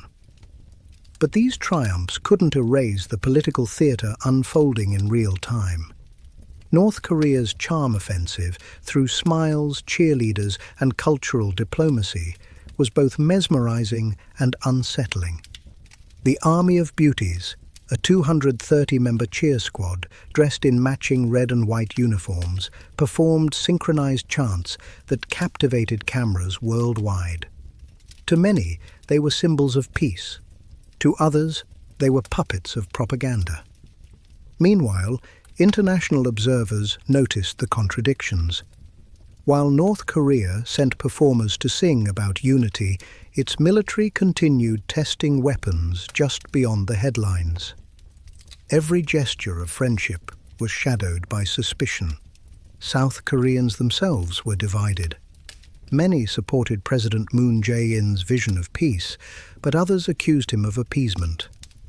Protests erupted outside Olympic venues, with demonstrators waving signs that read, "No to Kim's Olympics." Police deployed riot units to prevent clashes. And then came the doping scandal's second act. Russian athletes, competing under the neutral OAR banner, continued to draw controversy. Two of them, a curler and a bobsledder, tested positive for banned substances, reigniting global outrage. Despite the ban, Russia managed to win gold in men's ice hockey, defeating Germany. As the neutral flag rose and the Olympic anthem played, many saw it as the ultimate irony, a disgraced nation celebrating under borrowed symbols. Beyond the arenas, ordinary Koreans faced another problem: the staggering cost. The Pyeongchang Games had cost an estimated $13 billion, with venues built in remote mountain regions that lacked long-term viability. After the Games ended, many facilities, including the $100 million sliding center, sat empty, draining public funds. The small town of Pyeongchang, once promised prosperity, was left with empty hotels, unpaid debts, and rusting infrastructure. Even the famed Olympic Stadium, built specifically for the opening and closing ceremonies, was demolished months later. It had no practical purpose. The Peace Olympics had come and gone, leaving behind a physical and financial vacuum. Yet, perhaps its most haunting legacy wasn't material at all. It was psychological. Pyeongchang revealed how the Olympic ideal had been twisted into a diplomatic performance where peace was theatre, not reality. Every gesture of unity was scripted, every smile a negotiation. Still, something real did emerge from the illusion. In the months following the Games, North and South Korea held direct talks for the first time in years. The thaw, however temporary, was rooted in the symbolic gestures of Pyeongchang. It was proof that even an event drenched in hypocrisy could, in fleeting moments, spark genuine hope. But history would be merciless. Within a year, the fragile peace unraveled. Talks collapsed, tensions returned, and missile tests resumed. The Olympics of Peace had not ended war. It had only paused it for 2 weeks. The 2018 Winter Olympics stand today as one of the most politically charged in modern history. A microcosm of the 21st century's contradictions: unity and division, beauty and manipulation, sport and surveillance. The ice of Pyeongchang glistened under the lights, but beneath it ran a chilling truth: that the modern Olympics, for all their ideals, have become a stage for the world's power struggles. In the end, the flame that burned in Korea wasn't just an Olympic torch. It was the light of fragile diplomacy flickering against the cold winds of reality. There are stories that sound like fiction until you realize the government wrote them. Stories that live between science and nightmare, where morality dissolves in the name of security. MK Ultra was one of those stories, a covert operation buried so deep inside the intelligence community that even the FBI flinched when they saw what the CIA was doing. But make no mistake, the Bureau knew enough. They were there in the periphery, watching, coordinating, occasionally covering the tracks. Because in the Cold War, knowledge was power, and ignorance was convenient. The project began in the early 1950s, during a time when paranoia ruled Washington. The Soviet Union was rumored to have discovered methods of mind control, techniques that could turn ordinary men into assassins or double agents. America could not afford to fall behind. So, under the direction of CIA chemist Sidney Gottlieb, a program was born, MK Ultra, dedicated to exploring the manipulation of the human mind through chemicals, hypnosis, and psychological torture. What followed would become one of the most disturbing chapters in U.S. intelligence history. The FBI's role was subtle but significant.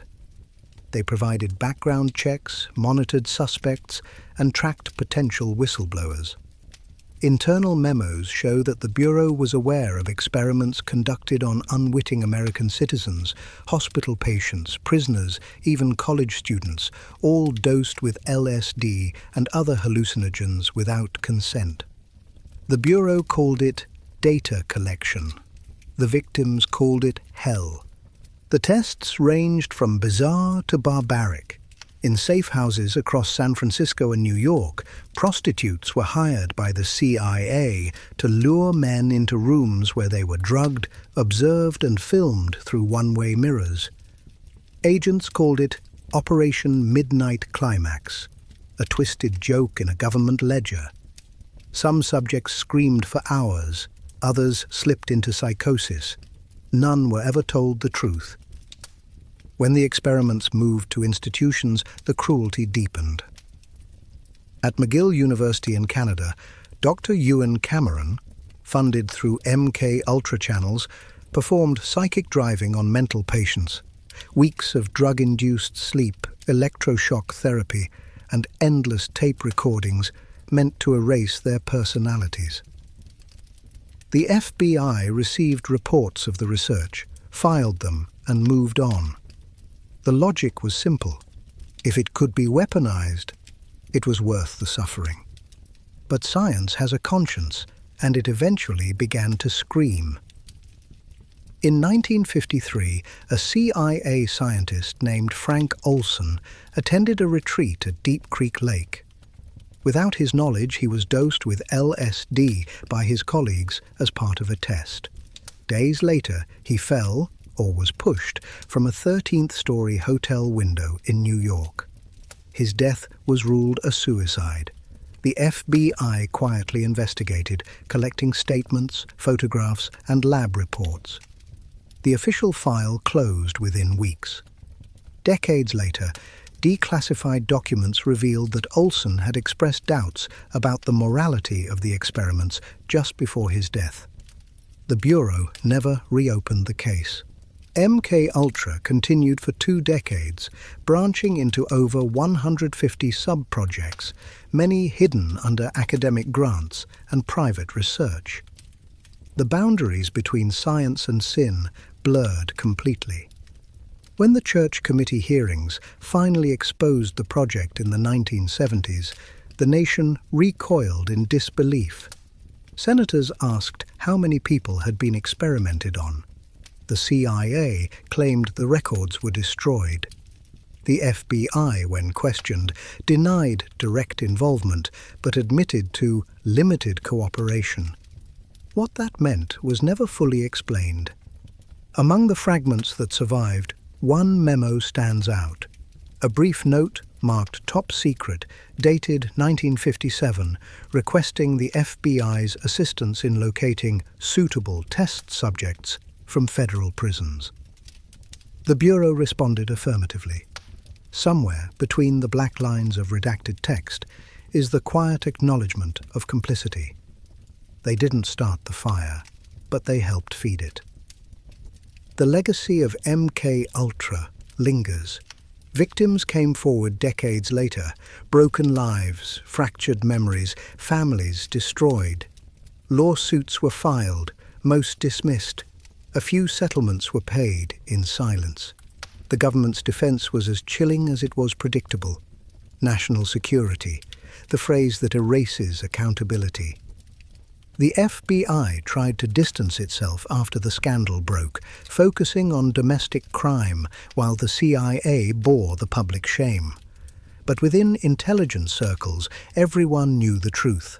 The Bureau's fingerprints were on the margins of the program. Surveillance, coordination, silence. The line between observer and participant had long since vanished. In the years that followed, MKUltra became myth, a cautionary tale whispered in classrooms and conspiracy forums. But the documents don't lie. They tell of experiments that continued long after they were declared over, under new names, through new channels. Behavioral modification, interrogation enhancement, psychological profiling, new words for old sins. And the FBI, masters of information, adapted seamlessly. Mind control didn't disappear. It evolved into influence, media, data, surveillance. Control without chemicals, compliance without consent. Even today, fragments of those experiments echo in modern law enforcement psychology programs. Interrogation tactics built on manipulation, sensory deprivation, and emotional collapse trace their roots back to MKUltra's laboratories. The ghosts of those experiments still whisper behind one-way glass. There's a saying in intelligence work: you can't control what you don't understand. MKUltra was the government's attempt to understand the soul, to reduce the human mind to switches and circuits. But some things aren't meant to be engineered. The FBI knew that. The CIA ignored it.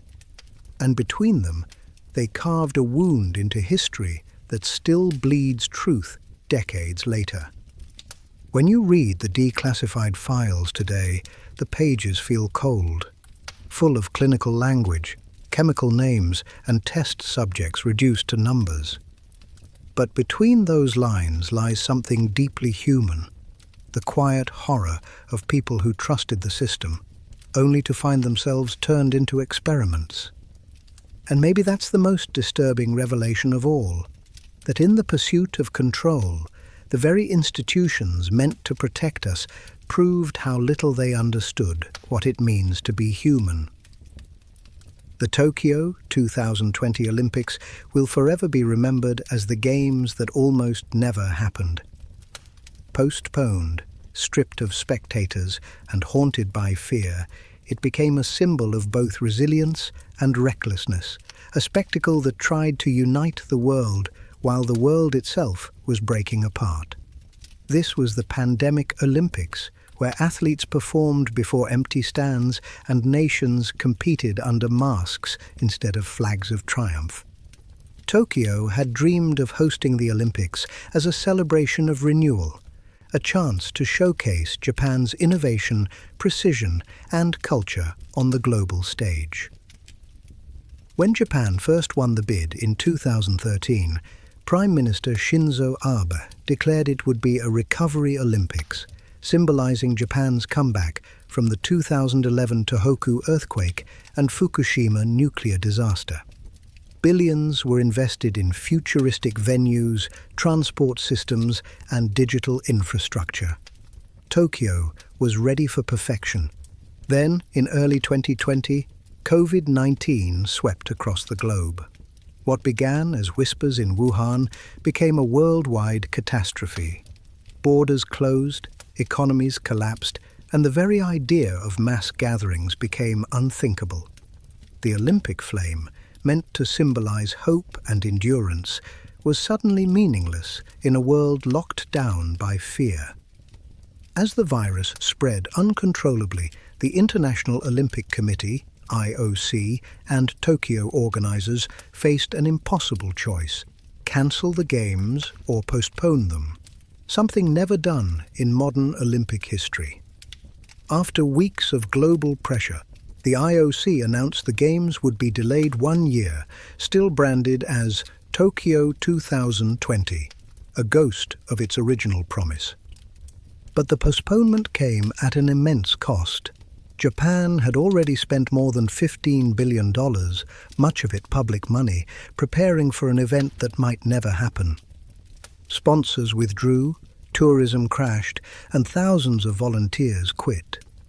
For the first time since World War II, the Olympics became a source of controversy, not celebration. When the Games finally began in July 2021, Tokyo felt like a city under siege. Foreign spectators were banned. Stadiums, designed to hold tens of thousands, echoed with silence. Entire districts were patrolled by security and health officials in hazmat suits. Athletes were confined to the Olympic Village, forced into strict quarantine zones, tested daily, and forbidden from contact with locals.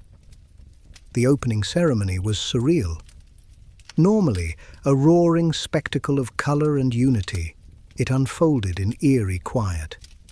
Emperor Naruhito declared the Games open before a nearly empty stadium, while a few hundred delegates and journalists sat masked and distanced. The torch relay, meant to symbolize global unity, had been marred by protests and route cancellations. As Naomi Osaka lit the cauldron, her flame flickered against the hollow vastness of the Tokyo night, a haunting symbol of an Olympics trapped between courage and denial. Behind the scenes, resentment brewed. Many Japanese citizens opposed holding the Games at all, fearing that the influx of athletes and officials would worsen infections. Polls showed that over 70% of the public wanted the event cancelled, calling it an irresponsible risk amid a national health crisis. Hospitals were overwhelmed, vaccines were delayed, and Tokyo declared multiple states of emergency, all while the Olympic torch burned defiantly. The irony was not lost on the world. A celebration of humanity's strength was taking place even as millions were dying. The Olympic slogan, "United by emotion," sounded more like a cruel joke. And yet, amid the surreal dystopia, moments of brilliance pierced through. Athletes, isolated for years, found solace in competition. Simone Biles, the American gymnastics superstar, stunned the world by withdrawing from several events to prioritize mental health, sparking a global conversation on the psychological pressures of elite sport. Her decision, once taboo, became a symbol of a generation breaking free from the win-at-all-costs mentality. Japan's own athletes carried the weight of their nation's pain with quiet dignity. Skateboarder Momiji Nishida, just 13 years old, won gold, becoming one of the youngest Olympic champions ever. Hidilyn Diaz of the Philippines made history by winning her country's first ever Olympic gold, lifting not just weights, but the spirit of an entire nation battered by the pandemic. But for every victory, there was an undertone of sorrow. The absence of crowds stripped the games of their emotional core. Victories were met not with roars, but with sterile applause from officials. Athletes stood on podiums wearing masks, their smiles hidden, their triumphs muted by protocols. The loneliness was palpable, a reminder that even glory could not escape the shadow of global loss. Scandals added to the unease. Days before the opening, the ceremony's creative director, Kentaro Kobayashi, was fired after an old joke about the Holocaust resurfaced. Another official had resigned earlier over sexist remarks. The build-up to Tokyo 2020 was not just marred by COVID-19, but by moral chaos, a cascade of embarrassments that made headlines worldwide. Financially, the Games were a disaster. The postponement and pandemic protocols added billions to the cost, pushing total expenses to an estimated $20 billion, making Tokyo 2020 the most expensive Summer Olympics ever. With no ticket sales and limited sponsorship visibility, Japan's economic return was minimal. Critics called it a pandemic vanity project, a desperate attempt to save face and legacy. Still, the athletes' determination gave the Games meaning.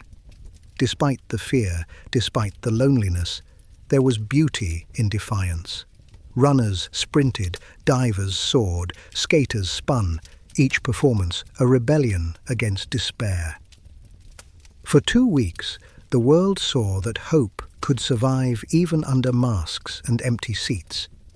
When the flame was extinguished at the closing ceremony, it wasn't accompanied by cheers, but by quiet reflection. Tokyo's skyline glowed as drones formed the Olympic rings above the city, a breathtaking yet melancholic farewell to an event that had tested the limits of human endurance. In hindsight, Tokyo 2020 was more than a sporting event. It was a psychological mirror of the 21st century, a world desperate for connection, forced into isolation, and trying to find meaning in the chaos. It revealed both the strength and fragility of the Olympic dream. The pandemic Olympics proved that even in the darkest times, humanity seeks ritual, competition, and unity. But it also exposed how the Olympic ideal, once pure and unifying, has become entangled with politics, economics, and ego. Tokyo's legacy remains conflicted, a triumph of perseverance, yet a tragedy of denial. When future generations look back, they may not remember who won gold or silver. They will remember the silence, the empty seats, the masked athletes, the ghostly echo of applause in a stadium built for millions. Tokyo 2020 was not an Olympic celebration. It was an Olympic survival.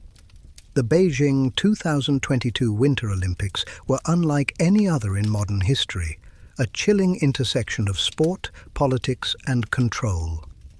Framed by the slogan, "Together for a Shared Future," the Games instead revealed a world divided by ideology, suspicion, and technological domination. Beneath the polished ice rinks and snow-dusted mountains, a colder truth lay hidden. This was not just an Olympics, it was a display of state power, surveillance, and soft propaganda. For the Chinese government, Beijing 2022 was meant to be a crowning moment, the first city ever to host both the Summer 2008 and Winter Olympics. It was a demonstration of national pride and modern mastery, a declaration that China had not just joined the global stage, but was now directing it. But the backdrop was anything but celebratory. The Games opened amid a pandemic still raging across the world, geopolitical tensions soaring, and international outrage over China's human rights record, particularly the treatment of Uyghur Muslims in Xinjiang. As Western nations announced diplomatic boycotts, including the United States, United Kingdom, Canada, and Australia, Beijing prepared to host a global spectacle under the glare of international scrutiny.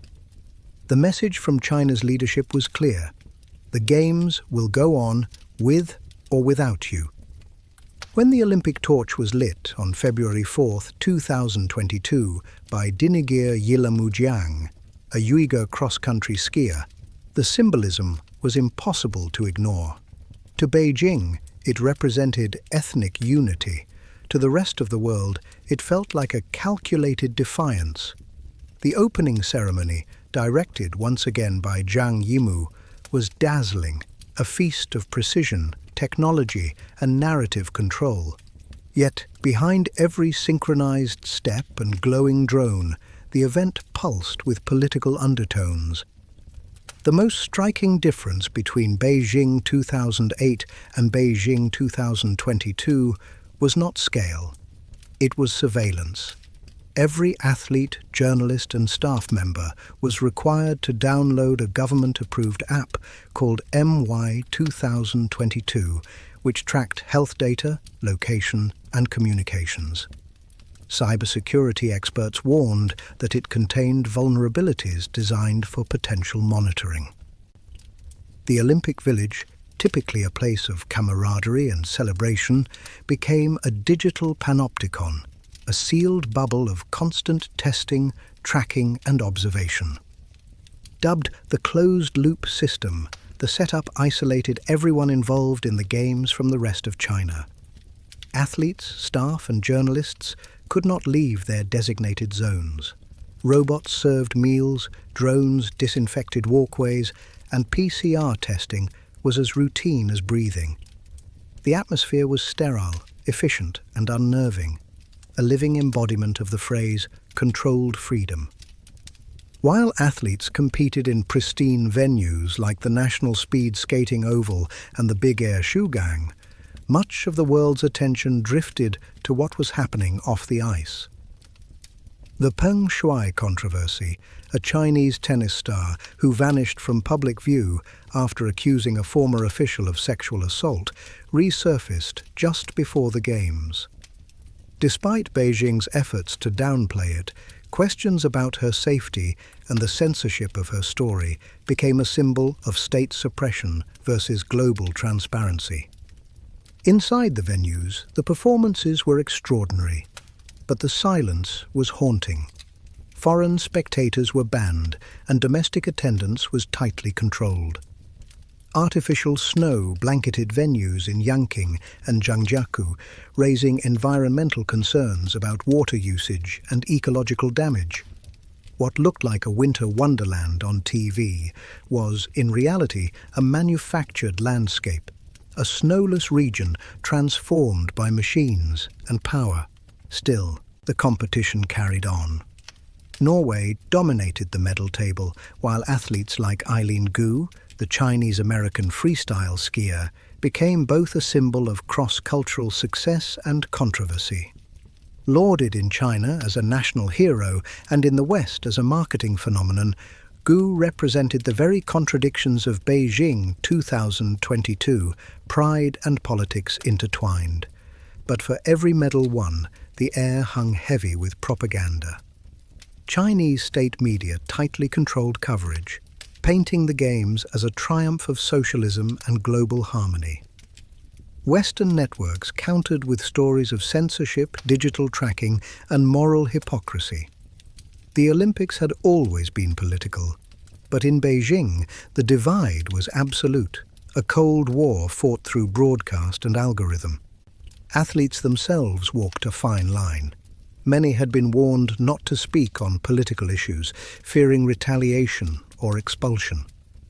human rights organizations urged competitors to use their platforms responsibly. But few dared. In an environment where every word could be monitored, silence became self-preservation. Beyond politics, Beijing 2022 also symbolized the technological future of authoritarianism. Facial recognition checkpoints, AI-based crowd control, and omnipresent cameras transformed the Games into a global experiment in surveillance infrastructure. It was, in many ways, a glimpse of what the world could become, where safety and control merge into one indistinguishable concept. Meanwhile, the environmental cost of the Games was staggering. Nearly all the snow was artificial, requiring millions of gallons of water and chemicals to sustain. Environmentalists warned that hosting winter sports in an arid region would accelerate climate degradation. Ironically, a Games meant to celebrate nature's beauty had become a monument to its manipulation.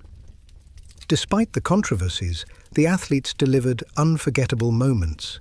Nathan Chen's flawless skating, Chloe Kim's golden halfpipe, and Therese Johaug's final victory reminded the world why the Olympics endure, even in their most corrupted forms. For a fleeting second, the noise of politics fell silent under the sound of blades cutting ice. Yet, when the closing ceremony arrived, the emotion felt muted. The torch was extinguished and the stage lights dimmed, but the tension remained. Beijing had proven that it could host flawlessly, even under isolation and criticism. It had also demonstrated that the future of global events might belong to those willing to trade openness for control. The Beijing 2022 Olympics left behind an unsettling legacy, a masterpiece of organization built on the foundation of surveillance, censorship, and fear. It marked the point where the Olympic ideal, unity through sport, collided with the 21st century reality of digital authoritarianism. In the end, the Games were not about gold medals or athletic glory. They were about narrative dominance. Who could tell the story first, loudest, and most convincingly? For the millions watching, one truth became inescapable. The Olympic flame, once a beacon of freedom and human spirit, now burned behind a digital firewall. The Paris 2024 Olympics were envisioned as a rebirth, a celebration of light, freedom, and innovation in a world still healing from pandemics, wars, and disillusionment. France promised an Olympic Games that would return sport to the people, fusing tradition with technology and culture with sustainability. Yet, as the world arrived in the City of Light, it became clear that the Olympics had entered a new, uneasy era, one defined not by unity but by uncertainty, fear, and fracture. Set against the backdrop of post-pandemic recovery, climate anxiety, and global unrest, the Paris Games were never just about competition. They were about survival, not of the athletes, but of the Olympic ideal itself. For decades, the movement had been haunted by corruption, scandals, and exploitation. Now it faced its greatest challenge, proving that the Olympics still mattered. The French capital, a city steeped in revolution and resistance, transformed itself into a living stage. Organizers promised the most sustainable Olympics in history.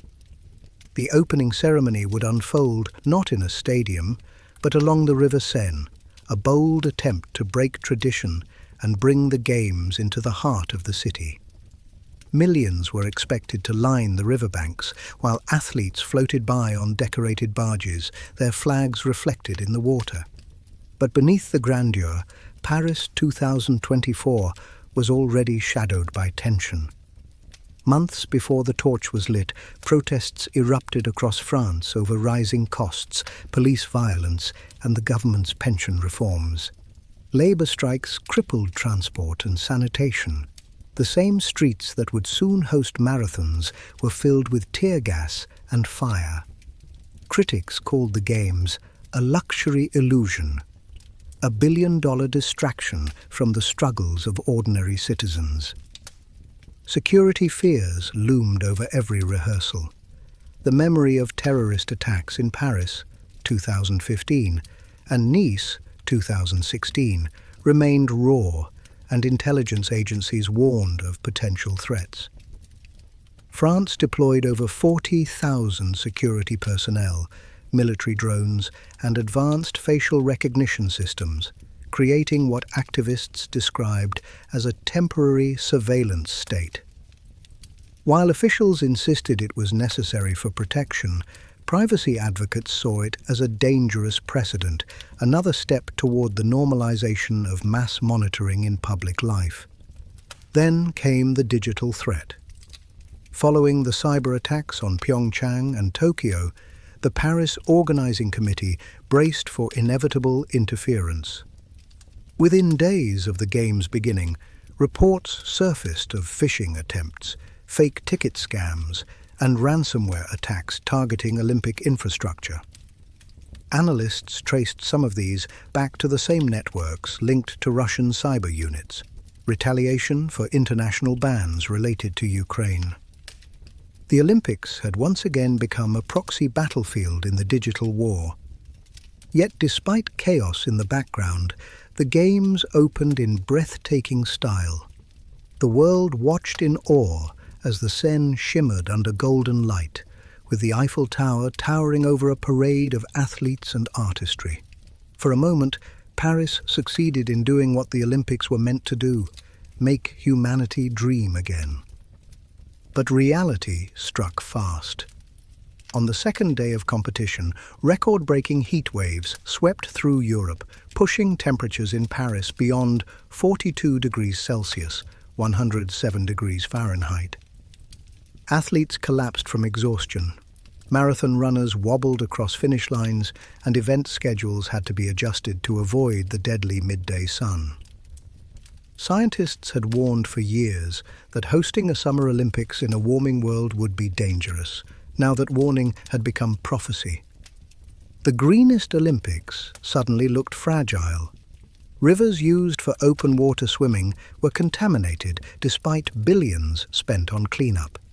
Energy-saving cooling systems failed under extreme heat. Sustainability became not a point of pride, but a global irony, proof that even the most progressive cities could not outrun climate change. Amid the chaos, the athletes delivered stories of courage that reminded the world why the Games still existed. Refugee teams competed under the Olympic flag, symbolizing resilience amid displacement. African and Pacific nations broke barriers in events they had never before entered. Women's boxing, skateboarding, and surfing, once sidelined as novelties, became main attractions, celebrated for their diversity and defiance. But the Games' emotional core came from those who dared to speak, not just perform. In press conferences and interviews, athletes began confronting the politics that had long been silenced: climate justice, equality, and war. One Ukrainian fencer broke down in tears after refusing to shake hands with a Russian opponent, her gesture echoing around the world. The IOC, as always, urged neutrality, but neutrality had become impossible. The Paris Games also marked a turning point in AI-driven broadcasting. For the first time, coverage was largely directed by artificial intelligence. Camera angles, editing, even crowd reactions were enhanced by machine algorithms trained to amplify drama. The result was visually stunning, but eerily mechanical. Human emotion, filtered through digital perfection, felt scripted. Critics called it the algorithmic Olympics. Meanwhile, behind the glamour, Parisian residents faced disruption and displacement. Homeless populations were forcibly relocated from tourist areas. Rents soared, small businesses shuttered, and entire districts were sanitized for foreign visitors. Once again, the Olympics promised inclusion but delivered inequality. As one protester scrawled on a wall near Montmartre, "Games for the rich, silence for the poor." And yet, through the heat, the protests and the politics, moments of genuine humanity still shone. A French pole vaulter helping a rival adjust her grip. A marathon swimmer stopping mid-race to rescue a struggling competitor. These acts, unseen by most cameras, captured the essence of the Olympics better than any gold medal ceremony ever could. As the Games drew to a close, the question on everyone's mind was unavoidable. What comes next? Could the Olympics survive in a world that no longer believed in its ideals? The flame was set to pass to Los Angeles 2028, but even before the handover, cracks had appeared, public skepticism, mounting debt, and the looming reality of climate catastrophe. The Paris 2024 Olympics ended with the Eiffel Tower glowing against a twilight sky, the Olympic flame reflected in the river below. It was beautiful, hauntingly so. But beneath the applause lay the understanding that this might be the last time the Games looked anything like this. In the words of one exhausted athlete, "We competed for the world, but the world we knew is changing faster than we can run." The Paris Games were not the end of the Olympics, but they were a warning that the dream of unity, born in ancient Greece and reborn in modern cities, now stood at a crossroads, between spectacle and survival, between truth and illusion. When the flame was finally extinguished, it flickered in the water for one last moment, a ghostly reflection of everything the Olympics once meant, and everything it might never be again.